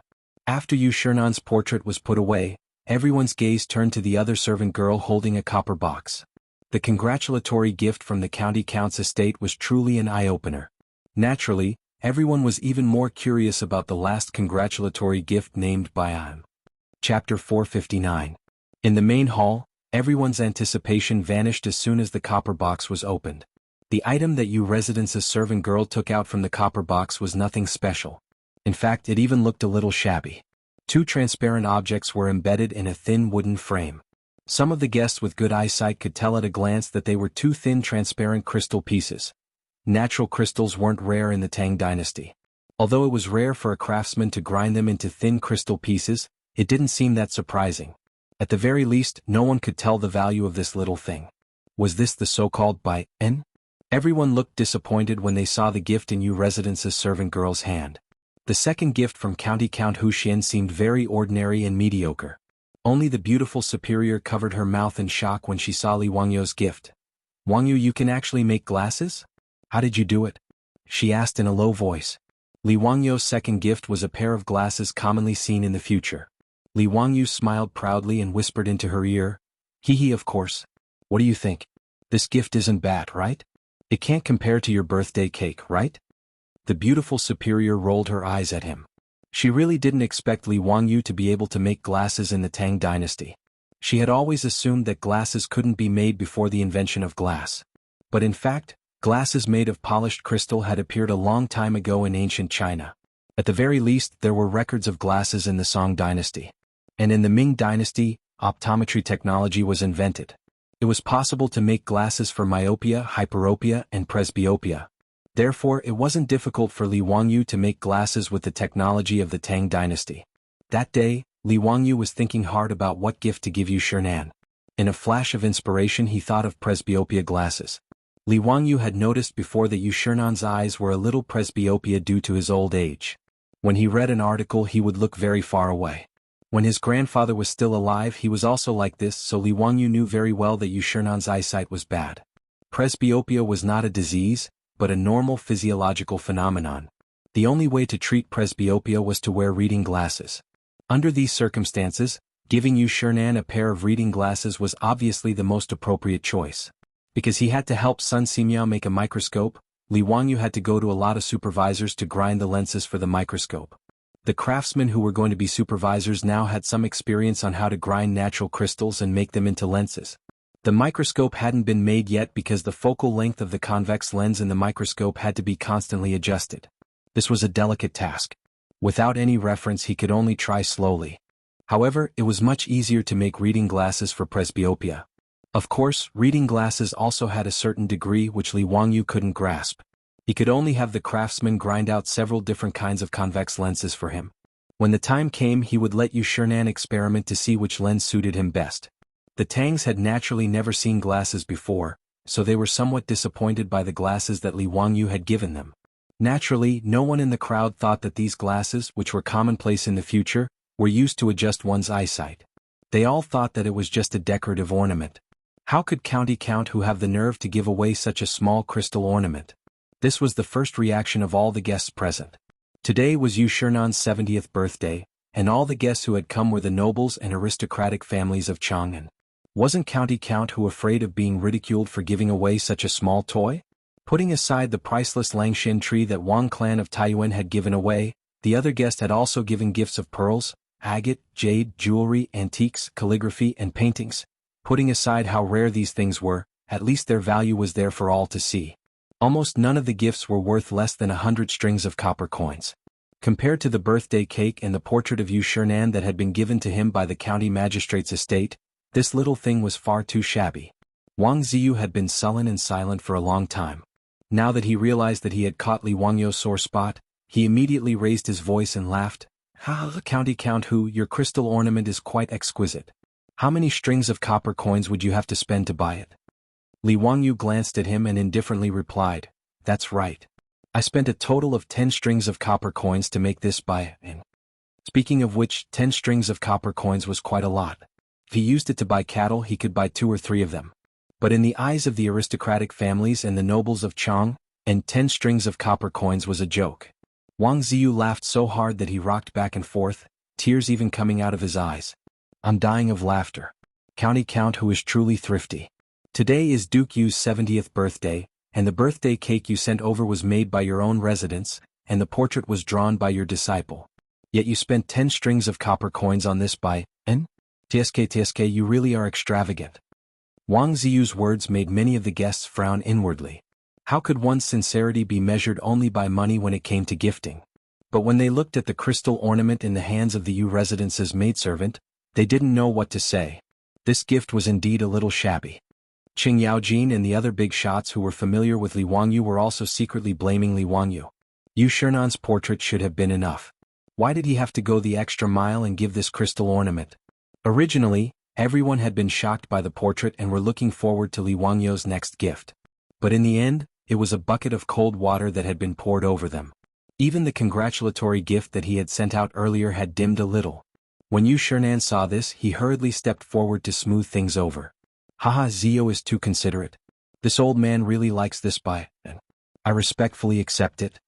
When he finished speaking, he motioned for the maidservant to put the glasses back into the copper box and prepare to put it away. Li Wangyu was about to speak and explain the use of the glasses to Yu Shernan, but Wang Ziyu spoke up again. Duke Yu, this nephew still hasn't seen the gift from County Count Hu clearly. Could you have your maidservant bring it over so that we can take a good look at it? Yu Shernan couldn't refuse his request and could only nod helplessly. He motioned for the maidservant to take out Li Wangyu's gift and hold it in her hands to show it to everyone.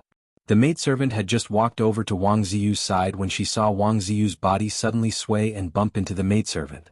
The maidservant was very petite, so how could she withstand such a bump? Her body slanted and she cried out in surprise before falling to the floor. Her fall wasn't a big deal, but the crystal glasses in her hands also slipped and fell to the floor. Pa! A light sound was heard and the two crystal lenses were smashed into pieces. Chapter 460. This sudden turn of events shocked Yu Shernan and the others. Li Wangyu's gift had been smashed to pieces just like that?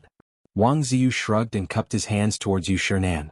Duke Yu, I'm truly sorry. I lost my footing just now and bumped into this servant girl of yours. He then pretended to look at the crystal shards on the floor and feigned regret. Aya, Count Huxian's gift was smashed to pieces. What a pity. This is all my fault. Please forgive me, Duke Yu. I'm willing to compensate. Count Huxian said he spent 10 strings of copper coins, so I'll compensate Duke Yu with 10 times that amount. Haha, I'm not as thrifty as Count Huxian. It was obvious that Wang Ziyu had deliberately bumped into the maidservant of Yu Mansion. His purpose was to humiliate Li Wangyu. His actions angered Yu Shernan so much that his expression turned ugly. Although Li Wangyu's crystal ornament wasn't very precious, it was still a birthday gift from Li Wangyu. Its value didn't matter. How could he not be angry that Wang Ziyu had purposely smashed it to pieces? Not to mention Wang Ziyu's pretense of asking for 10 times the compensation was an insult to Li Wangyu and to Yu Shernan himself. Wang Ziyu's actions caused Pai Lupi, Qing Yaojin, and the others to glare angrily at him. However, today was Yu Shernan's birthday and they couldn't afford to lose their temper with a junior from the Wang clan of Taiyuan. Yu Shernan was the master of Yu Manor and also the birthday boy. He couldn't say anything to Wang Ziyu who'd come to offer his birthday congratulations. Wang Ziyu's claim of 10 times the compensation was a joke in everyone's eyes. Li Wangyu had said just now that he'd spent 10 strings of copper coins to make this jade ornament. 10 times the compensation would only amount to 100 strings of copper coins. Did Yu Shernan lack these 100 strings of copper coins? Yu Shernan sighed and glanced apologetically at Li Wangyu. He was just about to wave his hand at Wang Ziyu, indicating that he did not intend to pursue this matter. Li Wangyu suddenly cupped his hands towards Wang Renyu and said, Lord Wang, is what your second son said true? Is Duke Wang really willing to pay 10 times the price to compensate Duke Yu? His words stunned everyone. What did Li Wangyu mean? Was it because his gift was broken by Wang Ziyu, and he felt indignant? But even if the Taiyuan Wang clan really paid 100 strings of copper coins, the one who would be embarrassed would be him, Li Wangyu. Wang Renyu was also slightly taken aback. Then he pretended to be generous and nodded. That's right. Since my son did something wrong, he naturally has to compensate. 10 times the compensation is very reasonable. I will have someone send 100 strings of copper coins to the Yu residence as an apology from the Wang clan. Wait, since it's 10 times the compensation, why is it only 100 copper coins? Li Wangyu pretended to be puzzled and asked. Wang Renyu smiled and said, Didn't County Count Hu say that you spent 10 strings of copper coins to make this crystal object? What did County Count Hu forget so quickly? Li Wangyu shook his head. That's not it. How can the value of this object be calculated by the cost of my production? Then what does County Count Hu think? Wang Renyu asked calmly. This is naturally determined by the market price. For example, if Wang Yu's army wrote a copybook, the cost might be a few copper coins. Could it be that Duke Wang can use a few copper coins to buy a copy of Wang Yu's army's copybook? Li Wangyou's words were not nonsense. When Wang Shiji wrote a copybook, other than paper and ink, he didn't have any other capital. However, its value was not determined by the cost alone. Before Wang Renyu could say anything, Wang Ziyu interrupted and said, "How can this be compared? Wang Yu's army's copybook is an antique. Speaking of which, could it be that County Count who thinks he's better than Wang Yu's army? Although that crystal ornament of yours has an unknown name, it's still a piece of junk. How can County Count who not be satisfied with 100 strings of copper coins? That's a joke." Li Wangyu looked at him like he was an idiot. "Is that so? Then I'd like to see whether or not the buy and I gave Duke Yu is a piece of junk." After he finished speaking, he waved at Niu Wu, who was waiting outside the hall. The presbyopic glasses had a certain degree. The congratulatory gift he gave to Yu Manor's housekeeper could only be considered a sample. Li Wangyu had originally planned to wait until the banquet was over before taking the real gift for Yu Shernan to try on. He would then choose a suitable pair of presbyopic glasses for Yu Shernan's eyes and give it to him. At this time, Niu Wu was wearing 5 or 6 pairs of presbyopic glasses of different degrees. The reason why Li Wangyu named these presbyopic glasses by and wasn't because he came up with it himself. It was because presbyopic glasses had been called this way ever since presbyopic glasses were invented in China. The Southern Song Dynasty's records of heavenly caves recorded by and old people can't distinguish between fine books. They use this to cover their eyes and see clearly. The Ming Dynasty's Luqing Rizha also recorded, "Every time I read an article, my eyesight becomes dizzy and I can't distinguish the details. I use this to cover my eyes so that my spirit doesn't scatter and my strokes are clear. I use a piece of silk to tie it behind my head. I don't recognize it and raise it to ask you. You said, this by and also." Therefore, by and was the ancient name for presbyopic glasses. Li Wangyu looked at the guests in the hall again. "Dare I ask, is there anyone who has poor eyesight and can't see clearly at close range?" The idiom "old eyes are dizzy" was used to describe the symptoms of presbyopia. There were quite a few elderly officials in the hall, and Yu Shernan wasn't the only one with presbyopia. Although the crowd didn't know why County Count who would ask such a question, many of the elderly officials, including Kong Yingda and Dai Zhou, expressed that they had such a disease. Li Wangyu nodded and turned around to take out a pair of presbyopic glasses from the wooden box in Niu Wu's hands. Another pair of by N? When the crowd saw that Li Wangyu had taken out another pair, the crystal ornament that he had given to Yu Shernan as a congratulatory gift, they became even more curious. Could it be that this thing had other uses? Li Wangyu took the presbyopic glasses and walked directly in front of Kong Yingda. He bowed and said, "Duke Kong, I have a pair of by in here. It can cure Duke Kong's eye disease. Would Duke Kong be willing to give it a try? This crystal can cure eye disease?" Not only was Kong Yingda stunned, but the other guests were also dumbfounded when they heard Li Wangyou's words. "How do I use this thing?" Kong Yingda was troubled by eye disease. When he heard Li Wangyu say this, he couldn't help but become excited and hurriedly ask. Li Wangyu put the glasses on the bridge of his nose and showed Kong Yingda how to put them on. Then he handed the presbyopic glasses to him and said, "Duke Kong, you'll know once you try it." Kong Yingda took the presbyopic glasses and clumsily put them on in front of his own glasses. He looked around in confusion. In the next moment, the old man's eyes almost popped out of their sockets. He looked as if he had seen a ghost. What kind of immortal technique is this? This old man can actually see clearly. Tao ancestor above. This old man's eyes can actually see clearly again. Quick, give this old man a book." Kong Yingda was so excited that his beard trembled and his body trembled. If one wasn't a myopic person or someone with presbyopia, it would be very difficult to understand the feeling of being able to see clearly. To use an inappropriate analogy, it was like watching a movie. What was originally a blurry image that wasn't in focus suddenly turned into a high-definition Blu-ray version. How could one not be excited? Kong Yingda's excited expression after putting on the glasses gave everyone a fright. Was this old man crazy? Chapter 461. Kong Yingda was shouting and yelling like a madman, scaring the servants and maids of Yu Mansion. None of them dared to neglect him, as they immediately obeyed his order and ran to fetch a book. The book was the Analects of Confucius. Kong Yingda was not picky. He took the book and flipped it open. He shook his head and read aloud. Confucius said, "If a gentleman is not serious, he will not be powerful. If he learns, he will not be strong." Haha, this old man can see it clearly. It's really a divine tool. What is this thing, Brother Zio? It's so magical, it's really incredible. Li Wangyu was speechless. Kong Yingda must be crazy with joy, right? Why is even Brother Zio here? There's a difference in seniority, old man. This is by an. Duke Kong, have you forgotten? Right by an. Aha, this name is exquisite. It's really by an. Kong Yingda put on the reading glasses and was unwilling to take them off. His behavior made the other old officials, who were also suffering from presbyopia, even more curious. Duke Kong, can you let this old man try it? Brother Chong Yuan, can you let this old man wear this by N? Kong Yingda shook his head like a rattledrum. No, this by N was given to me by Brother Zio. How can I let you wait for it? Li Wangyu's face darkened even more. Damn you, stinking bastard. When did I say I was going to give it to you? I clearly said I was going to try it on. Don't you understand the meaning of trying it on? Kong Yingda's attitude made the old officials even more curious.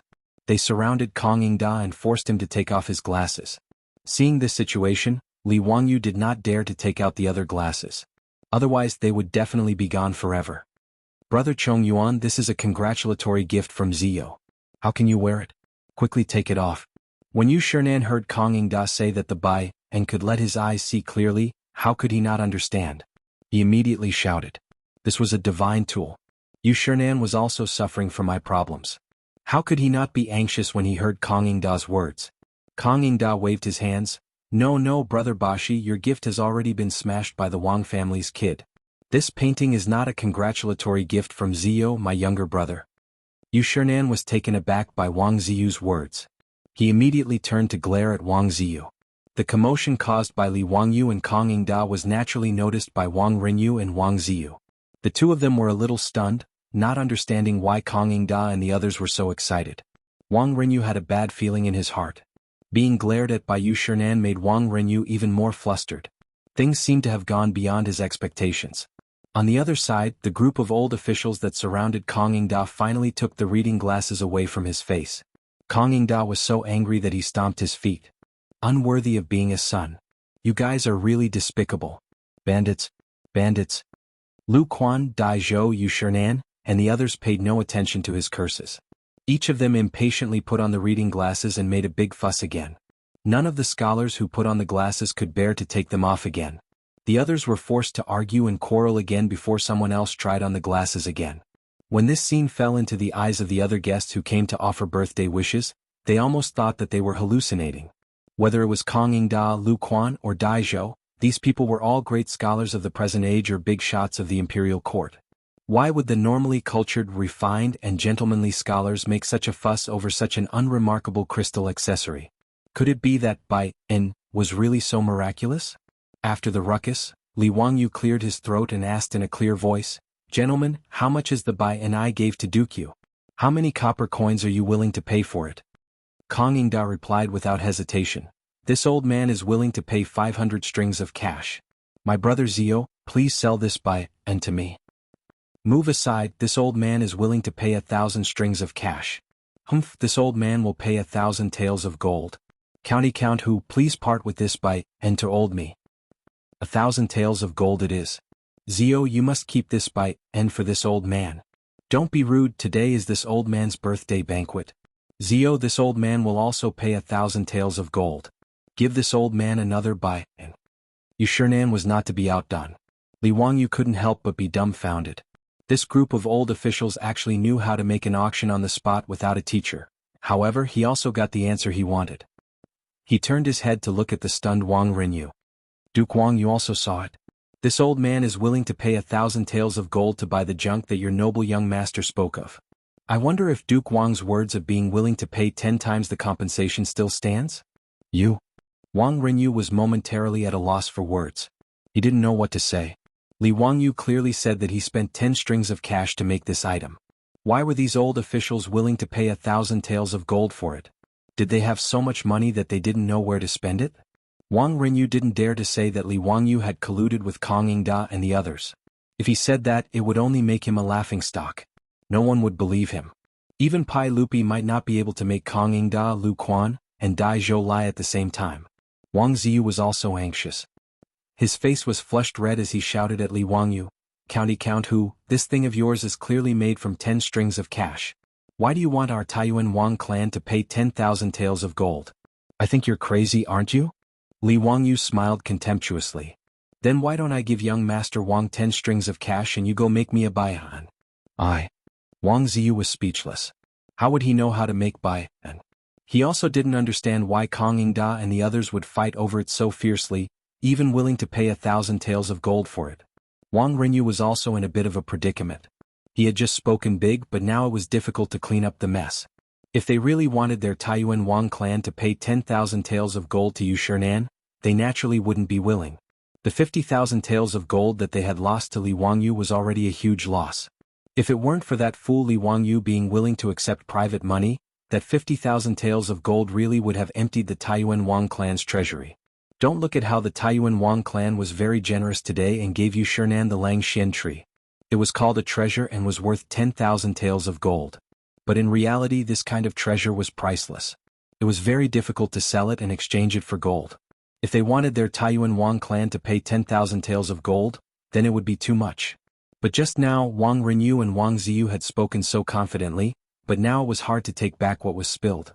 Caught between a rock and a hard place, Wang Renyu's old face flushed red. He didn't know how to respond to Li Wangyu's question. It was Yu Shernan who laughed and helped him out of the predicament. Zio, don't joke with Lord Wang. What compensation or not, it's all a joke and can't be taken seriously. Since that Langxian tree is a congratulatory gift from Zio, naturally it's up to me to deal with it. This compensation can't be taken seriously, Lord Wang, don't mention it again. Today is my birthday banquet, and I can't thank all of you enough for coming to congratulate me.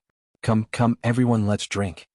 Since Yu Shernan, the host, had said so, Li Wangyu naturally didn't have any objections. Originally, he just couldn't stand the Taiyuan Wang clan's arrogance and Wang Ziyu's domineering attitude. Now that he had taught them a lesson, he naturally wouldn't continue to pester them. He raised the wine cup in his hand and drained it in one gulp. As for the Taiyuan Wang clan, although Yu Shernan helped Wang Renyu out of the predicament, Wang Renyu was sitting on the edge of the seat. However, Wang Renyu felt as if he was sitting on pins and needles at this moment. He kept feeling that the guests around him were talking about him. The hatred he had for Li Wangyu in his heart grew even stronger. When he thought about how he had been slapped in the face by Li Wangyu, he felt his face burn and his heart become even more stifled. Father, that Li guy. Wang Ziyu was indignant. He lowered his voice and wanted to say something. In the main hall of Yu Manor, the guests were toasting each other when they heard a loud slap. Everyone turned their heads to look. It was Wang Renyu who had slapped his second son Wang Ziyu on the face, causing him to fall to the floor. Chapter 462. Wang Renyu's sudden outburst shocked the guests. The family heads who were familiar with him all tried to comfort him. Why is Lord Wang so angry? Your family's second son is still young. If there's anything wrong, just teach him well. Isn't it just an accident that he broke that by? Why is Lord Wang so angry at second son? Since Lord Yu doesn't care about this matter, Lord Wang shouldn't blame second son. The words of these family heads didn't ease Wang Renyu's expression. Instead, it turned even more ashen. Obviously, he could clearly feel that these patriarchs were comforting him on the surface, but in fact, they were laughing at the Wang family of Taiyuan. When Wang Renyu thought of the Langxian tree he gave to Yu Shernan as a gift today, he suddenly had the urge to vomit blood. Although the Langxian tree he gave couldn't be exchanged for 10,000 taels of gold, it was undoubtedly a treasure. For the Taiyuan Wang clan to generously give it to Yu Shernan as a gift, they naturally wanted to be in the limelight and regain the face they lost because of the bet a few days ago. But they didn't expect that bastard surnamed Li to turn the Langxian tree given by the Taiyuan Wang clan into a joke with just a portrait and a buy that cost 10 strings of coins. Now, all the guests in the hall were talking about the congratulatory gift from Count Hu, but no one mentioned the Taiyuan Wang clan's Langxian tree that was worth 10,000 taels of gold. Wang Renyu could even foresee that tomorrow in Chang'an City, the Taiyuan Wang clan would be rumored to be a fool. Wang Renyu only felt a sharp pain in his heart. It was too late for regrets. He stood up and cupped his hands towards Yu Shernan. Lord Yu, I'm not feeling well today, so I'll take my leave first. My son was rash and disturbed Lord Yu's mood. Please forgive him. Why would Lord Wang say that? It's this old man's fault. Wang Renyu didn't say much. He nodded and walked out of the hall. He didn't have the face to continue staying in Yu Mansion today. Wang Ziyu was stunned by his father's slap and did not come back to his senses for a long time. Seeing his father leave in a huff, He could only glare at Li Wangyu with hatred. He covered his face and lowered his head, not daring to say a word as he chased after his father. After the Wang family father and son left, the atmosphere in the hall became livelier. In particular, Kong Yingda and a few other old ministers had been surrounding Li Wangyu and pestering him about the buy-in. Li Wangyu had no choice but to take out his other reading glasses and give them to Yu Shernan so that they could discuss how to distribute them. At Yu Manor's birthday banquet, all the guests were enjoying themselves. Everyone was drinking and chatting merrily at the banquet. It was very lively. Fortunately, today Qing Yaojin, Yuqi Jingda, and the others could still be considered to have restrained themselves.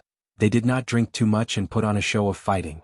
Yu Manor's main hall finally did not suffer these old ignorant people's evil schemes.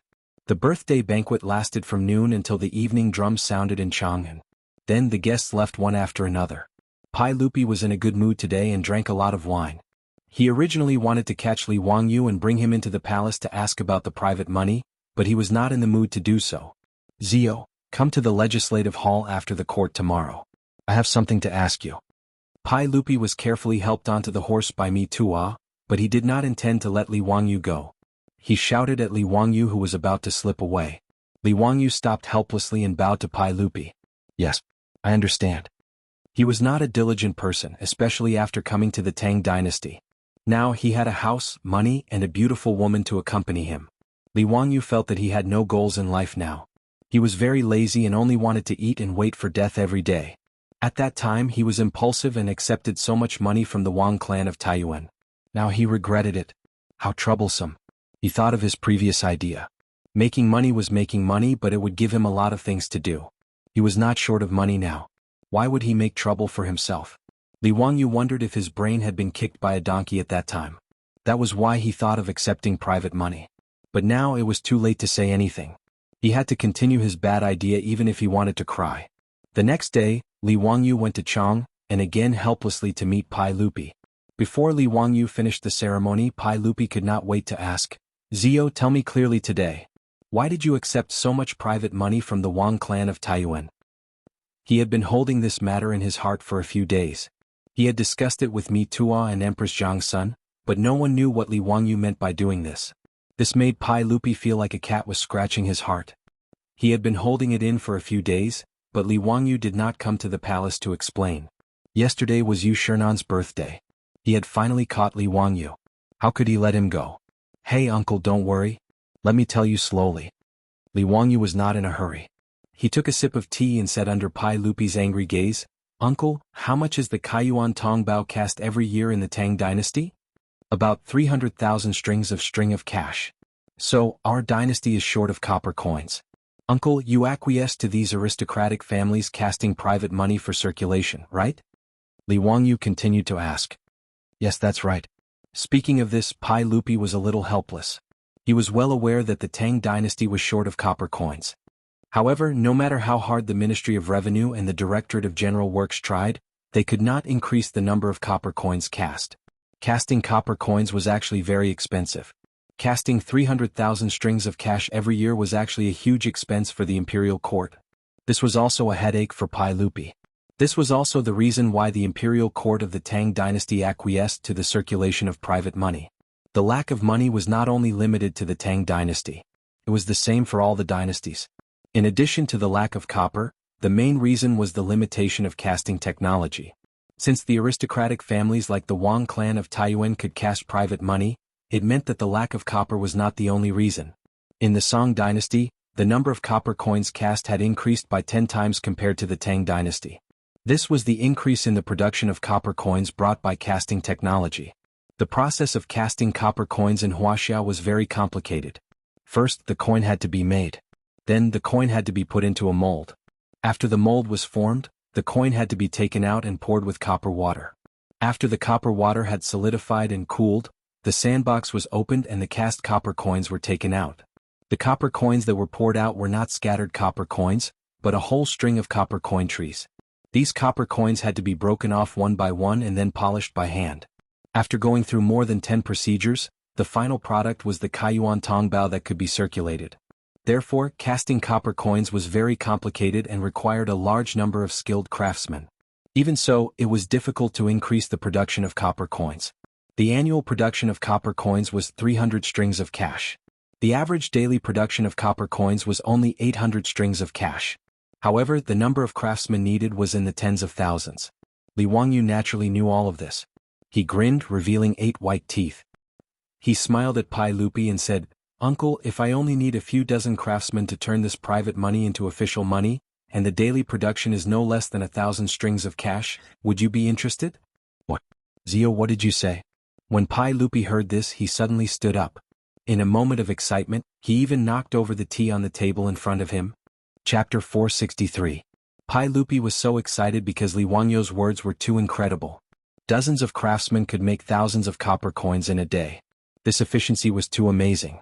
The Ministry of Revenue and the Directorate of Generals had nearly 10,000 craftsmen who cast the copper coins. If more craftsmen were arranged to cast the coins according to this ratio, wouldn't the Tang dynasty be able to solve the problem of money shortage? How much is the expense? Pai Lupi's voice was trembling. It was very important for the Tang dynasty to have enough copper coins. The consumption is very low. It's mainly the consumption of melting the copper and the craftsman's salary. Li Wangyu said with certainty. Really?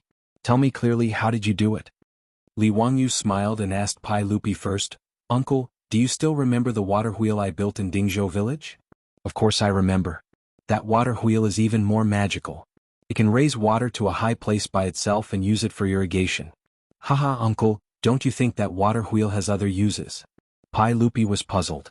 He didn't understand the meaning of his words at all. Li Wangyu took out a drawing that he had drawn in advance and presented it to Pai Lupi. "Uncle, please take a look. If the bamboo tube that fetches the water from the water wheel is removed and replaced with a baffle, the water wheel will still rotate under the push of the water flow." "Yes, that's right. So, you can use the power of the water flow to do many things. Uncle, please take a look here." Li Wangyu pointed to a device drawn on the drawing and introduced, "This nephew has designed a hydraulic forging hammer press. It uses the water flow to drive the water wheel to rotate. When the central axis of the water wheel rotates, it can constantly lift and drop the forging hammer. This nephew calls it the hydraulic forging hammer." Pai Lupi was still a little confused. He looked at Li Wangyu with a blank face. Li Wangyu could only curse in his heart. Damn this technological illiterate. He doesn't have any scientific awareness. He didn't beat around the bush and went straight to the point.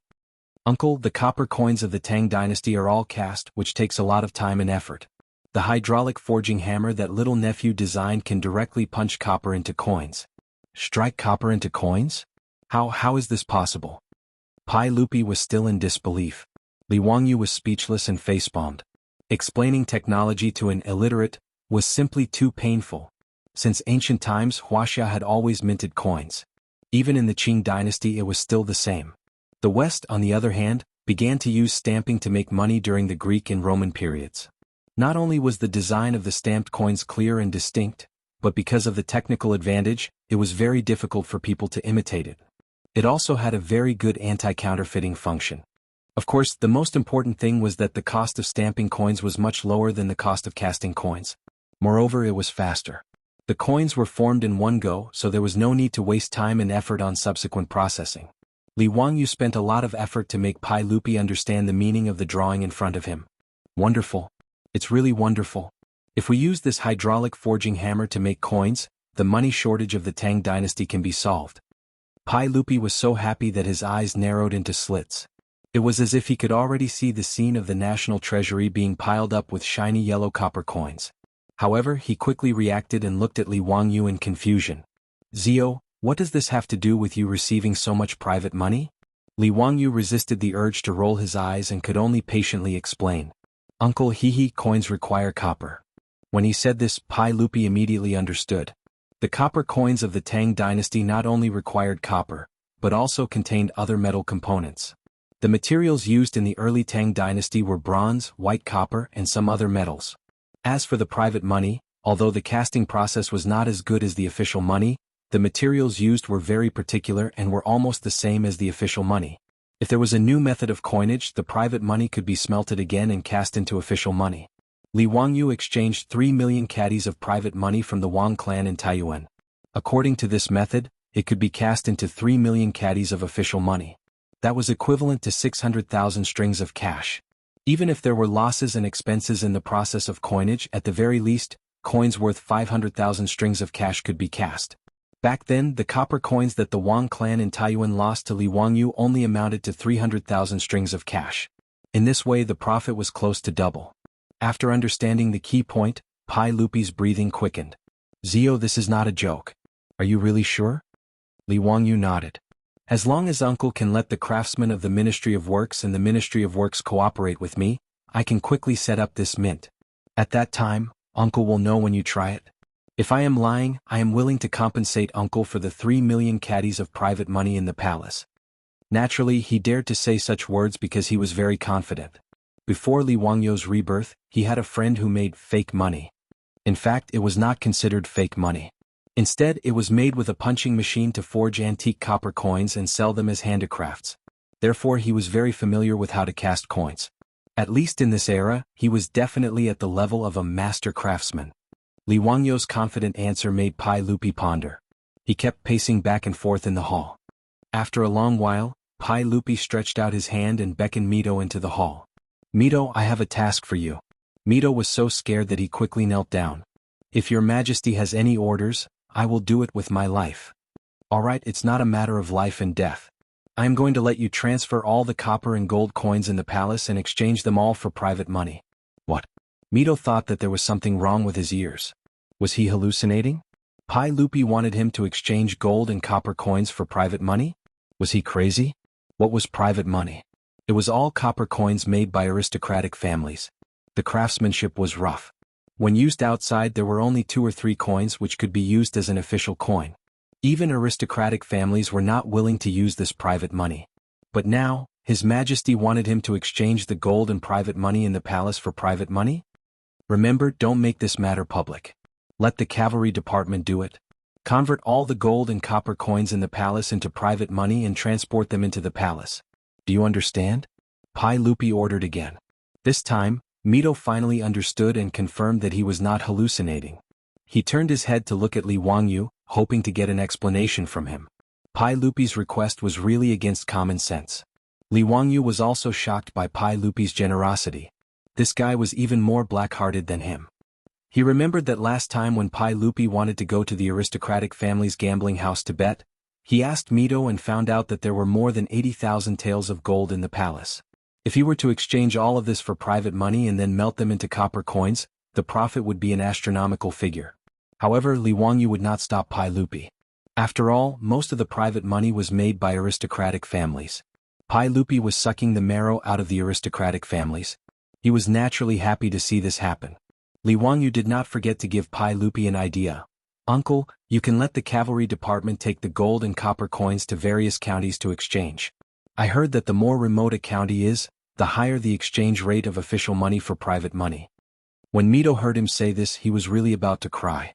He racked his brain, but he could not figure out what this uncle and nephew wanted to do. Chapter 464.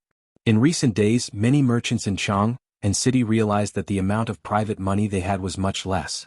There were even rumors that someone was buying up large amounts of private money. Moreover, the exchange rate was 1 to 2, which tempted many merchants who had private money. They discussed amongst themselves. How could there be such an idiot? When the private money of the aristocratic families was used in Chang'an City, it was usually 5 copper coins for 2 official coins. As for the provinces and prefectures further away, 3 to 1 was the normal exchange rate. As for the aristocratic families who had large amounts of private money, they knew about this long ago. There were even merchants who came to ask if they were willing to exchange. Regarding this, these aristocratic families naturally did not reject anyone. If they rejected such a good thing, they would be stupid. In less than a month, there was almost no trace of private money in Chang'an City. Without a doubt, all of this private money had been silently moved into the treasury of the Taiji Palace. This was all for later, so let's not talk about it for now. Li Wangyu patted his chest and promised Pai Lupi that he would definitely create the hydraulic forging machine. Then, Pai Lupi gave an order for the Ministry of Works and the General Supervisor to cooperate with County Count Hu. Li Wangyu used the excuse that the mint needed to be kept a secret and that they needed an abundant water source to suggest that the mint be built in the Yellow Valley of the Qinling Mountains, near the Imperial Palace. Near the palace, there was a river that flowed out of the Qinling Mountains. The river water flowed rapidly and was very suitable for moving water wheels. Moreover, it was located in the Yellow Valley and was guarded by the palace guards, so keeping it a secret and safe was not a problem. As for whether or not the smoke from the blast furnace would pollute the environment, Li Wangyu could not be bothered to consider it. The main reason he suggested this to Pai Lupi was because it was close to home. 20 miles was only a matter of 15 minutes on horseback. For Li Wangyu, who was getting lazier and lazier, the most important thing was to be close to work. How could Li Er have thought of his cunning scheme? Naturally, he nodded his head in agreement. As a result, the area near the royal palace, Suiwei Palace, became a bustling construction site. Countless craftsmen from the Bureau of Works were like diligent worker ants, carrying all kinds of wood and bricks, preparing to construct a workshop here. Fortunately, with the four-wheeled carriage and the mirage mud that could be considered a divine artifact, it was very easy for the Ministry of Works to build a workshop of this scale. It didn't take much time at all. On the other hand, Li Wangyu and the craftsmen under the work supervisor had to spend a lot of time and effort to develop the hydraulic press forging machine. Li Wangyu was very annoyed by this. He felt that it was wasting his time. He still had other things to do. Fortunately, he had a disciple like Yen Libin, who was proficient in mechanisms and construction. Although Yen Libin had never seen the hydraulic stamping forging machine mentioned by Li Wangyu, he quickly understood its operating principle after looking at the blueprint. Division Commander, wonderful. Through the flow of water, this item could be continuously hammered and forged without the need for manpower. TSK, this means that not only can it be used to mint coins, but the weapons and armor used by the soldiers of the Tang dynasty can also be forged through this hydraulic press. Wonderful, truly wonderful. Yen Libin held the blueprint as if he had received a treasure. He was full of praise for Li Wangyu's invention of the hydraulic press forging machine. Ha Libin, as expected, you saw through Master's good intentions. I'll leave the construction of the mint in your hands. If there is anything you don't understand, go to Dingzhou village and ask Master. Li Wangyu very shamelessly pushed this matter to Yen Libin. His time was so precious, how could he waste it on this construction site to figure out how to make the hydraulic press forging machine? It was still the same saying, if Master has something to do, the disciple will do it for him. Yen Libin did not see through Li Wangyu's sinister intentions. He was still happily holding Li Wangyu's blueprint and continuously studying it. He had always had a strong interest in painting, mechanisms, and construction, so he was naturally happy to do it. Yen Libin now worshipped his little teacher to the extreme. He treated every task Li Wangyu gave him as if it was an imperial edict and did not dare to be careless in the slightest. Li Wangyu was naturally in a good mood after getting rid of the burden of building the mint. After leaving Huangyu, he did not head in the direction of Dingzhou village. Instead, he turned his horse around and headed straight for Chang'an. Li Wangyu had to go to a place he had originally sworn to never go again, Duke Lu's residence, Cheng Yaojin's residence. There was no other reason other than the fact that his manor had already been completed. It had to be said that the Ministry of Works was really efficient. A manor in Noda was actually completed in 5 months with only manpower and simple construction machinery without the help of modern machinery. Li Wangyu, his beautiful boss, Aphrodite, and the others had already visited the new residence several times. Everyone was extremely satisfied. According to Li Wangyu's original intention, since the manor had already been completed, they should move immediately. In any case, there were no harmful substances such as formaldehyde when building houses in this era. The interior decorations were all made of natural and environmentally friendly high-quality wood.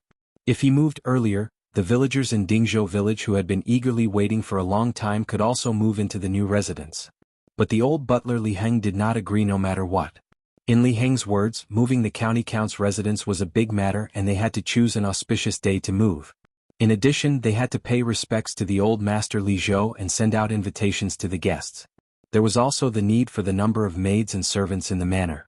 During this period of time, the old butler Li Heng followed his beautiful boss to Chang, and almost every day in order to go to the Shi city to select the maids. And these maids and servants bought from the human market had to be carefully trained and the old man was extremely busy. But Li Heng was not tired of it and the smile on his face did not disappear every day. In this regard, Li Wangyu could not win against the old man and could only let him do whatever he wanted. In fact, Li Wangyu also felt that it was a bit ridiculous. Half a year ago, when he had just transmigrated to the Tang dynasty, he pitted these maids and servants in order to prevent Yang Quan from using them to pay off the debt.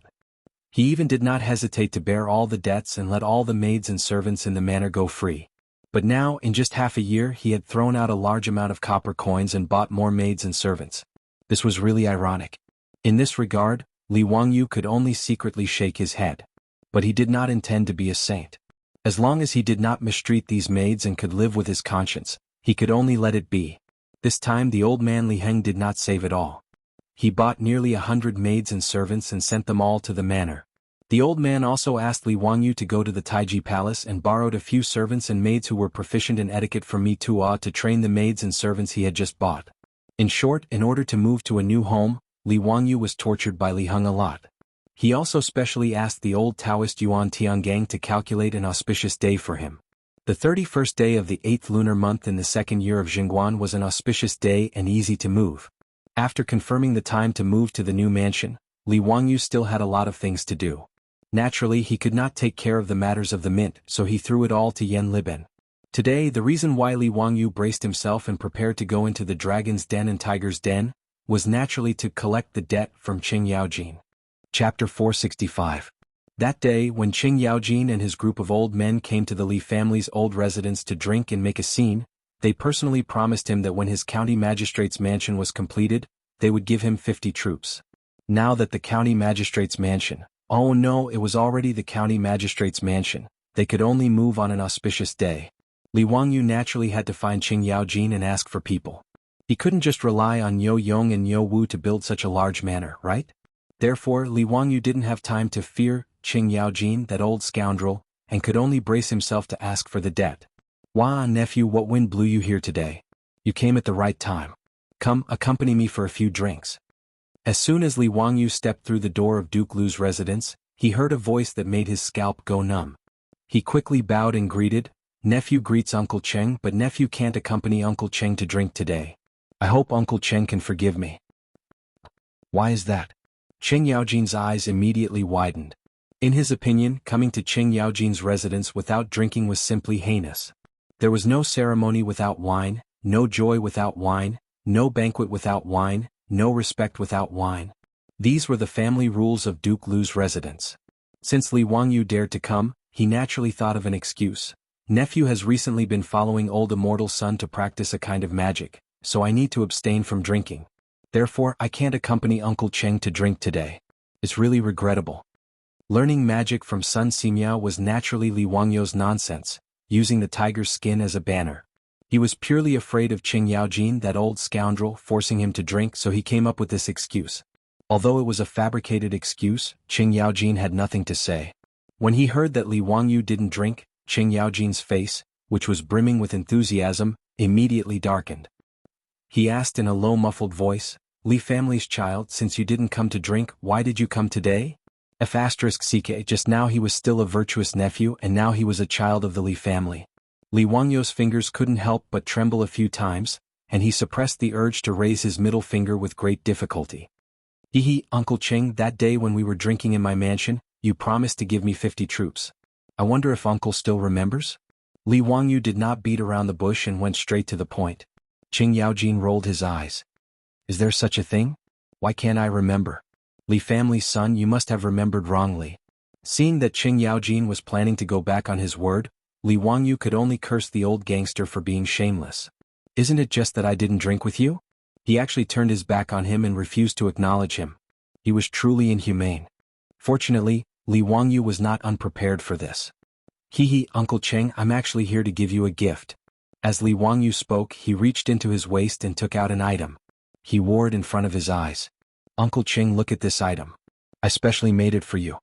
Qing Yaojin took a closer look and flew into a rage. "Him? Isn't this the one you made? Boy, my eyes are very good and I'm not old and dim-sighted. Why are you giving me this? Do you believe that I won't slap you to death?" No. This item is called sunglasses and it's definitely not one.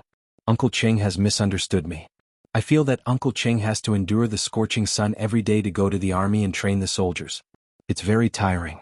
That's why I specially ordered people to make these sunglasses for Uncle Cheng to block the sun and make Uncle Cheng look even more heroic and heroic. When he said this, Qing Yaojin finally noticed that the one in front of him was indeed different from the other sunglasses Li Wangyu was wearing. The outer frame was made of metal, and the crystal embedded inside was actually blue. Li Wangyu had thought of giving Yu Shernan a pair of reading glasses. Naturally, he wouldn't forget about these pretentious divine tools, like sunglasses. Natural crystals, other than being transparent, had different colors such as purple, blue, yellow, and red. When Li Wangyu asked the craftsman to help him grind the reading glasses, he also used different colored crystals to grind out flat lenses to act as sunglasses. As a must-have summer artifact for handsome men and beautiful women, sunglasses naturally had their own uniqueness. What kind of sunglasses are you wearing? It's quite interesting. Hurry up and let me try it. Qing Yaojin's interest was piqued as he impatiently reached out to Li Wangyu. This is a small gift from your nephew. I hope Uncle Qing will accept it. Li Wangyu very obediently handed over the sunglasses with both hands. Qing Yaojin immediately placed it on the bridge of his nose. The dazzling light in front of him suddenly dimmed. Through the blue crystal, the scenery outside made people feel exceptionally refreshed. Wow, not bad. These sunglasses are very interesting. It's rare for you to be so filial. You still think of me when you have such a good thing. Someone bring me the bronze mirror. Qing Yaojin laughed heartily. His palm leaf fan-sized palm landed on Li Wangyu's shoulder, slapping Li Wangyu until he grimaced in pain. Cheng Fu's servant girls immediately brought over the bronze mirror. Qing Yaojin, this old fellow, wore the sunglasses and looked left and right in front of the mirror. He was very satisfied. Narcissist. Li Wangyu inwardly ridiculed. He had been looking at the bronze mirror for a few minutes, but Qing Yaojin, this old fellow, still hadn't had his fill. Wow, not bad. Someone prepare the horse. I'm going to the Duke of Yi's estate. Qing Yaojin was in a very good mood. He called for his troops to prepare the horse and prepared to go to Yuqi Jingda's estate to show off. Seeing Qing Yaojin take his things and want to run, Li Wangyu couldn't help but panic. Uncle Qing, this nephew's troops? You stinking brat, you really won't act until you see the hair. Your family's Duke Li is such a loyal and honest person. How did he give birth to such a slippery brat like you? Don't worry, I've already prepared those 50 troops. In a moment I'll have Chimo take you to pick them up. Alright, scram. I'm annoyed just by looking at you. Scoundrel, why aren't my 3 disgraceful brats as smart as you? After Qing Yaojin finished cursing, he no longer paid any attention to Li Wangyu. Wearing the sunglasses, he arrogantly walked out the door. Li Wangyu hurriedly bowed to him and sent him off with his eyes. This old scoundrel had a sharp tongue but a soft heart. He had already prepared troops to watch over the house, but he still insisted on scaring the little children like this. Cheng Chimo had naturally already been notified by the servants in the estate. When he rushed to the front courtyard, he saw his father carrying a blue cloak and walking out the door with his head held high. Ziyu, what did you give my family's Darren? It's quite interesting. Cheng Chimo immediately asked Li Wangyu. Needless to say, this kind of thing was definitely his doing. Li Wangyu wasn't in a hurry to speak. He first took out a folding fan from his waist and opened it with a schwa sound. After being angered by the old scoundrel, he naturally had to make it up to his son. Brother Chimo, this thing is called sunglasses. Do you want it? Sunglasses? Ziyu, you made them? They look just like and quickly bring them out and let your older brother see. Brother Chimo, I naturally have sunglasses, but... Chapter 466. Li Wangyu did not finish his sentence, which made Ching Chimo's heart itch. He saw his father wearing sunglasses and thought it was very interesting. Naturally, Ching Chimo wanted to get a pair. But what? Ziyu, if you have something to say, just say it. Even if I have to risk my life, I will not hesitate. Ching Chimo patted his chest loudly. Li Wangyu heard him say this and could not help but smile until his eyes narrowed into slits. It was as if there was a fox's tail wagging behind him. Since Brother Chimo said so, I will not be pretentious. After Li Wangyu finished speaking, he pulled out a large stack of invitations like magic and stuffed them into Ching Chimo's arms. I am moving to a new house on the 31st of this month. Brother Chimo, please help me with these invitations, please. The nobles of the Tang dynasty naturally had to formally hand over invitations if they wanted to treat someone to a meal. Moreover, these invitations could not be casually sent by the servants. They had to be of a certain status. This was basic etiquette. Now that Li Wangyu was in Noda's Chang'an city, he knew a lot of rich and powerful people. Since he was moving to a new house, he naturally had to invite many guests. Therefore, on such a hot day, running all over Chang'an city to deliver invitations was definitely a difficult task. Cheng Chimo was naturally aware of this. Hugging the stack of invitations in his arms, his expression was bitter, but he was also curious. Zio, you have too many invitations. Where did you get them from? That's not important. Like Doraemon, Li Wangyu reached into his waist and pulled out a pair of purple crystal sunglasses and put them on his face. Brother Chimo, What do you think of these sunglasses? Cheng Chumo swallowed a mouthful of saliva and replied with difficulty, Ziyu, leave this matter to me. These sunglasses. Li Wangyu was not stingy and immediately pulled out 3 more pairs of sunglasses and handed them to Cheng Chumo. In fact, these sunglasses were originally prepared for the rich. Now that they could exchange them for free labor, it was a huge profit. Cheng Chumo was just like his father. After putting on the sunglasses, he immediately asked the servant girl to bring him a bronze mirror. In front of the bronze mirror, he stroked his hair and flirted for a long time. Finally, the flirtatious man was satisfied and put down the bronze mirror. Li Wangyu was about to ask him to take him to see the troops that Cheng Yaojin had given him, when he saw Cheng Chumo waving his hand to summon another maidservant. Go get Erlang and San Lang. Yes. Under Li Wangyu's puzzled gaze, Cheng Chumo made a shushing gesture to him, indicating that he should not speak. After Cheng Chuliang and Cheng Chubi were called over, they exchanged greetings with Li Wangyu. Then they saw the rainbow-colored crystal sunglasses that Li Wangyu and his elder brother were wearing. Dalong, what are you carrying? These are the sunglasses that Zio gave me. These sunglasses can block the sun after you wear them. It's amazing. The most important thing is, don't you think that your elder brother has become a lot more handsome? Cheng Chumo laughed and began to explain the benefits of the sunglasses to his 2 younger brothers. Good stuff, Dalong, lend it to me. When Cheng Chuliang heard this, he could not hold back and reached out to grab it. Cheng Chumo was already prepared and dodged. Do you want it? Yes. But there is no free lunch in the world. Cheng Chumo turned around and stuffed the stack of invitations into the arms of his 2 younger brothers. Zio will be moving to a new house in a few days. You go and help him deliver these invitations. This elder brother will give you 2 these sunglasses. Cheng Chumo's actions left Li Wangyu dumbfounded. *CK, this is too shameless. Very Cheng Yaojin style. Deceiving his 2 younger brothers like this, really despicable. However, Li Wangyu did not intend to expose Cheng Chumo. He just watched from the sidelines and watched the show with peace of mind. As long as someone helped him deliver the invitations, he did not care whether it was Cheng Chumo or Cheng Chuliang. When Cheng Chubi heard his elder brother's words, he was just about to nod and agree, but he was stopped by Cheng Chuliang. Wait, it's just a pair of sunglasses. How can San Lang and I split them? Then let's add another set. 1 for each of you. That should be fine, right? Cheng Chuliang nodded with satisfaction. Okay, then it's settled. Give us the sunglasses first. After the 2 sides agreed on the terms, Cheng Chumo immediately took out 2 pairs of sunglasses and gave them to his younger brothers. Cheng Chuliang and Cheng Chubi immediately put on their sunglasses, hugged the stack of invitations and laughed as they walked out. Erlang, you are really smart, otherwise Dalong would have deceived us again. Humph, of course I have seen through Dalong's trick long ago.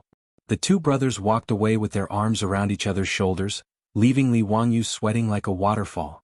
It seems that Uncle Cheng's stupid sons have a worrying IQ. Cheng Chumo, on the other hand, was not the least bit ashamed of deceiving his younger brothers. He hooked his arm around Li Wangyu's shoulder and said, Zio, let's go. My father has already told me to bring you to meet those old ruffians. Wait, Brother Chumo, what veteran ruffians? Li Wangyu suddenly felt that something was wrong.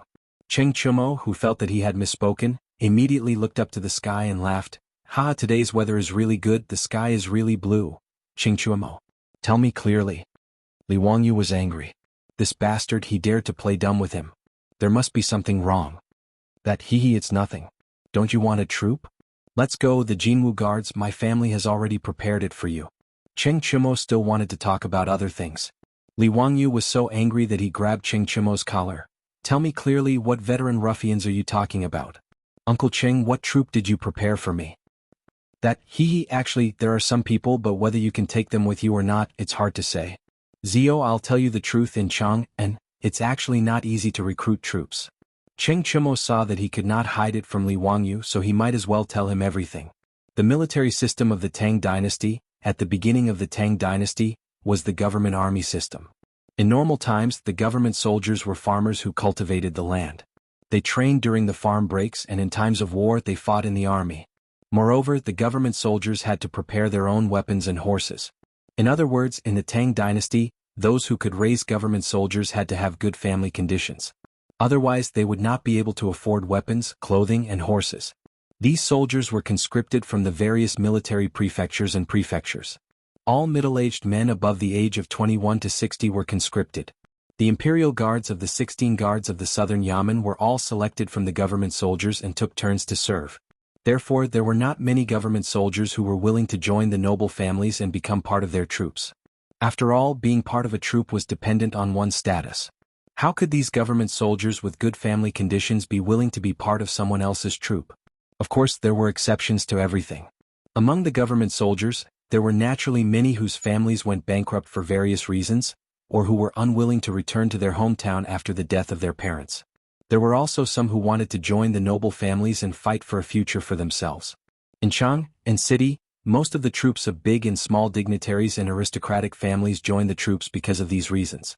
This time, Qing Yaojin found dozens of veterans who were unwilling to return to their hometown and were willing to join the noble families and noble families for Li Wangyu. However, it did not mean that these veterans would listen to Qing Yaojin's words and join Li Wangyu, the county magistrate who founded the country. After all, in Chang'an, there were many nobles and noble families who wanted to recruit troops. As the saying goes, a fine bird chooses a tree to nest in, and a good minister chooses a master to serve. This group of veterans were all very capable, but Li Wangyu might not be able to recruit them. The only thing Qing Yaojin could do was to connect the two parties. As for whether it would work or not, it would depend on Li Wangyu's own ability. After listening to Cheng Chumo's explanation, Li Wangyu could not help but curse in his heart. Damn it, he was tricked by Qing Yaojin again. In the past, he, Yuchi Jingda, and the others had bragged so much. He really took it for granted that with Qing Yaojin's word, his government would have dozens of loyal troops. It turned out that this was the same as the recruitment in the future. It was a double selection. Chapter 467. Cheng Chumo's words made Li Wangyu feel a little conflicted. The imperial guards were in charge of patrolling the palace and the capital city day and night. They were also responsible for the safety of the emperor. In the words of the later generations, it was equivalent to the Central Guard Bureau. Therefore, the old soldiers of the imperial guards were outstanding and were favored by the nobles and aristocratic families in Chang'an. He was just a powerless county earl who founded the country. How could these old soldiers be willing to submit to him? Compared to those nobles and aristocratic families, he did not seem to have any advantages. Although he was the county earl who founded the country, there were many dukes, county dukes and aristocratic families in Chang'an. Moreover, they all held military power or were officials in the imperial court. If he were one of these old soldiers, he would not choose to submit to an empty shell like him. No wonder Qing Yaojin was not prepared to show up. It seemed that this old hooligan also felt that the old soldiers under his command might not be interested in him.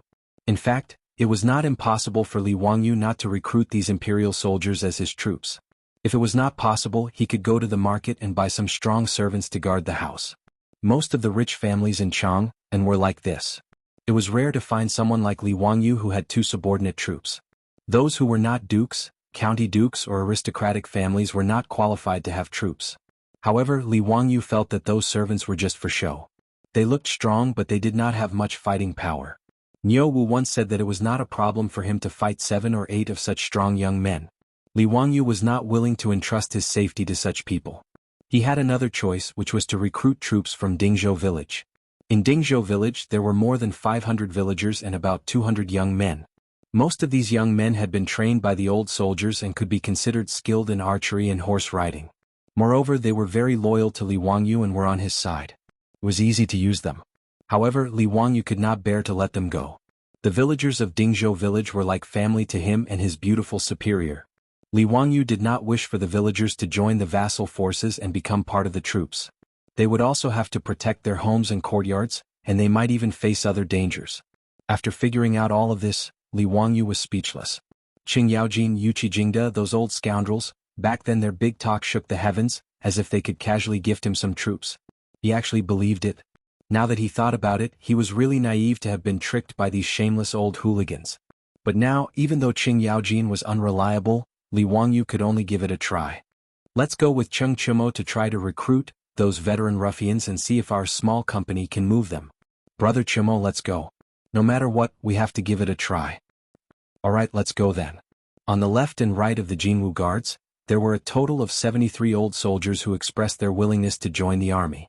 Most of these people have served in the army for many years and their abilities are indisputable. How many troops you can recruit will depend on your ability, Brother Chumo. I have high hopes for you. Li Wangyu rolled his eyes. Are you Constable Xing? You have high hopes for me. He was too lazy to say anything else. He placed the crystal sunglasses on the bridge of his nose and snapped his fingers, indicating for Cheng Chumo to lead the way. The two of them left Duke Lu's estate. Li Wangyu called Niu Wu and the three of them rode toward the Jianghu guards' encampment. When they dismounted at the entrance of the Jianghu guards' encampment, an imperial army captain immediately bowed to Cheng Chumo. As a trusted subordinate of the Jianghu guards, even though it was just a nominal position, Cheng Chumo was still a 6th-ranked Jianghu guards general. Furthermore, Qing Yaojin was his old man, so there were no taboos in the Jianghu guards. With him leading the way, the journey was smooth and unimpeded. Cheng Chumo gave a few instructions and the imperial army captain immediately had his subordinates run to the entrance of the encampment to inform the old ruffians. The guards' army lieutenant led the way in front, preparing to lead the three of them to a small drill ground. After taking a few steps, they heard the sound of horse hooves behind them. Cheng Chumo turned his head and his face couldn't help but turn unsightly. However, he still respectfully greeted the person who had come. This child pays respect to grandfather. Greetings to Duke Lu. Why are the two of you free to come to the Jianghu guards' encampment today? Are you looking for my lord? He isn't in the encampment today. The person who had come was Cheng Chumo's mother's father, Qing Yaojin's convenient father-in-law, the head of the Chui clan of Qinghe, Chui Xin.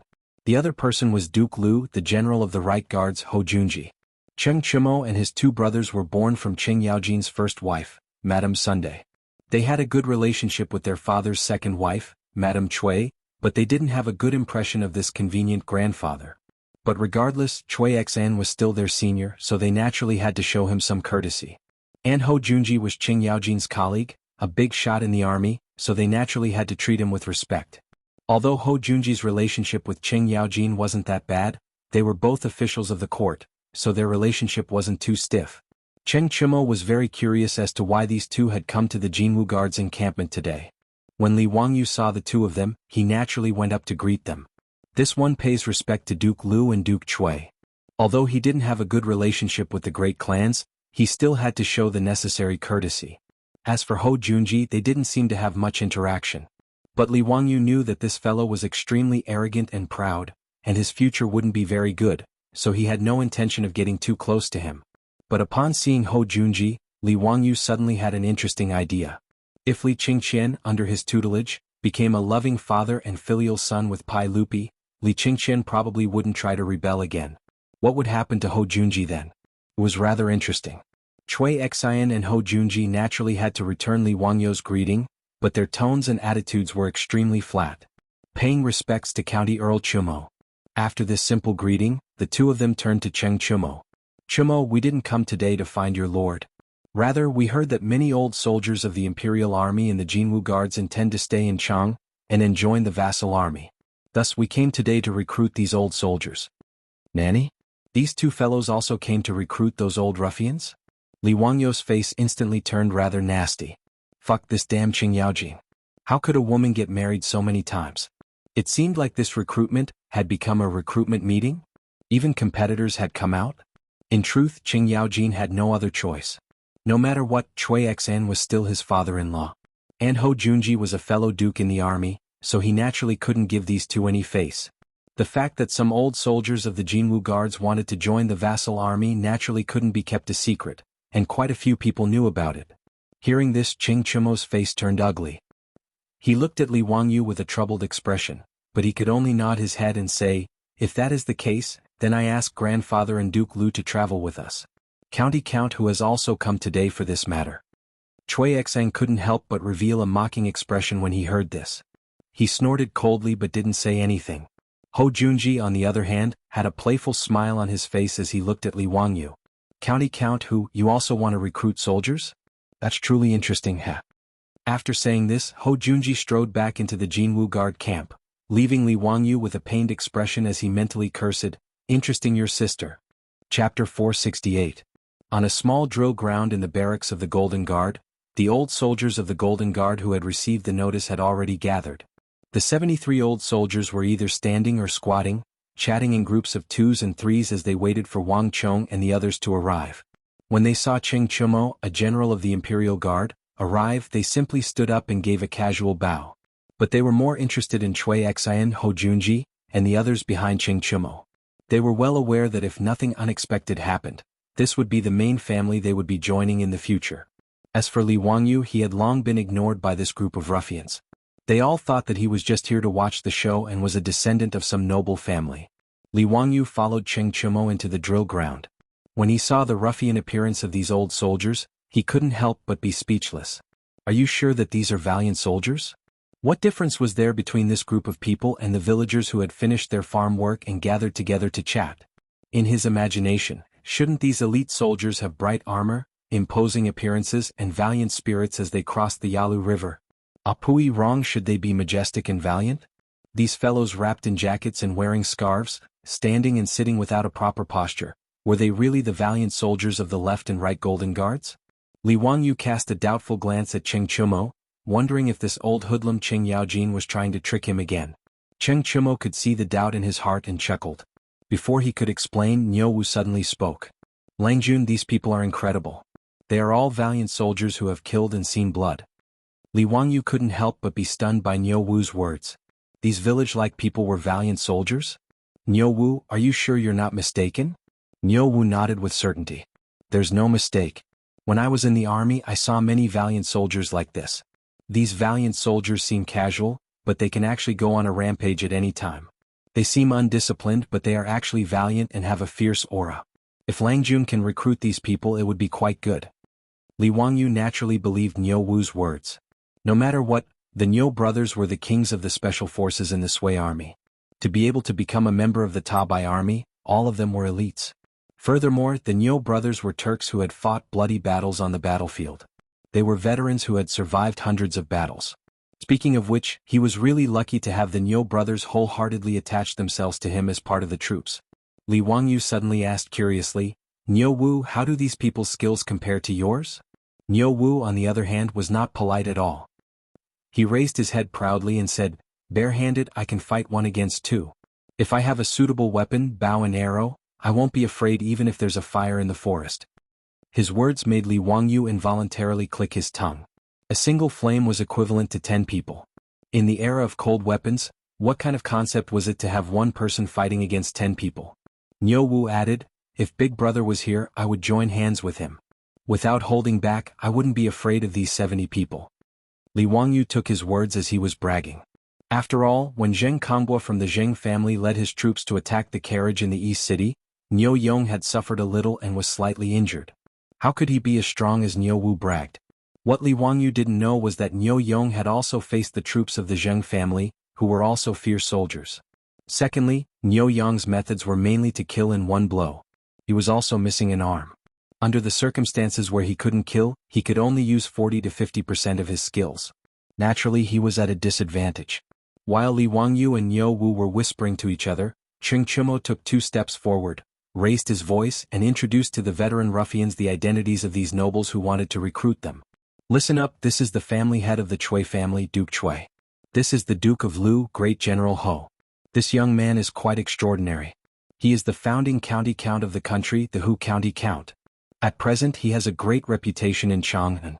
The 3 Kingdoms book that you all like to listen to recently was written by this Hu County Count. Cheng Chumo also had his differences. He only gave a simple introduction to Chui Xian and Ho Junji, but when it came to Li Wangyu he was full of praise. However, these words of his were a little useless. In front of the reputation of the Chui family and Ho Junji, there didn't seem to be any old soldiers interested in a minor founding county count like Li Wangyu. After all, there was no one in the world who didn't know of the Chui clan. At the time, the Chui clan was regarded as the #1 clan in the world, the leader of the northern clans. In the 6th year of Jingguan, in order to suppress the influence of the great clans and strengthen his imperial authority, Pai Lupi ordered people to revise the clan annals and re-rank the clans. But in the 12th year of Jingguan, when the clan annals were completed, the Chui clan was still ranked first. This infuriated Pai Lupi so much that he wanted to die. Under the forceful suppression of Pai Lupi, he ordered people to revise the clan annals, and only then did he carry out Pai Lupi's orders. With the imperial clan as the leader and the relatives of the emperor as second, the Chui clan was demoted to the 3rd tier. From this, one could see the status of the Chui clan in the eyes of the common people. Today the head of the Chui clan, Chui Xan, had personally come to recruit them. What sort of glory was this? As for Ho Junji, although he wasn't from a great clan, he was the Duke of Lu and the great general of the Right Guard. To those old soldiers who wanted to fight for a better future, he was rather attractive. As for Li Wangyu, he was beautifully ignored. Although the Golden Guards protected Chang and knew all sorts of things in the city, they had heard of Li Wangyu. They had long ago heard of Li Wangyu, the newly promoted county count of Huxian, and they knew that he had stirred up a great deal of trouble. But in any case, in their view, a young county count who had yet to become an official of the court had no power or influence. How could he possibly compare to the other two clans? After hearing Ching Chumo's introduction, the attitude of these old soldiers became much more respectful, and they once more bowed to Cui Xin, Ho Junji, and Li Wangyu. But the majority of their gazes were on Cui Xin and Ho Junji. They only curiously glanced at Li Wangyu. After all, Li Wangyu was a young county count, and there were many rumors about him in the market square of Chang'an. Some called him a wastrel, some called him the god of wealth, and some said that he was the reincarnation of the literati star or a divine physician. But to these old soldiers, these were just idle chatter. If they wanted to entrust the rest of their lives to such a young man, throw themselves into a vassal state, and regard him as their master, they would almost never consider it. Cui Xin and Ho Junji naturally noticed the behavior of these ruffians. The two of them looked at Li Wangyu with ridicule. They felt that this county count was about to lose a great deal of face today. Cui Xin was already thinking that once this matter was over, he would bring this matter to the banquet and have a good talk about it.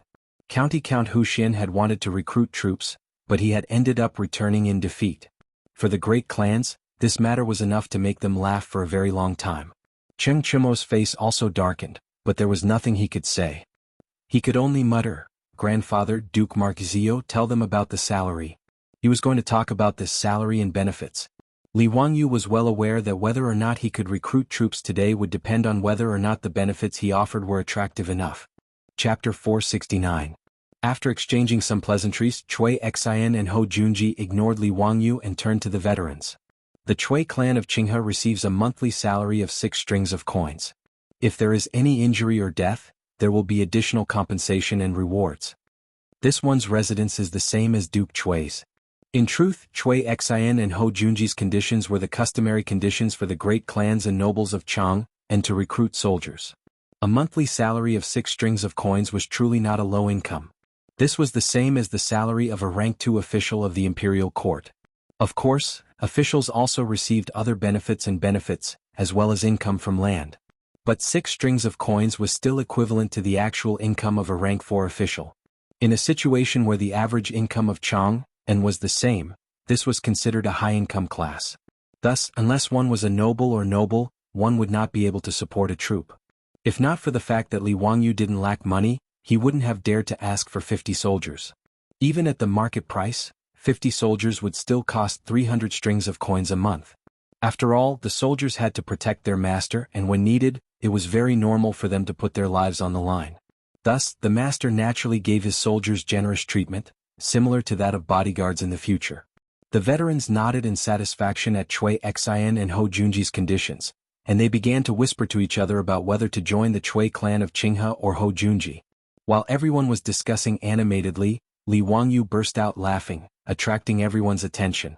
Cui Xin and Ho Junji didn't like Li Wangyu to begin with, and now, they found him even more frivolous and couldn't help but show anger.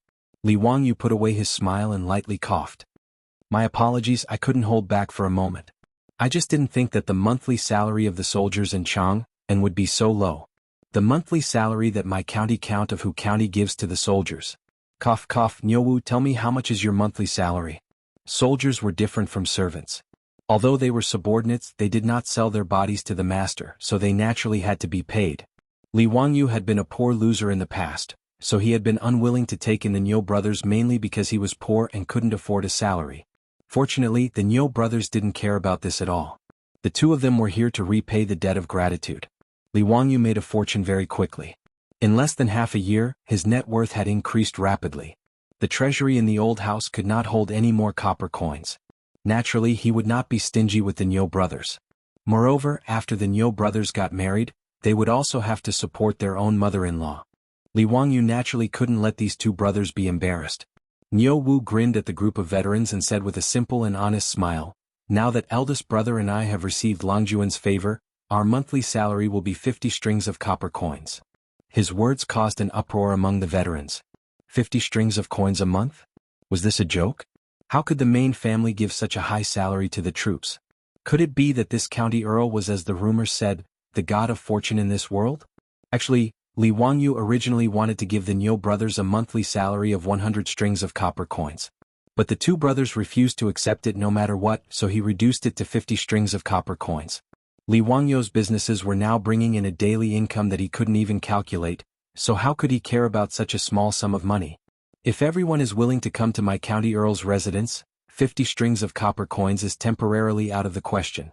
But I'm still willing to pay 30 strings of copper coins a month. Li Wangyu wasn't afraid of messing up the market. He directly shouted out a price 5 times that of Cui Xian and Hou Junji, causing the faces of the two bigwigs to turn green. It wasn't that they couldn't afford it, but that they couldn't pay it like this. After all, the two of them weren't a single person like Li Wangyu. They were a large family with a large business, so how could they act so recklessly? If they used this price to recruit these troops, wouldn't the old people in the residence also get a raise? Li Wangyu now somewhat understood the thoughts of the owner of Chelsea Football Club, Roman Abramovich. This daddy isn't a rich family, but this daddy has money. I'll use money to smash you to death. Are you tempted by a monthly salary of 30 strings of copper coins? If the Cui clan of Qinghe and Hou Junji wanted to compete with him in terms of money, then he didn't care. Even if it was a monthly salary of 100 strings of copper coins, he would still be willing to pay. At the same time, he would have an excuse to give the Niu brothers a raise. After saying these words, Li Wangyu beamed at Cui Xian and Hou Junji, waiting for them to raise the conditions for recruiting troops. Everyone present was tempted by a monthly salary of 30 strings of copper coins. Wasn't it precisely for the sake of fame and fortune that they were willing to join the noble clans? For a moment they hesitated. The county earl's residence that they had never considered before had now entered the sights of these old ruffians. No one would refuse money, and 5 times the monthly salary was enough to tempt these old ruffians. Everyone turned to Cui Xian and Hou Junji, wanting to see if these two bigwigs had anything to say. Cui Xian and Hou Junji were inwardly cursing, but when they saw the gazes of the crowd, Cui Xian hesitated for a while before saying, "In the future, when you have children, they can enter the Cui clan of Qinghe to study." Hou Junji scanned the crowd and said, "The troops of this residence will follow this one into battle, and their contributions will be calculated. In the future, it is possible for any of you to become a general in the army."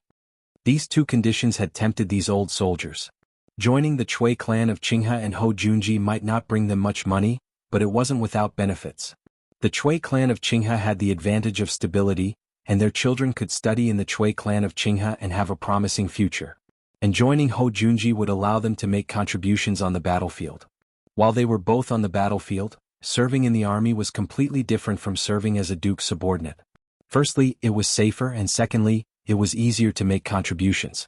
There were many captains and commandants in the army who had been promoted from serving as the subordinates of bigwigs in the army. At this moment, Li Wangyu opened his mouth again. The county count's manor of Hu County will provide each troop with a house and a wife. Nanny? What? His words not only caused Cui Xian and Hou Junji's eyes to widen, but the eyes of the old soldiers also turned red. The reason why these old soldiers were willing to stay in Chang and join the nobility was naturally because they had no one to rely on. Of these 73 people, their parents were no longer alive, and they hadn't married yet. Otherwise, these soldiers with families wouldn't be willing to become subordinates. To put it bluntly, these 73 old bachelors were single dogs. They were no different from the original Niu clan brothers. Hearing that they would be given a wife, the crowd naturally went into an uproar. "County Earl of Huxian, you must be joking. You can give a wife. She can't be a maid bought from the market, right? Is she really a woman with a clean background?" Li Wangyu turned to Niu Wu and asked, "Niu Wu, tell us, what is your wife's background?" Niu Wu couldn't help but be a little surprised. He rubbed his hands together and chuckled foolishly. "Before my wife married me, she was a palace maid in the Taiji Palace." "Is she beautiful?" "As beautiful as a fairy." Li Wangyu nodded his head in satisfaction. Then he turned to the old soldiers and asked, "Did you hear that? A palace maid in the Taiji Palace. Do you want her?" The wolves howled, "Yes." Chapter 470. Li Wangyu inwardly cursed these old perverts. When they heard that he was going to marry a beautiful wife, they started howling like wolves. His words just now had Cui Xian and Hou Junji panicking. Hou Junji's face turned stiff. "County Count Hu, how could you say such things? Marriage is naturally decided by the parents. What reason is there to give them away?" Aren't you a sex matchmaker? Li Wangyu rolled his eyes. How am I a sex matchmaker? Of course it's a formal marriage. Isn't this Chu of mine also a formal marriage? Duke Marquis should know that the sage personally gave her away, right? Ho Junji angrily retorted, even so, the sage showed mercy last time and allowed 3,000 palace maids to leave the palace. Presumably this Chu of yours is also one of those palace maids. But now, where are you going to give your fellow soldiers the chance to marry palace maids? Aren't you just using your fellow soldiers to tease us? His words made the old ruffians rather suspicious. Just because County Count whose soldiers could marry palace maids didn't mean that they could as well. Li Wangyu chuckled. Why not? I can ask the sage to release several dozen palace maids. This isn't a difficult matter. Who do you think you are? Ho Junji was so infuriated that he almost choked on his own saliva. Meh. Surnamed Li, given name Wangyu, given name Zio. Has Duke Marquis forgotten? Li Wangyu shook his head, seemingly regretting that Ho Junji's memory was poor. Before Ho Junji could speak he added, right, my uncle's surname is also Li. Ho Junji was rendered speechless by his words. On the other hand, Li Wangyu was delighted. He had finally experienced the pleasure of shouting my father is Li Gang in the Tang dynasty. Moreover, how could my father is Li Gang compare to my uncle is Li Shimin? Saying these words made his mind and body feel refreshed, his thoughts clear. Li Wangyu truly wasn't trying to fool these old ruffians. In any case, there were still several thousand palace maids in Taiji Palace. With his reputation, it would not be difficult to ask Pai Lupi to release dozens of palace maids who were willing to marry. The performance of these veteran ruffians even made Li Wangyu wonder if he could use this method to recruit long-term troops in the future. He didn't think that having a few dozen troops was enough. Even that Zhang Liang had shamelessly taken in 500 fake soldiers. Li Wangyu had so many businesses. If he didn't recruit more troops to protect them, it wouldn't do. If Pai Lupi knew that Li Wangyu used the palace maids in his Taiji palace as a bargaining chip to recruit troops, he would probably chop Li Wangyu into pieces. Li Wangyu's shameless words made even Qing Chumo's eyes widen. Hedonistic, he was too hedonistic. Seeing that many of the Golden Guard still didn't understand, Qing Chumo could only lightly cough and say to the stunned veterans, County Count whose Uncle Tsong is the current sage. The Uncle Tsong who hasn't stepped out of his first marriage. With his explanation, the old ruffians from the Jianghu Guard finally understood why Li Wangyu had said those words. The young county count in front of them was the current sage's nephew Tsong who hasn't stepped out of his first marriage. 5 times the salary, a promised daughter-in-law, and a frighteningly deep background, this county count who seemed to be the one in high demand. Before anyone could say anything, Li Wangyu added another heavy bargaining chip. In the future when you have children they can study with His Highness the Crown Prince, His Highness King Yu, and the sage's 7th Prince, His Highness King Jin. This lord might also accept them as disciples. His words first stunned the veteran ruffians, then they became ecstatic. Yes, how could they forget that this county count who was the Crown Prince's imperial tutor? If they became his troops, wouldn't their sons be able to study with the Crown Prince in the future? In comparison, the teachings of the Chui clan of Qinghe weren't even worth a mention. In truth, they had also forgotten that the Crown Prince was already 9 years old, but they didn't even know where their daughter-in-law was. Even if they were to get married right away and give birth to a son after 10 months, how old would Li Qingqian be by the time he reached the age where he could study? How could he possibly study with those brats? However, Li Wangyu wasn't trying to fool them. After all, the future emperor of the Tang dynasty, Li Ji, had just been born. If they moved fast enough, it wasn't impossible for their children to study with Li Ji in the future. Li Wangyu's many conditions left Chui Xian and Ho Junji with bitter expressions. They had thought that this county count who was overestimating himself by competing with them for a troop. But looking at the gleaming eyes of the veteran ruffians, how could they not know that they had made a wasted trip today? As the head of the Chui clan of Qinghe, Chui Xian didn't like Li Wangyu, but he didn't have much of a grudge against him. Of the 5 clans and 7 watches, only the Zheng clan of Xingyang and the Wang clan of Taiyuan were like fire and water with Li Wangyu. While the other clans didn't like Li Wangyu, they weren't so bad as to make things worse. Seeing that he couldn't do anything, Chui Xian decided to leave. Too lazy to stay any longer, he coldly snorted and led his servants away. Ho Junji wasn't as straightforward. His triangular eyes were filled with hatred as they constantly scanned Li Wangyu's body. Ho Junji had always been a narrow-minded man with a crude personality. The old book of Tang described his character as arrogant and reserved. Pai Lupi had ordered Li Jing to teach him the art of war, But this fellow had turned to Pai Lupi and falsely accused Li Jing of plotting a rebellion. From this, one could see just how narrow-minded Hou Junji was. He had rendered a great service in the coup at the Xuanwu Gate and had been made Duke of Lu and Great General of the Right Guard. With his pride, he naturally looked down on Li Wangyu, the founding county count. But today, Li Wangyu had managed to steal the limelight when he had come to recruit soldiers for the Golden Guard, infuriating Hou Junji. In truth, Li Wangyu had never offended him. It was just a fair competition. His offer wasn't as generous as Li Wangyu's, but Hou Junji was so angry that he vented his anger on Li Wangyu. But Hou Junji also knew that Li Wangyu was a noble and also Pai Lupi's nephew, so he couldn't do anything to him. His triangular eyes couldn't help but turn to Niu Wu, who was standing behind Li Wangyu, and a sinister smile appeared on his lips. County Count Hu, this one has heard that one of your two soldiers is one-armed and one-eyed. Today I see that this is just as I expected. Since you're willing to give this one-eyed soldier a monthly salary of 50 strings of coins, he must be very capable for County Count Hu to value him so highly, right?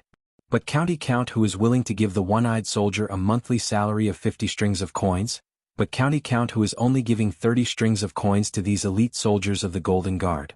Isn't this a little unfair? Tiske, this one truly feels that these soldiers aren't worth it. Hou Junji's words were extremely harsh. He was clearly trying to sow discord between these old ruffians of the Golden Guard and Niu Wu, painting Li Wangyu in the eye. As expected, as he tried to sow discord, those old ruffians of the Golden Guard began to look at Niu Wu with ill intent. They were already planning to submit to Li Wangyu, so they naturally wanted to display their abilities in front of him. Just as Duke Lu had said, if this one-eyed soldier could get a monthly salary of 50 strings of coins, why couldn't they? Chapter 471. Li Wangyu was infuriated by Hou Junji's shameless words. He really wanted to curse out loud. What does it have to do with you? And Hou Junji's insult of Niu Wu being a one-eyed dragon had infuriated Li Wangyu even more. But Hou Junji's provocative words had stirred up the hearts of these ruffians. Faced with a group of eager killers, Li Wangyu was caught off guard for a moment. He had a deep relationship with the Niu brothers, and it wasn't something that could be described as formidable. Even if the Niu brothers didn't have much skill, he wouldn't look down on them. He would never abandon them. When he was still insignificant, he was still having a headache over how to survive the plague of locusts. At that time, the Niu brothers had already pledged themselves to him. How could this friendship be measured by a monthly salary?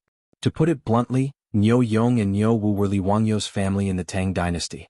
Let alone a monthly salary of 50 strings of coins, even if he had to give half of the family fortune to these two brothers, Li Wangyu wouldn't even bat an eyelid. But he couldn't explain these words to these ruffians in a short time. But Li Wangyu didn't want Niu Wu to fight with these ruffians to prove his ability. Although Niu Wu had said that he wouldn't have a problem fighting one against two, fists and kicks had no eyes. If Niu Wu was injured, Li Wangyu would be heartbroken. Even if he injured these ruffians, it would still be very troublesome. Li Wangyu naturally understood that this group of old ruffians had the intention of throwing themselves into his residence. In the future, these people would be Niu Wu's comrades. If they were to get angry and hurt the harmony, it wouldn't be good. But before he could think of a way to speak, Niu Wu puffed out his chest and strode forward. This one truly doesn't have much skill, and I was even blinded in one eye by the Turks. But if you want to measure this one's ability, you can come and try. Niu Wu seemed rash, but he was actually quite meticulous. The reason he had stepped forward to challenge these ruffians wasn't just because of Hou Junji's provocation. Niu Wu was well aware that if this group of assassins wanted to pledge their allegiance to his Lang Jun, they would become his subordinates. The leader of this song was none other than him and his brother. This was not only due to their confidence in their own abilities, but also due to their understanding of Li Wangyu's righteousness. Therefore, Niu Wu naturally had to consider Li Wangyu. Using his fists to subdue this group of killing geniuses was the best choice. Otherwise, a group of ruffians born in the Jianghu guards might not necessarily submit to him and his older brother. If they could not achieve unity, how could they protect their own Lang Jun? Niu Wu's words stunned Li Wangyu, and he subconsciously wanted to object. However, Niu Wu's resolute gaze caused him to hesitate. At the same time, he immediately understood Niu Wu's intentions. But he couldn't stop it, and this only made Li Wangyu even more furious at Hou Junji's despicable conduct. Li Wangyu rolled his eyes and said in a clear voice, "Ha, Lord Hou is right. This song of mine doesn't have much skill, just a bit of punching and kicking." After hearing the Marquis's words, I felt that they made sense. This monthly salary of 50 strings of coins was most likely a loss. But since Lord Hou wants to recruit troops today, why don't you let my good-for-nothing troops test their skills against Lord Ho's troops? Let me see the difference between a monthly salary of 6 strings of coins and a monthly salary of 50 strings of coins. TSK, a monthly salary of 6 strings of coins is truly cheap. Lord Ho is truly formidable. Since he couldn't stop Niu Wu, he decided to direct the spearhead to Ho Junji. Didn't you insult Niu Wu for being a one-eyed man? Then let's see how formidable Ho Junji's troops are. Li Wangyou's mention of a monthly salary of 6 strings of coins made the troops behind Ho Junji pale. Just now, when Ho Junji's troops had heard that Li Wangyou's troops were being paid 50 strings of coins a month and that he was offering 30 strings of coins to the veterans of the Jianghu guards, their eyes had turned red with envy and jealousy. Now that they heard Li Wangyou describe them as cheap goods, they could no longer hold themselves back. Lord Ho, let me test out that one-eyed man's skills. I'd like to see just what sort of person can get a monthly salary of 50 strings of coins. Lord Ho, let this one measure him. Lang Jun, this one requests a battle. Li Wangyou's words had provoked Ho Junji's troops into acting like they had eaten gunpowder. This was far beyond Ho Junji's expectations.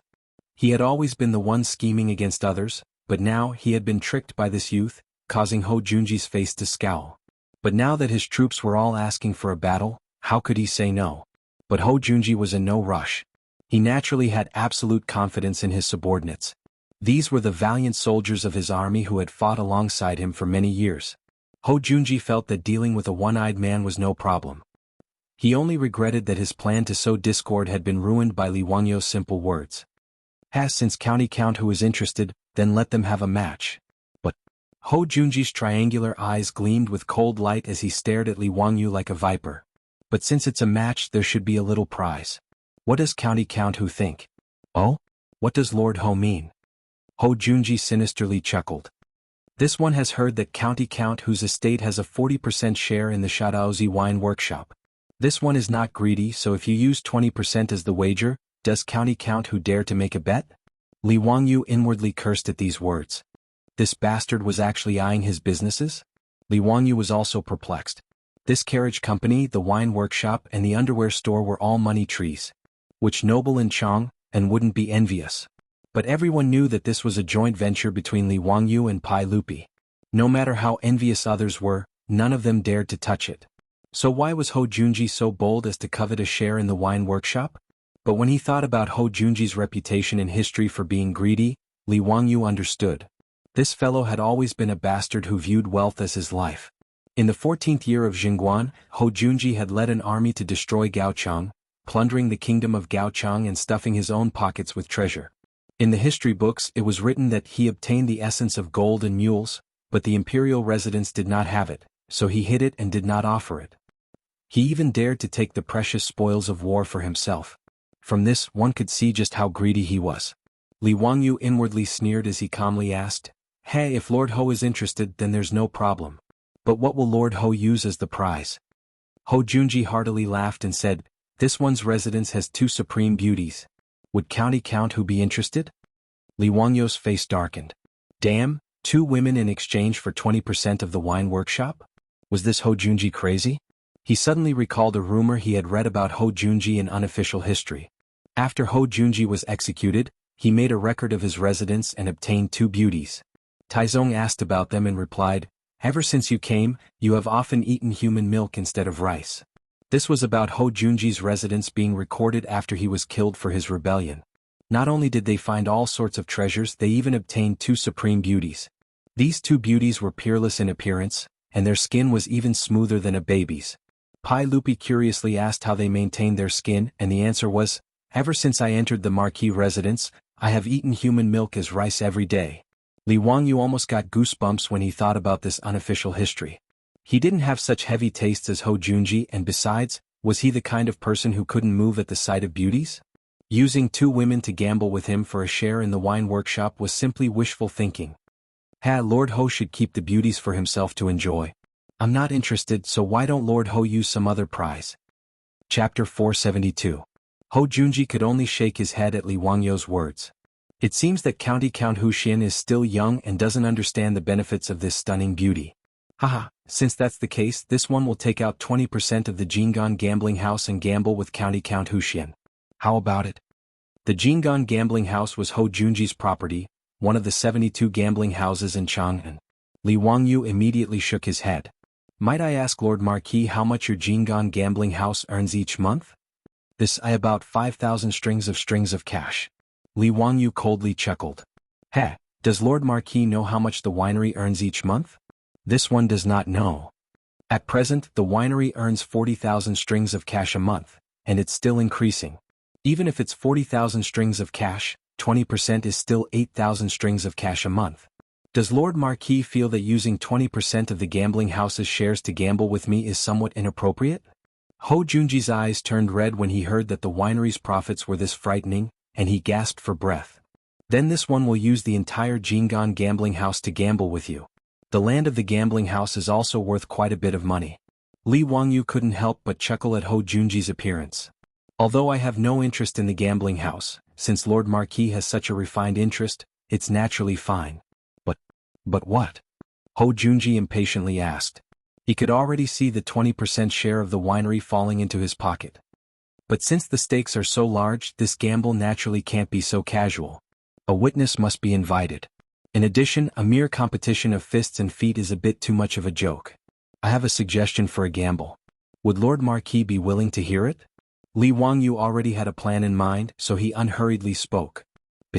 A mere competition of fists and feet between two troops is truly boring.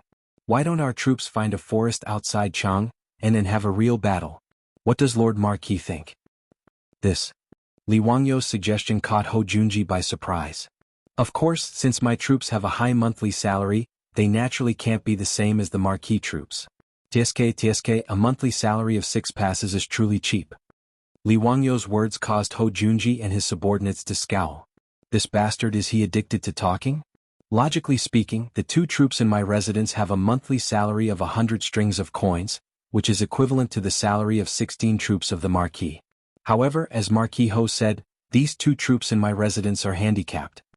Li Wangyu pointed at Niu Wu and continued, so, after weighing the pros and cons, let's have 2 troops from my residence fight against 10 troops from the Marquis residence. How about it? Is Marquis interested? Li Wangyu's words caused Ho Junji's eyes to brighten. 2 cripples against 10 of his troops, weren't they rushing to give him money?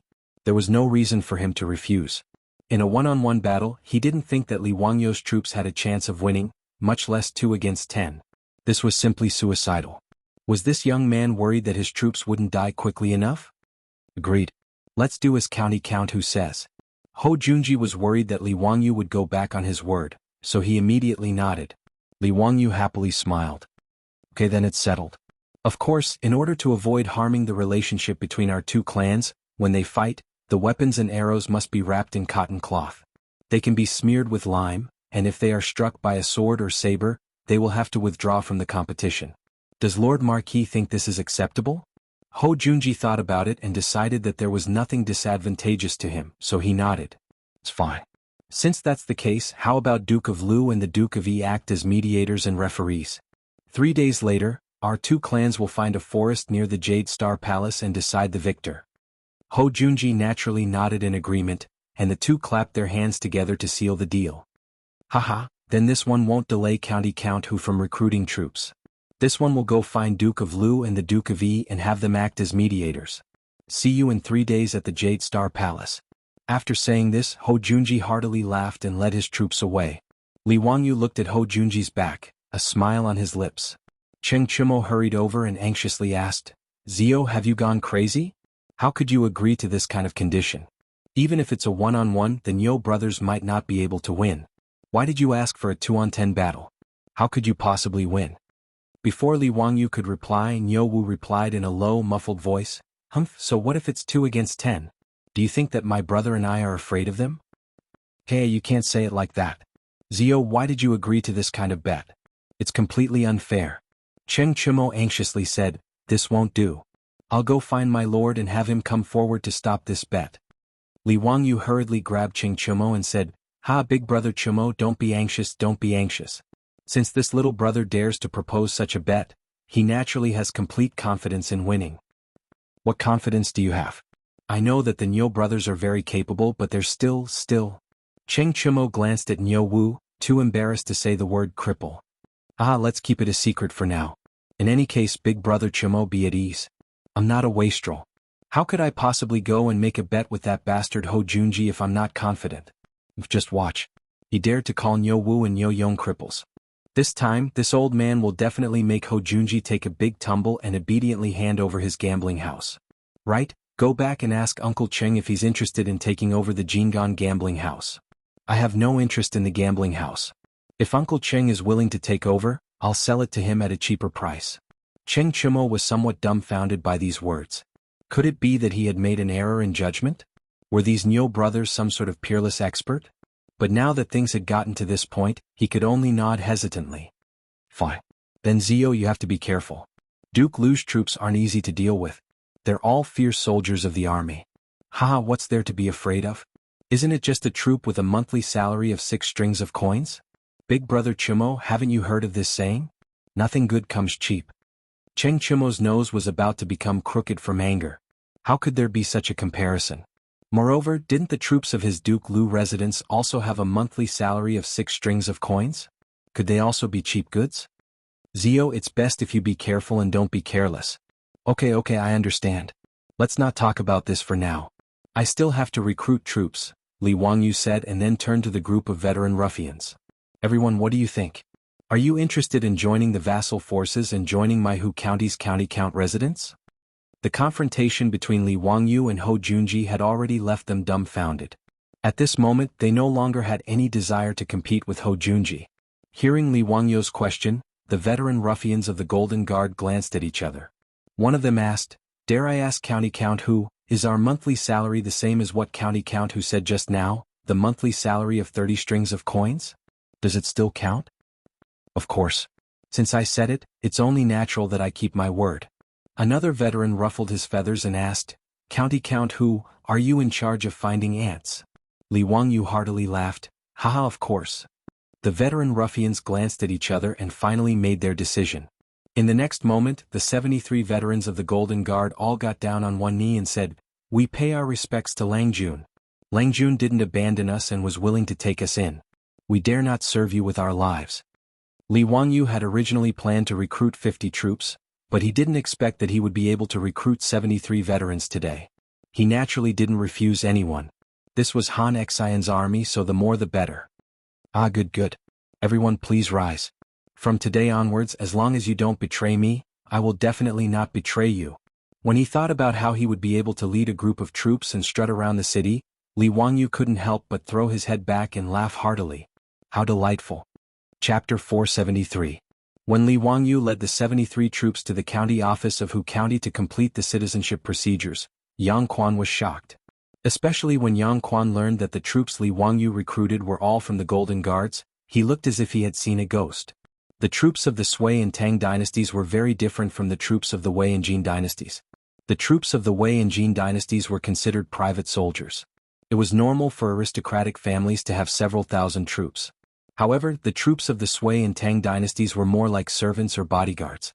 The troops and the main household had a master and follower status, but they were different from servants. They had their own private property and could marry good girls, but they didn't have an independent household registration.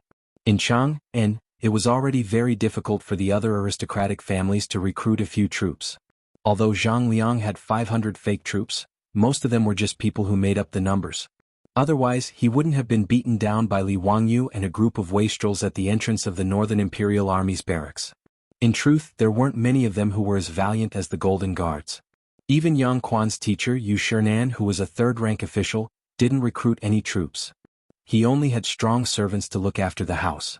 How did Li Wangyu manage to recruit as many as 73 people so easily? It was as if he was buying cabbages from the market. Yang Quan could only shake his head and sigh at Li Wangyu's monstrous talent. He ordered the county office to complete the citizenship procedures for the Golden Guards. The 73 veterans officially became the troops of Hu County's founding county. They were bound to Li Wangyu for good or ill. After Li Wangyu led the troops back to Dingzhou village, there was a lot of excitement. He introduced everyone in the house, especially the beautiful boss. Although Li Wangyu didn't say her identity, he repeatedly emphasized that other than him, Madame Su had the final say in the house. These veteran ruffians were all shrewd people. How could they not understand Li Wangyu's meaning? Therefore, they did not hesitate to call their beautiful boss Madame. The beautiful boss couldn't help but blush slightly, but she didn't object and tacitly agreed to this title. Naturally, the Li family's old residence couldn't accommodate these 70 troops. Li Wangyu asked the old housekeeper, Li Heng Niu Wu, and Niu Yong to lead the troops to the manor on the hillside. At the same time, he had to familiarize himself with the terrain as soon as possible so that he could take over the guard duty of the new mansion. After busying himself for a while and waiting for Niu Wu and the others to leave, Li Wangyu collapsed on the chair without a care for his image. He ordered like a master, "I'm so tired. Changqing, pour me a cold drink." His beautiful boss rolled her eyes at him, but she didn't say anything. She went to the kitchen to make a cold drink for him. After his beautiful boss left, Li Wangyu beckoned to Aphrodite. "Aphrodite, come and massage my legs. I've been riding for half a day. I'm so tired." Aphrodite immediately agreed and obediently knelt beside Li Wangyu to massage his legs with her fair little hands. "So comfortable. This is what life is like," Li Wangyu lamented. Just as he was about to lower his head and talk to Aphrodite, he caught sight of Aphrodite, who was bending over to massage his feet. Her loose neckline revealed a touch of her soul-stirring snow-white bosom. Li Wangyu almost had a nosebleed. He couldn't even move his eyes as he admired the rise and fall of the mountain range. Li Wangyu only snapped back to his senses when he heard his beautiful boss's footsteps. He hurriedly turned his head and pretended to be nonchalant as he took the cold drink from his beautiful boss. The beautiful boss glanced down at Aphrodite and couldn't help but snort. Her slender fingers couldn't help pinching Li Wangyu's waist. "Bah, you big pervert. You're bullying Aphrodite again." No, don't spout nonsense," Li Wangyu hurriedly explained, but Aphrodite was confused. She looked up at her beautiful boss and then at Li Wangyu. She didn't understand what her beautiful boss meant by her Langjun bullying her. The beautiful boss couldn't be bothered to talk to this confused girl. She glared at Li Wangyu and asked, "Didn't Uncle Qing say that he was going to prepare 50 troops for you? Why are there so many people?" She still didn't know what had happened in Chang, and so she asked this question.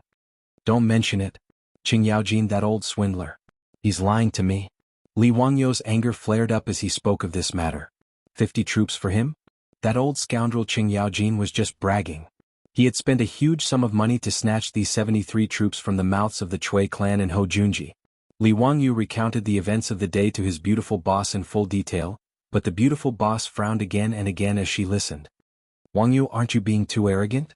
It's true that Niu Yong and Niu Wu are very powerful, but you shouldn't have agreed to let them fight with Hojunji's troops.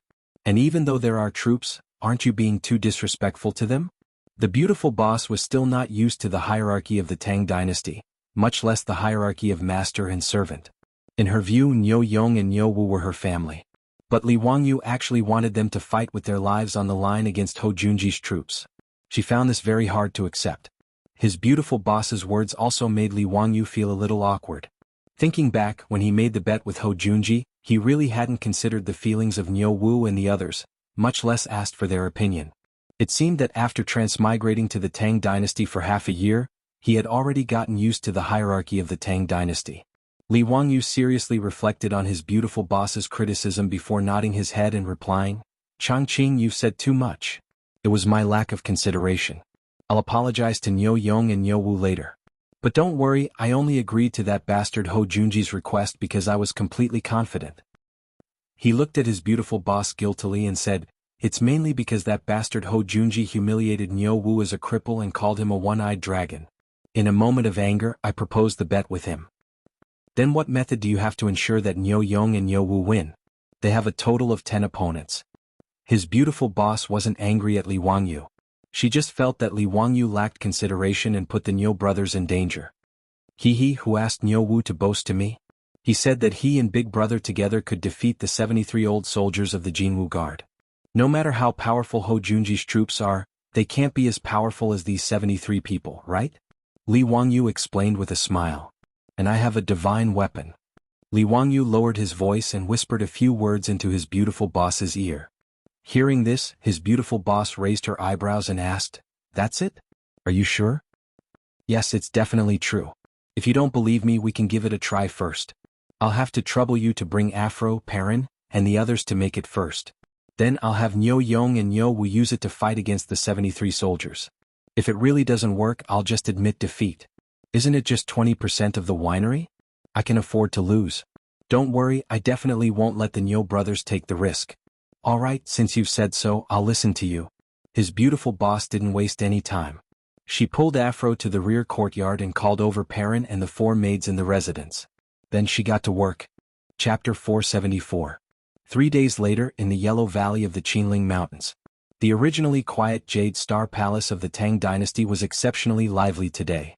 When Li Wangyu led the Niu brothers and the 73 newly recruited troops over on horseback, he was also shocked by the scene in front of him. What was going on? Wasn't today the day of the bet between him and that bastard Ho Junji? Why was the Jade Star Palace so lively? Looking around, he realized that they were all familiar faces. There was no need to mention Qing Yaojin, Yuqi Jingda, and the others. They were probably here to act as middlemen for their bet. But what about the others? Duan Jixuan, Chai Lingwu, Li Jing, Li Shiji, Fang Shenling, Du Ruhui, Wei Zheng, Zhang Sun Wuji. It felt like all the big shots of the imperial court were here. Of course, there was also Li Wangyu's group of hedonistic friends. Naturally, they were all here today. Li Wangyu even saw Pai Lupi in the crowd, dressed in casual clothes. The hell, wasn't this a little too grand? Were Li and this group of big shots so bored that their balls hurt? Did they have nothing to do? His gambling match with Ho Junji had managed to draw over more than half of the big shots of Chang'an. If he had known earlier, he would have discussed with Ho Junji and sold tickets to these big shots who didn't mind watching the show. Li Wangyu didn't dare to be negligent. He quickly dismounted and greeted Pai Lupi and the other big shots. This little nephew pays respects to uncle. May I know why uncle has the time today to come and watch my bet with Duke Ho? Pai Lupi glared at him. Zio, what are you up to now? Why do you want to bet with Junji for no reason? And you're still so arrogant, wanting to fight 2 against 10? Do you know that the troops in Junji's residence are all valiant soldiers who have fought with him for many years? How could they be incompetent? Li Wangyu rubbed his nose and chuckled. Hee hee, uncle, this little nephew might not lose. Whether it works or not, we'll know after we try. His words angered Pai Lupi so much that he coldly snorted. He was too lazy to waste any more words with him. He simply stretched out his hand. Where are my sunglasses? Li Wangyu was stunned. Pai Lupi, aren't you jumping from topic to topic a bit too fast? Just now they were still talking about the bet. How did the topic change to sunglasses? He then looked at Pai Lupi's side. Qing Yaojin, that black-faced old hooligan, was wearing the crystal sunglasses he had given him, proudly showing off to the others. Naturally, he understood everything. Li Wangyu quickly and respectfully took out a pair of sunglasses from his waist and presented it to Pai Lupi. Pai Lupi didn't stand on ceremony. He took the sunglasses and skillfully put them on the bridge of his nose. From the looks of it, he had already learned how to use the sunglasses from Qing Yaojin and had even tried them on. Li Wangyu was even surprised to find that not only was Qing Yaojin wearing sunglasses today, but many of the big shots present were also wearing sunglasses that he had made himself. Chai Lingwu, Yuqi Jingda, Niu Jinda, Fang Shenling, Du Ruhui. Li Wangyu suddenly understood that these were the sunglasses of the rich playboys, which had been confiscated by his father. He had asked Cheng Chumo to give the sunglasses to the debauches. Now it seemed that these big shots had benefited. Qing Yaojin, who was wearing a pair of sunglasses, came over and slapped Li Wangyu's shoulder heavily. Wah, my dear nephew, you've got guts. Using 2 troops to fight against 10 troops of Duke Ho, even this old man wouldn't dare to do such a thing. But don't worry, this old man will definitely support you. This old man even went to those gambling houses of the great clans and placed a bet of 100 taels of gold on your victory. Li Wangyu was confused, but he could only hurriedly bow and say, Many thanks for Uncle Cheng's great favor. This little nephew can't thank you enough. What bet? What did this old hoodlum bet with the gambling houses? Li Wangyu had no idea that over the last 3 days, everyone in Chang knew about the gambling match between him and Ho Junji. It was naturally Ho Junji who had ordered people to spread the news.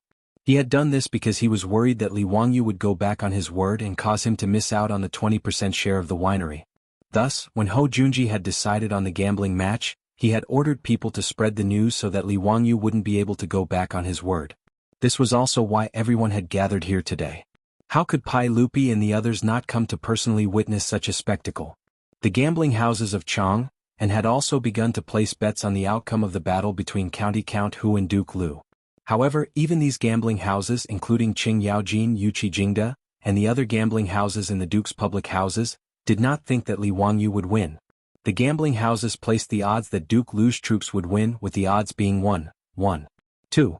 It meant that if one bet a copper coin and won, the gambling house would pay out 200 copper coins with interest. If the county count of Hu County Li Wangyu won, the odds would be 10. If one bet a copper coin, one could win back 10 coins. But even so, very few people dared to bet that county count who would win. Everyone in Chang, and believed that Li Wangyu had brilliant literary talent, was the god of wealth, and was also a divine doctor. But no one believed that his 2 crippled troops could defeat Hou Junji's 10 elite troops. Li Wangyu knew nothing of this. In the last 3 days he had been holed up in Dingzhou village with the Niu brothers, studying the divine tool. He had not gone to Chang and even once. After Qing Yaojin left, the 3 Qing brothers appeared out of nowhere and said something that made Li Wangyu so angry that he almost pulled out his knife and hacked at them. Ziyu, haha, in truth, my family's milord even bet 1,000 taels of gold on Duke Lu's victory. If it weren't for the fact that he was in front of the 3 Qing brothers, Li Wangyu would have given Qing Yaojin the middle finger as a sign of respect. This old hoodlum was truly too shameless. He actually bet on both sides. And he even said that he supported him. This was truly a disgrace to the Tang dynasty. The group of silk pants also squeezed to Li Wangyu's side, but all of them looked dejected. Ziyu, those sunglasses, haha, why don't you give your older brother another pair? Ziyu, your older brother is so pitiful. Those sunglasses weren't even warm before my milord took them away. Me too. Ziyu, can't you make more sunglasses? When Li Wangyu saw the wastrel's expressions, he almost burst out laughing. Ah, brothers, this younger brother doesn't have any more sunglasses. You all know that these sunglasses are made from crystal. Although they aren't expensive, grinding the lenses takes a lot of effort. This younger brother can't take out any extra sunglasses in such a short time. Haha, but don't worry, I've already instructed the craftsman to continue grinding the lenses. In a few days there will be new sunglasses for everyone. Hearing Li Wangyu's words, the wastrels could only nod their heads helplessly. They then looked at Li Wangyu and the 3 Qing brothers with incomparable envy. Among the younger generation, only the 4 of them still wore sunglasses. Even the Yuqi twins didn't lose a single pair of sunglasses. They were all snatched away by Yuqi Jingda, saying that he was going to give them away. If their father wanted them, what could these fearless wastrels do? Of course they could only give them away. After chatting and laughing for a while, Hou Junji walked over. Haha, County Count who has also come. Very good. This one was worried that County Count who would go back on his word and refuse to show himself. Li Wangyu smiled. What is Duke Ho saying? If someone wants to give me a gambling house, how could I refuse? Humph, then let's cut the crap. Since the sage has personally come today, let's make a formal bet in front of the sage and begin the gambling match. Good, that's how it should be. Li Wangyu was not the slightest bit hesitant. For today's gambling match, he had spent a great deal of effort over the past 3 days waiting for Hou Junji to say these words. Chapter 475. At this point, neither Pai Lupi nor Qing Yaojin had any intention of stopping this gambling match. Li Wangyu and Hou Junji had made their bet in front of Pai Lupi and everyone else, signing their names and using their personal seals. With this, the bet was officially established and no one could go back on their word. The great clans and many of the nobles present were all envious of Hou Junji's good luck. Everyone agreed that the astute Count Huxian must have lost his mind to make such a bet with Marquis of Lu. Wasn't he just in a hurry to give Hou Junji a share of the winery? For his own benefit, Pai Lupi had made sure that the winery was well guarded. Not even a fly could get in, much less leak the secrets of the winery. As a result, the high quality of sorghum wine on the market was the only one of its kind.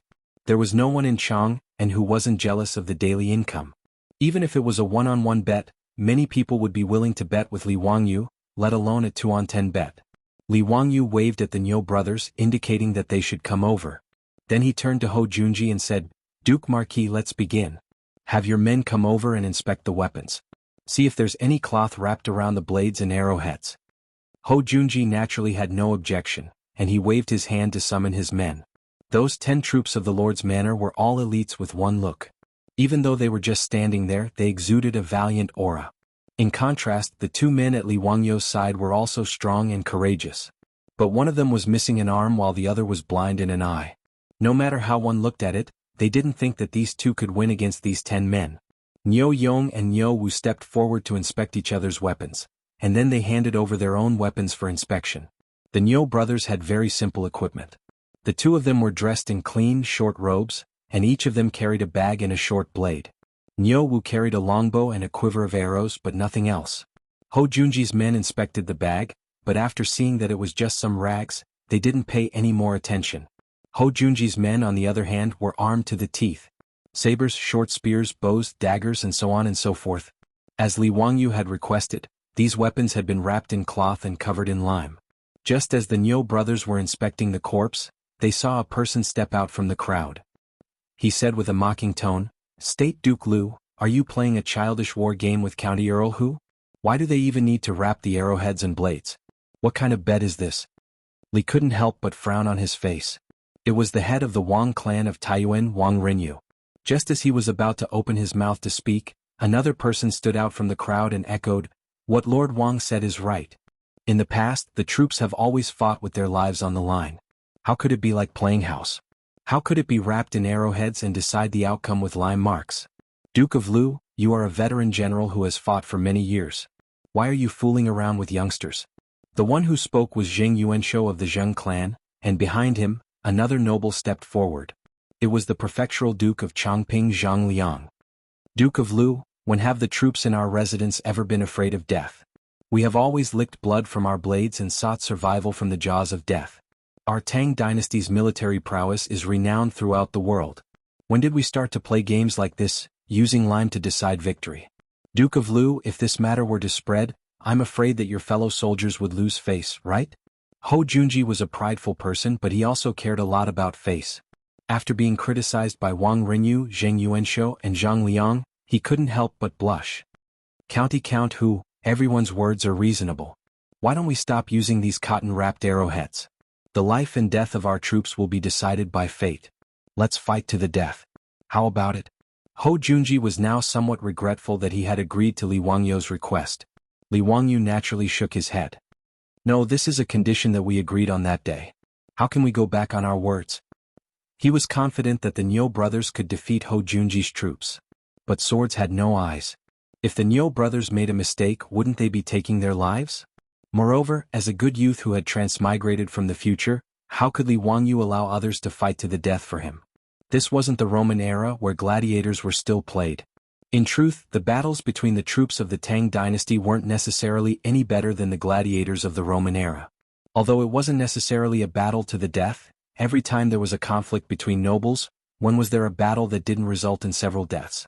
Li Wangyu was already cursing Wang Rinyu, Zheng Yuanshou, and Zhang Liang's words. These bastards had nothing better to do. "Did this daddy invite you? What does it have to do with you?" "County Count Hu, I will instruct my troops to do their utmost to not harm your troops. How about it?" Hou Junji still wanted to persuade him. Li Wangyu immediately refused. "No. Since we agreed on this, there's no reason to change it at the last minute. If Lord Marquis isn't willing to fight like this, then why don't we just drop the matter?" Hou Junji felt rather helpless at Li Wangyu's refusal. He naturally didn't care about the method of the battle. In any case, his goal was to get a share of the winery. But if he continued to follow Li Wangyu's wishes and fight like this, he felt that he couldn't afford to lose face. Just as Zhang Liang had said, if this matter got out, wouldn't his fellow soldiers laugh their heads off? But now, Li Wangyu refused to agree no matter what. If he insisted, this battle naturally couldn't be carried out, and Hou Junji would never agree to that. For a moment, Hou Junji was in a dilemma. Even though Pai Lupi and Qing Yaojin were close to Li Wangyu, they didn't want to see Li Wangyu lose this battle. But in truth, they all agreed with Wang Rinyu and the others. Even Pai Lupi had been on the battlefield for many years and was used to seeing life and death. Using some sort of cloth to wrap up weapons and arrows to carry out a battle was truly child's play. But Li Wangyu was young and their nephew, so they naturally didn't voice their opinion. They just coldly watched, allowing Li Wangyu and Hou Junji to negotiate. Seeing Li Wangyu shake his head in refusal, Zhang Liang spoke once more. "County Count Hu, you're also a noble of the Tang dynasty. How can you be so afraid of death? Moreover, aren't you the one who's going to fight? How can you be so wishy-washy? If all the nobles of the Tang dynasty were as compassionate as County Count Hu and couldn't stand the sight of blood, wouldn't we just allow the Turks to invade and trample on the lands of the Tang dynasty?" Zhang Liang's words struck at Hou Junji's heart. Li Wangyu clenched his fists in anger, his eyes spitting fire as he angrily glared at Zhang Liang. "Since Prefecture Duke Chongping is so hot-blooded, why don't you bring your fake son here to fight? This one is willing to accompany you to the end." Chapter 476. Zhang Liang, the prefectural Duke of Chongping, was enraged by Li Wangyu's words and wanted to teach this young man a lesson. He had suffered at the hands of Li Wangyu several times in a row and had long found Li Wangyu to be an eyesore. This was why he had followed Wang Renyu and Zheng Yuanshou in sowing discord. Now that Li Wangyu had so rudely rebuked him in front of everyone, he felt his blood boil. Count Huxian, don't be so impudent. Before Zhang Liang could finish speaking, Pai Lupi roared, enough. Zhang Liang, you are also a veteran of the army. How can you speak so irrationally? Zhao cherishes the lives of his troops. How can you say that the soldiers of the Tang dynasty are unable to defend against the sabers and spears of the Turks? What nonsense are you spouting? Zhang Liang's blood that had just surged to his head quickly receded like the receding tide after being scolded by Pai Lupi. Only then did he realize that the Count of Huxian, whom he had just reprimanded, was the Emperor's nephew. He was the current master of the Emperor's heart. He had been blinded by lard. How could he have offended him? Zhang Liang was not one of those aristocratic families.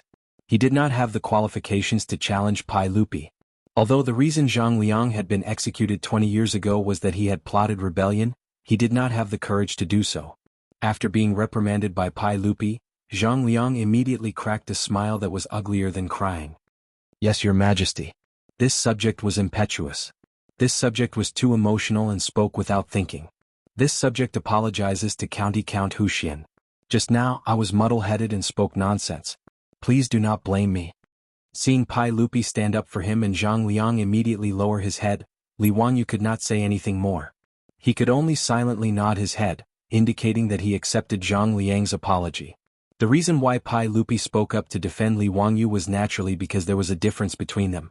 Right now he had a lot of trust in Li Wangyu. This nephew of his, who had not yet stepped out of the 5th generation, not only had brilliant literary talent, he had also repeatedly rendered outstanding service. Which one of the things Li Wangyu came up with was not a treasure that could benefit the country and its people. Needless to say, he had also rescued Pai Lupi's son Li Qingqian. He had also seen through the schemes of those people with ulterior motives and found Prince Li Ji. Li Wangyu's position in Li Heir's heart had become incomparably important since a long time ago. Therefore, Zhang Liang's words against Li Wangyu naturally made Pai Lupi very unhappy. Therefore, he directly reprimanded Zhang Liang and helped Li Wangyu out of the situation. But this matter was not over. After Li Heir reprimanded Zhang Liang, he waved at Li Wangyu and called him to his side. He lowered his voice and said to him in a soft voice. He lowered his voice and whispered, Zhao, although Zhang Liang's words just now were unreasonable, they weren't without reason. Since you and the Junji family want to make a bet, you should have mentally prepared yourself. The cotton cloth wrapped around the saber is truly unseemly. Zhao, why don't you reconsider and follow the usual procedures? If you're worried about your own troops, I'll tell Junji to make sure that your troops don't die. How about it? Seeing that Pai Lupi was also trying to persuade him like this, Li Wangyu couldn't help but panic. He could never have imagined that things would develop like this. It was completely out of his expectations. Uncle I. For a moment, Li Wangyu didn't know what to do. Zhao, listen to us. We will not harm you. Don't look at how close Qing Jijia and the others are to you. In truth, they must also be thinking the same thing. If you insist today that the saber must be wrapped around the saber before you agree to the bet, perhaps Qing Jijia and the others won't say anything, but all the civil and military officials in the court will look down on you. They will inevitably treat you as a weak and incompetent person. Are you willing to do this? Pai Lupi's words made Li Wangyu feel even more stifled. He had never imagined that the civil and military officials of the Tang dynasty would be so barbaric and disregard human life. Li Wangyu felt stifled, but he didn't know how to vent it. Pai Lupi's words were naturally for his own good, but this was not what he wanted. Uncle, allow me to discuss this with the troops in the residence, Li Wangyu said in a hoarse voice. Pai Lupi nodded and said nothing more, only lightly patting his shoulder. Li Wangyu moved his feet and walked in the direction of his troops. Niu Yong and Niu Wu were staring at him with burning eyes. Behind them were the 73 old soldiers of the Jianghu Guard, all of whom were looking at Li Wangyu. Langjun, what do you think? But do you want to fight with them with real swords and spears? Don't worry, my brother and I will definitely not lose to those bastards. Before Li Wangyu could say anything, Niu Wu impatiently asked. Li Wangyu opened his mouth, but he didn't know what to say. He knew that as long as he nodded, the Niu brothers would definitely not have any complaints. They would definitely draw their swords without hesitation and fight with the troops in Ho Junji's residence. But, in Li Wangyu's mind, he recalled the words of his beautiful superior 3 days ago. Although they are our troops, aren't you being too disrespectful to them? He looked at Niu Yong's severed arm. That was the arm he had thrown away when he was fighting with the Turkic wolf cavalry at Yanmen Pass. They were fighting for the country and its people. They could die without regrets. Niu Yong's severed arm and Niu Wu's blinded eyes were the insignia of heroes. They were the pride of the Great Han. They were the backbone of the Great Han. But now he wanted them to fight with the troops of that bastard Ho Junji. What was the meaning of this? What right did he have to make such heroes fight for him? Was it just for that damn 50 strings of cash? If anything happened to the Niu brothers, how could he face the two daughters-in-law of the Niu clan? No, this shouldn't be the case. Absolutely not. Li Wangyu finally understood what he wanted. He slowly but firmly shook his head and raised his voice. Even if he was speaking to Niu Yong and Niu Wu, he was also speaking to Pai Lupi and the nobles present. No, I won't agree to Duke Ho's words. If we have to fight to the death in this battle, I am willing to admit defeat. He turned his head to look at Li Er, Qing Yaojin and the others and continued to speak. I admit that just now, I also thought about letting my troops fight it out with the troops of the Duke Marquis Manor. Even though I knew that they would definitely win, I immediately regretted it. It wasn't that I was afraid of losing, but that I wasn't worthy. The more Li Wangyu spoke, the more agitated he became. He patted Niu Yong's chest and said, Niu Yong from Dingzhou village in Hu County, fought a bloody battle with the Turkic army at Yanmen Pass in the 11th year of the day. He killed a total of 31 enemies. This arm was severed by a Turkic wolf cavalry and was saved by a comrade. How could I, Li Wangyu, dare to order such brave men to fight for me and risk their lives in gambling battles? He pointed at Niu Wu and said, Niu Wu in the 11th year of the day at Yanmen Pass, he killed 27 enemies and suffered countless injuries. This I was also blinded in a bloody battle. Don't say that I can't bear to part with the Niu brothers. Even the old soldiers in my residence have fought for the country for many years. What right do I, Li Wangyu, have to order them to fight for me? Forgive me for not being able to comply. Li Wangyu took a deep breath as if he wanted to shout out all the suppressed anger in his heart. Isn't it just 20% of the winery's shares? I can afford to lose. In today's duel I, Li Wangyu, admit. Before he could utter the words admit defeat, Niu Yong and Niu Wu had already rushed over and hugged him tightly. Niu Yong covered his mouth with his broken arm. Langjun, you can't admit defeat. You can't. You can't. Chapter 477. At this moment, the Niu brothers' eyes were filled with blood and tears. Even the 73 veteran ruffians that Li Wangyu had recently recruited were so excited that they couldn't control themselves. Their chests were straight. With such a loyal and righteous master, how could they not be excited? Li Wangyu's words made the 73 veteran ruffians who had just been registered feel a sense of recognition and belonging in their hearts. These veterans of the Golden Guards naturally knew about the burning knife wine that was currently popular in Chang'an.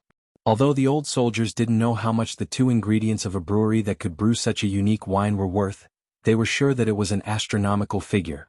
And their own master would rather give up the money than let the Niu brothers take the risk. Who had ever seen such a master? Not to mention Chang and city, even if they flipped through the history books, they would never hear of such a thing. How could this group of veterans not fall in love with such a master? The county count mansion of the founding of Hu County would be their home from now on. However, anyone who offended them would be killed without mercy. If Li Wangyu knew that his words had such a great effect and could make the 73 veterans fall in love with him, he probably wouldn't know whether to cry or laugh. Even Pai Lupi, Qing Yaojin, and the others couldn't help but blush with shame after hearing Li Wangyu's words. Pai Lupi nodded silently in his heart. He valued Li Wangyu more and more. Niu Yong's face was filled with tears. He covered Li Wangyu's mouth and didn't let him admit defeat. Langjun, you can't admit defeat. We didn't lose. Erlang and I would rather fight to the death than to accept defeat. Yes, Langjun, my brother and I will never admit defeat. If you insist on admitting defeat, then my brother and I will kill ourselves right here. How will we have the face to return home? Niu Wu shouted at Li Wangyu with a face full of tears. The 73 troops roared in unison, fight! Fight! Fight! Fight! Li Wangyu was also angry. He forcefully pulled Niu Yong's arm away and roared at the two brothers, You are crazy. What if something happens and you want me to go back? How are you going to explain it to your aunts? Langjun, if we brothers are so cowardly and watch you admit defeat, how can we face our wives when we return home? Niu Yong pulled his brother, and both of them knelt down on one knee before Li Wangyu. Langjun, please allow the two of us to go to battle. The 73 veteran ruffians also knelt down on one knee. Langjun, please allow us to fight in place of the two brothers of the Niu family. When the Niu brothers heard that, they glared at the crowd and scolded jokingly, "Get lost, get lost, get lost. It's none of your business. This is the work of the two brothers. If you want to fight for Langjun, you should wait until you get married." Their joking and cursing caused the group of old ruffians to laugh endlessly, and the heavy atmosphere was diluted by quite a bit. Niu Yong and Niu Wu's words made Li Wangyu feel very conflicted. "Do you two brothers have to force me? Langjun, don't hesitate. Do you still not believe in us two brothers? Ask this group of murderous geniuses. Is there anyone who is still unconvinced? Besides, don't we still have Langjun's divine weapon?" Niu Wu wiped away the tears on his face and whispered with a smile. His words were all heard by the surrounding Li residence troops, but all of them revealed looks of shock and embarrassment, appearing to be extremely embarrassed. Seeing this, Li Wangyu had nothing to say. After a long silence, he finally nodded and patted the shoulders of the Niu brothers. "Be careful. I will wait for you to come back." "Yes." Li Wangyu strode up to Ho Junji and stared into his eyes. Gritting his teeth, he said word by word, "If you want to fight, then let's fight. Life and death shall be decided by the heavens." For some reason, a dark cloud flitted through Ho Junji's heart. Just now, Li Wangyu had actually wanted to admit defeat for the sake of his troops, leaving everyone stunned. And the troops of the county count's residents made all the great clans and nobles jealous. Which clan wouldn't want such loyal troops? As for the troops of Ho Junji's residents, their morale seemed rather low. The 10 valiant troops of the marquis residents looked at Niu Wu and the others with envy. Their monthly salary was high, and their master was so benevolent and righteous. It was truly infuriating. "Very good. Since that's the case, let's begin." Ho Junji didn't want to say anything more. He just wanted to start this gambling match as soon as possible and get his 20% share of the winery as soon as possible. "Okay. That mountain will be the location of this gambling match. How about it? Our troops will fight here.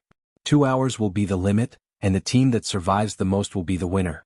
Li Wangyu pointed at a nearby mountain peak. It was around 100 meters tall, but its trees towered into the sky and its bushes were thick. Ho Junji carefully looked into the distance and nodded. Although the mountain peak was covered in trees, it didn't have any steep terrain. It was just an ordinary mountain peak. In this way, there was no need to worry about Li Wangyu's two troops occupying some strategic location and defending from above. Pai Lupi and the others couldn't help but shake their heads when they saw the mountain peak.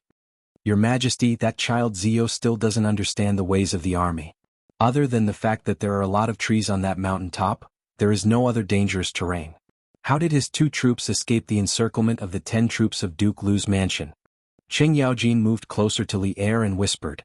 Yuchi Jingda also came over. "Your Majesty, do you want to warn County Count Hu? If he chooses this mountain peak, his two troops probably won't have anywhere to hide. Once they're surrounded by Duke Lu's troops, no matter how capable they are, they won't be able to escape their doom." Pai Lupi silently nodded. This was also his view. Neither side would pay too much attention to this sort of mountain, as there was no terrain suitable for ambushes. But he couldn't say much. After all, Ho Junji was his favorite general. Pai Lupi could only watch from the sidelines in this gambling match. "Che, forget it. Just treat it as Zio buying a lesson. He can pay for 20% of the winery, but it's a pity for those two warriors." Pai Lupi decided not to interfere in this matter. Pai Lupi had a deep impression of Niu Yong and Niu Wu, and he couldn't help but sigh. "Duke Lu, since you have no objections, let's begin. But since my residence only has 2 troops, I presume that Duke Lu won't mind if they go first, right?" Li Wangyu asked with an indifferent expression. Ho Junji naturally didn't mind and gestured for them to go first. Niu Yong and Niu Wu glanced at each other and then got down on one knee. After bowing to Li Wangyu, they turned and rushed toward the mountain peak.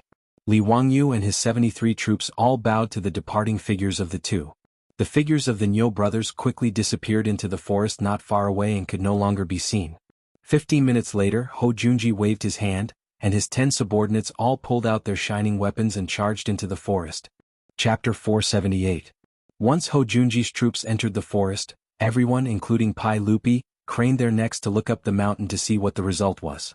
The mountain peak that Li Wangyu had pointed out was only a few hundred meters away from where everyone was.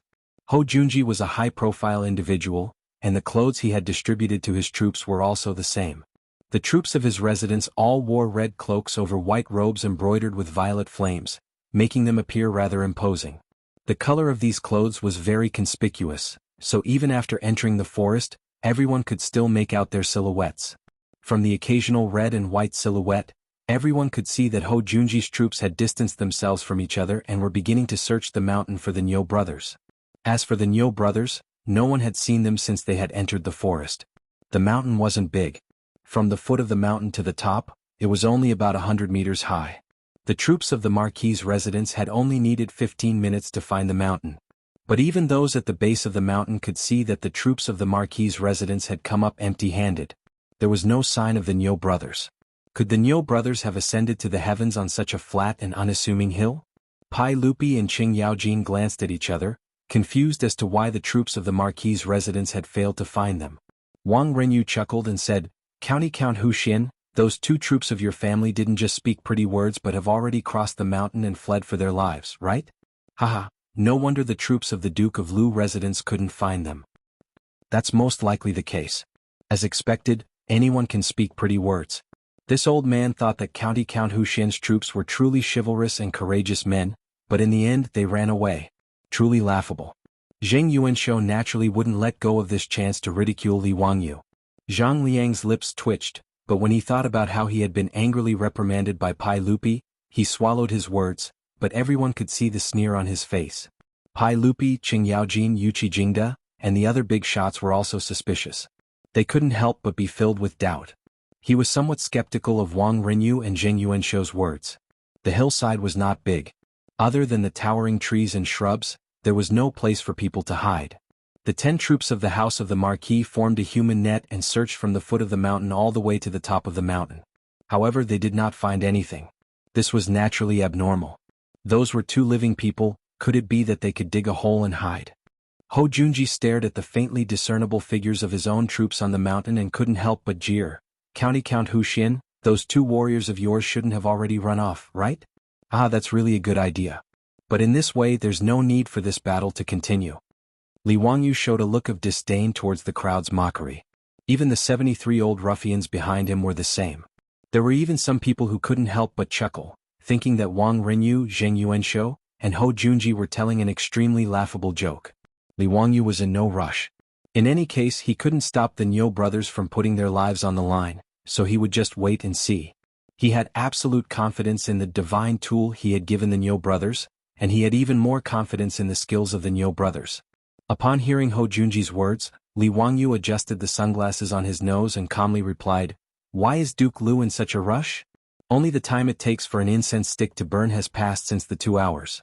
Could it be that Duke Lu is so impatient to see your own troops lose their lives? Count Hu Xin and your troops are all so eloquent.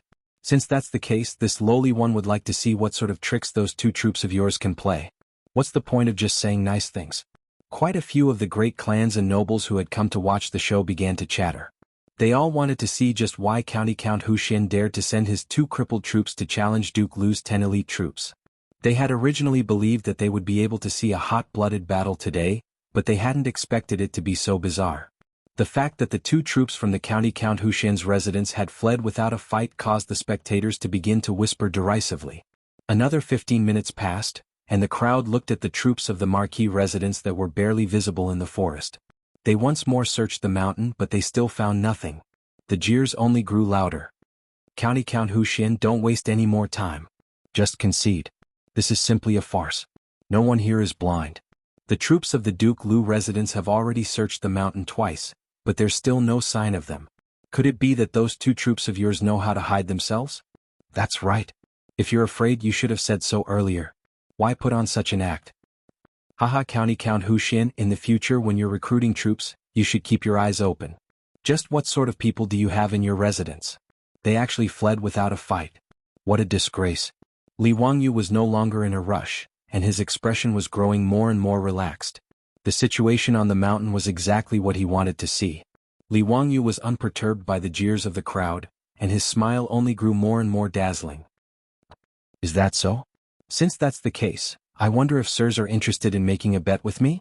Wang Renyu and Zheng Yuanshou immediately stepped forward. With things as they are, who does a young man like you want to fool? If you want to make a bet, fine. This one will use Yongyi Gambling House to wager the remaining 20% of your winery. Does Count Hu Xin dare? This old man will use Lekang Gambling House to wager the 20% of your Shunfeng Express Carriage Company. Will County Count Huxian accept? Lekang Gambling House was the gambling house of the Zheng clan estate in Xinjiang. Li Wangyu raised his head to the sky and heartily laughed. Why not? Write the bet. His words caused Pai Lupi to furrow his brows.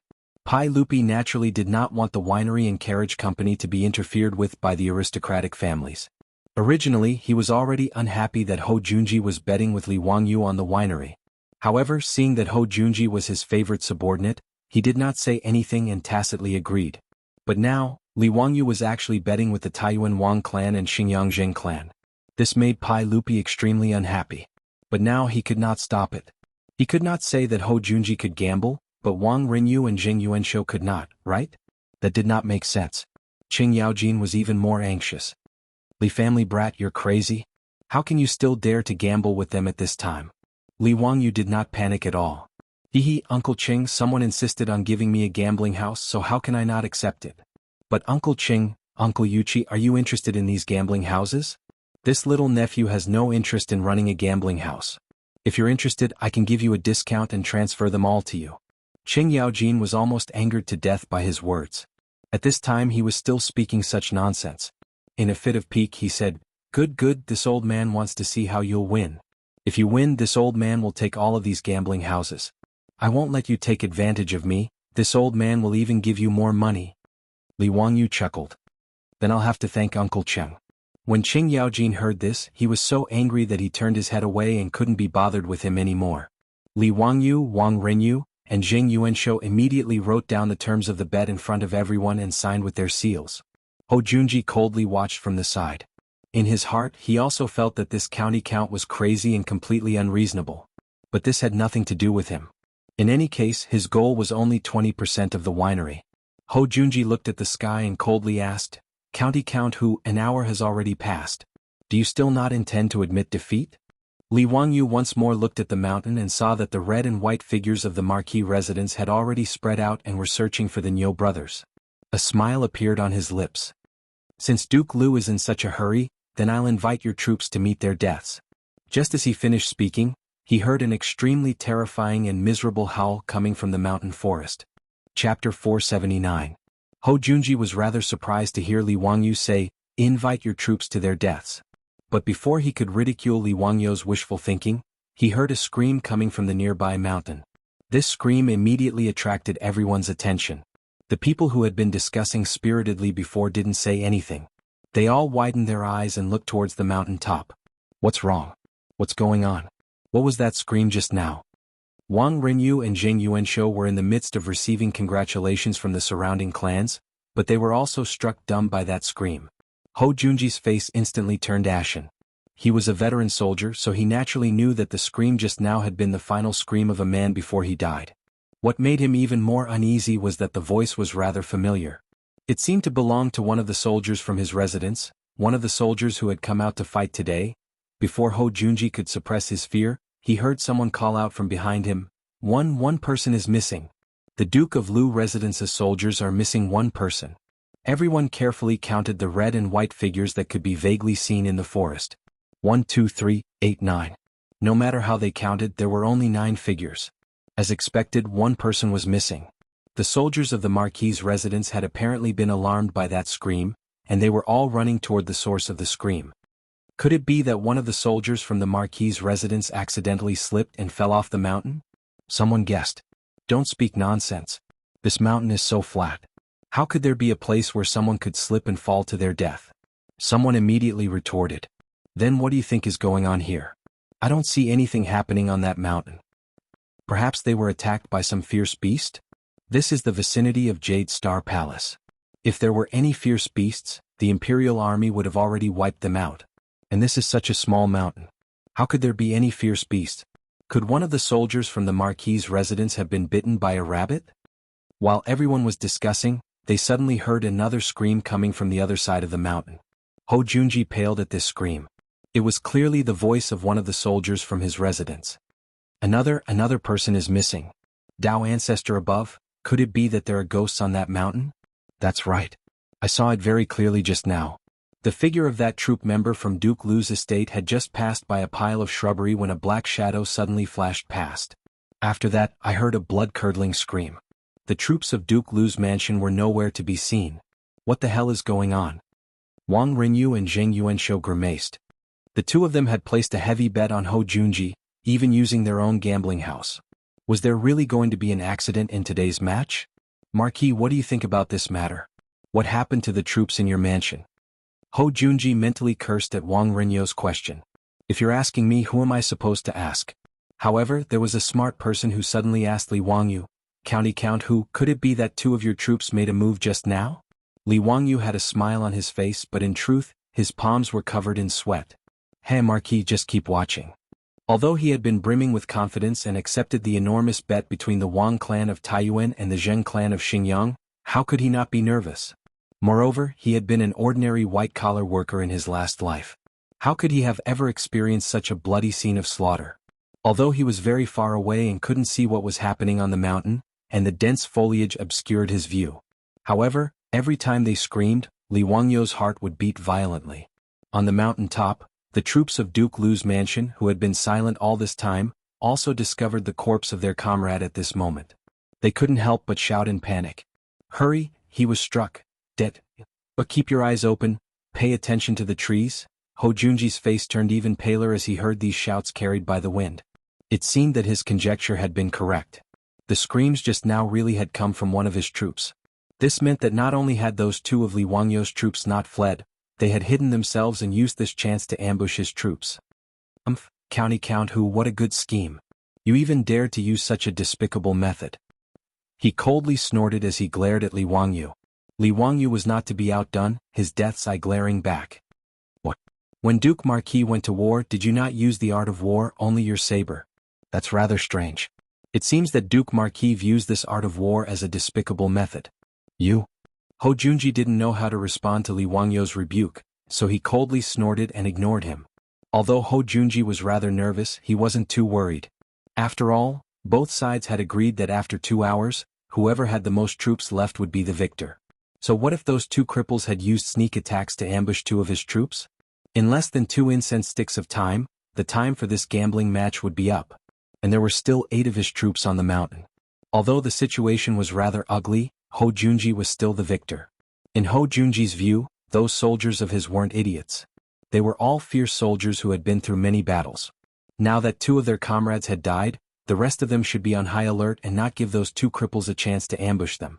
Wang Rinyu and Zheng Yuanshou had gathered at Hou Junji's side to ask for his opinion. Hou Junji naturally informed the pair of them of his analysis, and only then did Wang Rinyu and Zheng Yuanshou feel much more at ease. But before the 3 of them could breathe a sigh of relief, another scream came from the mountain. This time, everyone could clearly see that it was a red and white figure from the Marquis' estate who had been struck in the back by an arrow, causing him to scream as he died. Zheng Yuanshou had personally witnessed the death of the Marquis' estate subordinate, and he was so frightened that he stammered, "Marmark, another one has died." This scene was really too strange. No matter how wide everyone at the foot of the mountain opened their eyes, they were unable to see the figures of the Nyo brothers. And this wasn't even mentioning the fact that the Marquis' estate's troops had already begun to panic after losing 3 men in a row. In everyone's line of sight, there were only the 7 red and white figures in the forest. They were like headless flies flying around in all directions. "Brat from the Li clan, you better explain to this old man what's going on here? Are those 2 troops of your family human or ghost?" Qing Yaojin was also frightened out of his wits. He had always believed that with his abilities, he would find it difficult to find a match. However, even if he were to personally go into battle, he would not be able to do it so silently. Pai Lupi turned to Li Wangyu and asked, "Zio, could it be that those 2 troops of your family can fly through the air and travel through the earth?" Uncle Cheng, this little nephew is also unable to explain this matter clearly. Once the gambling match is over, you will understand. Li Wangyu's answer made everyone even more anxious and impatient. And what made Hou Junji, Wang Rinyu, and Zheng Yuanshou even more worried happened. 2 more screams came from the mountain. It was clear that 2 more of the Marquis' estate's subordinates had died. Half of Hou Junji's 10 troops had been killed, leaving only 5, and the Nyo brothers were still nowhere to be seen.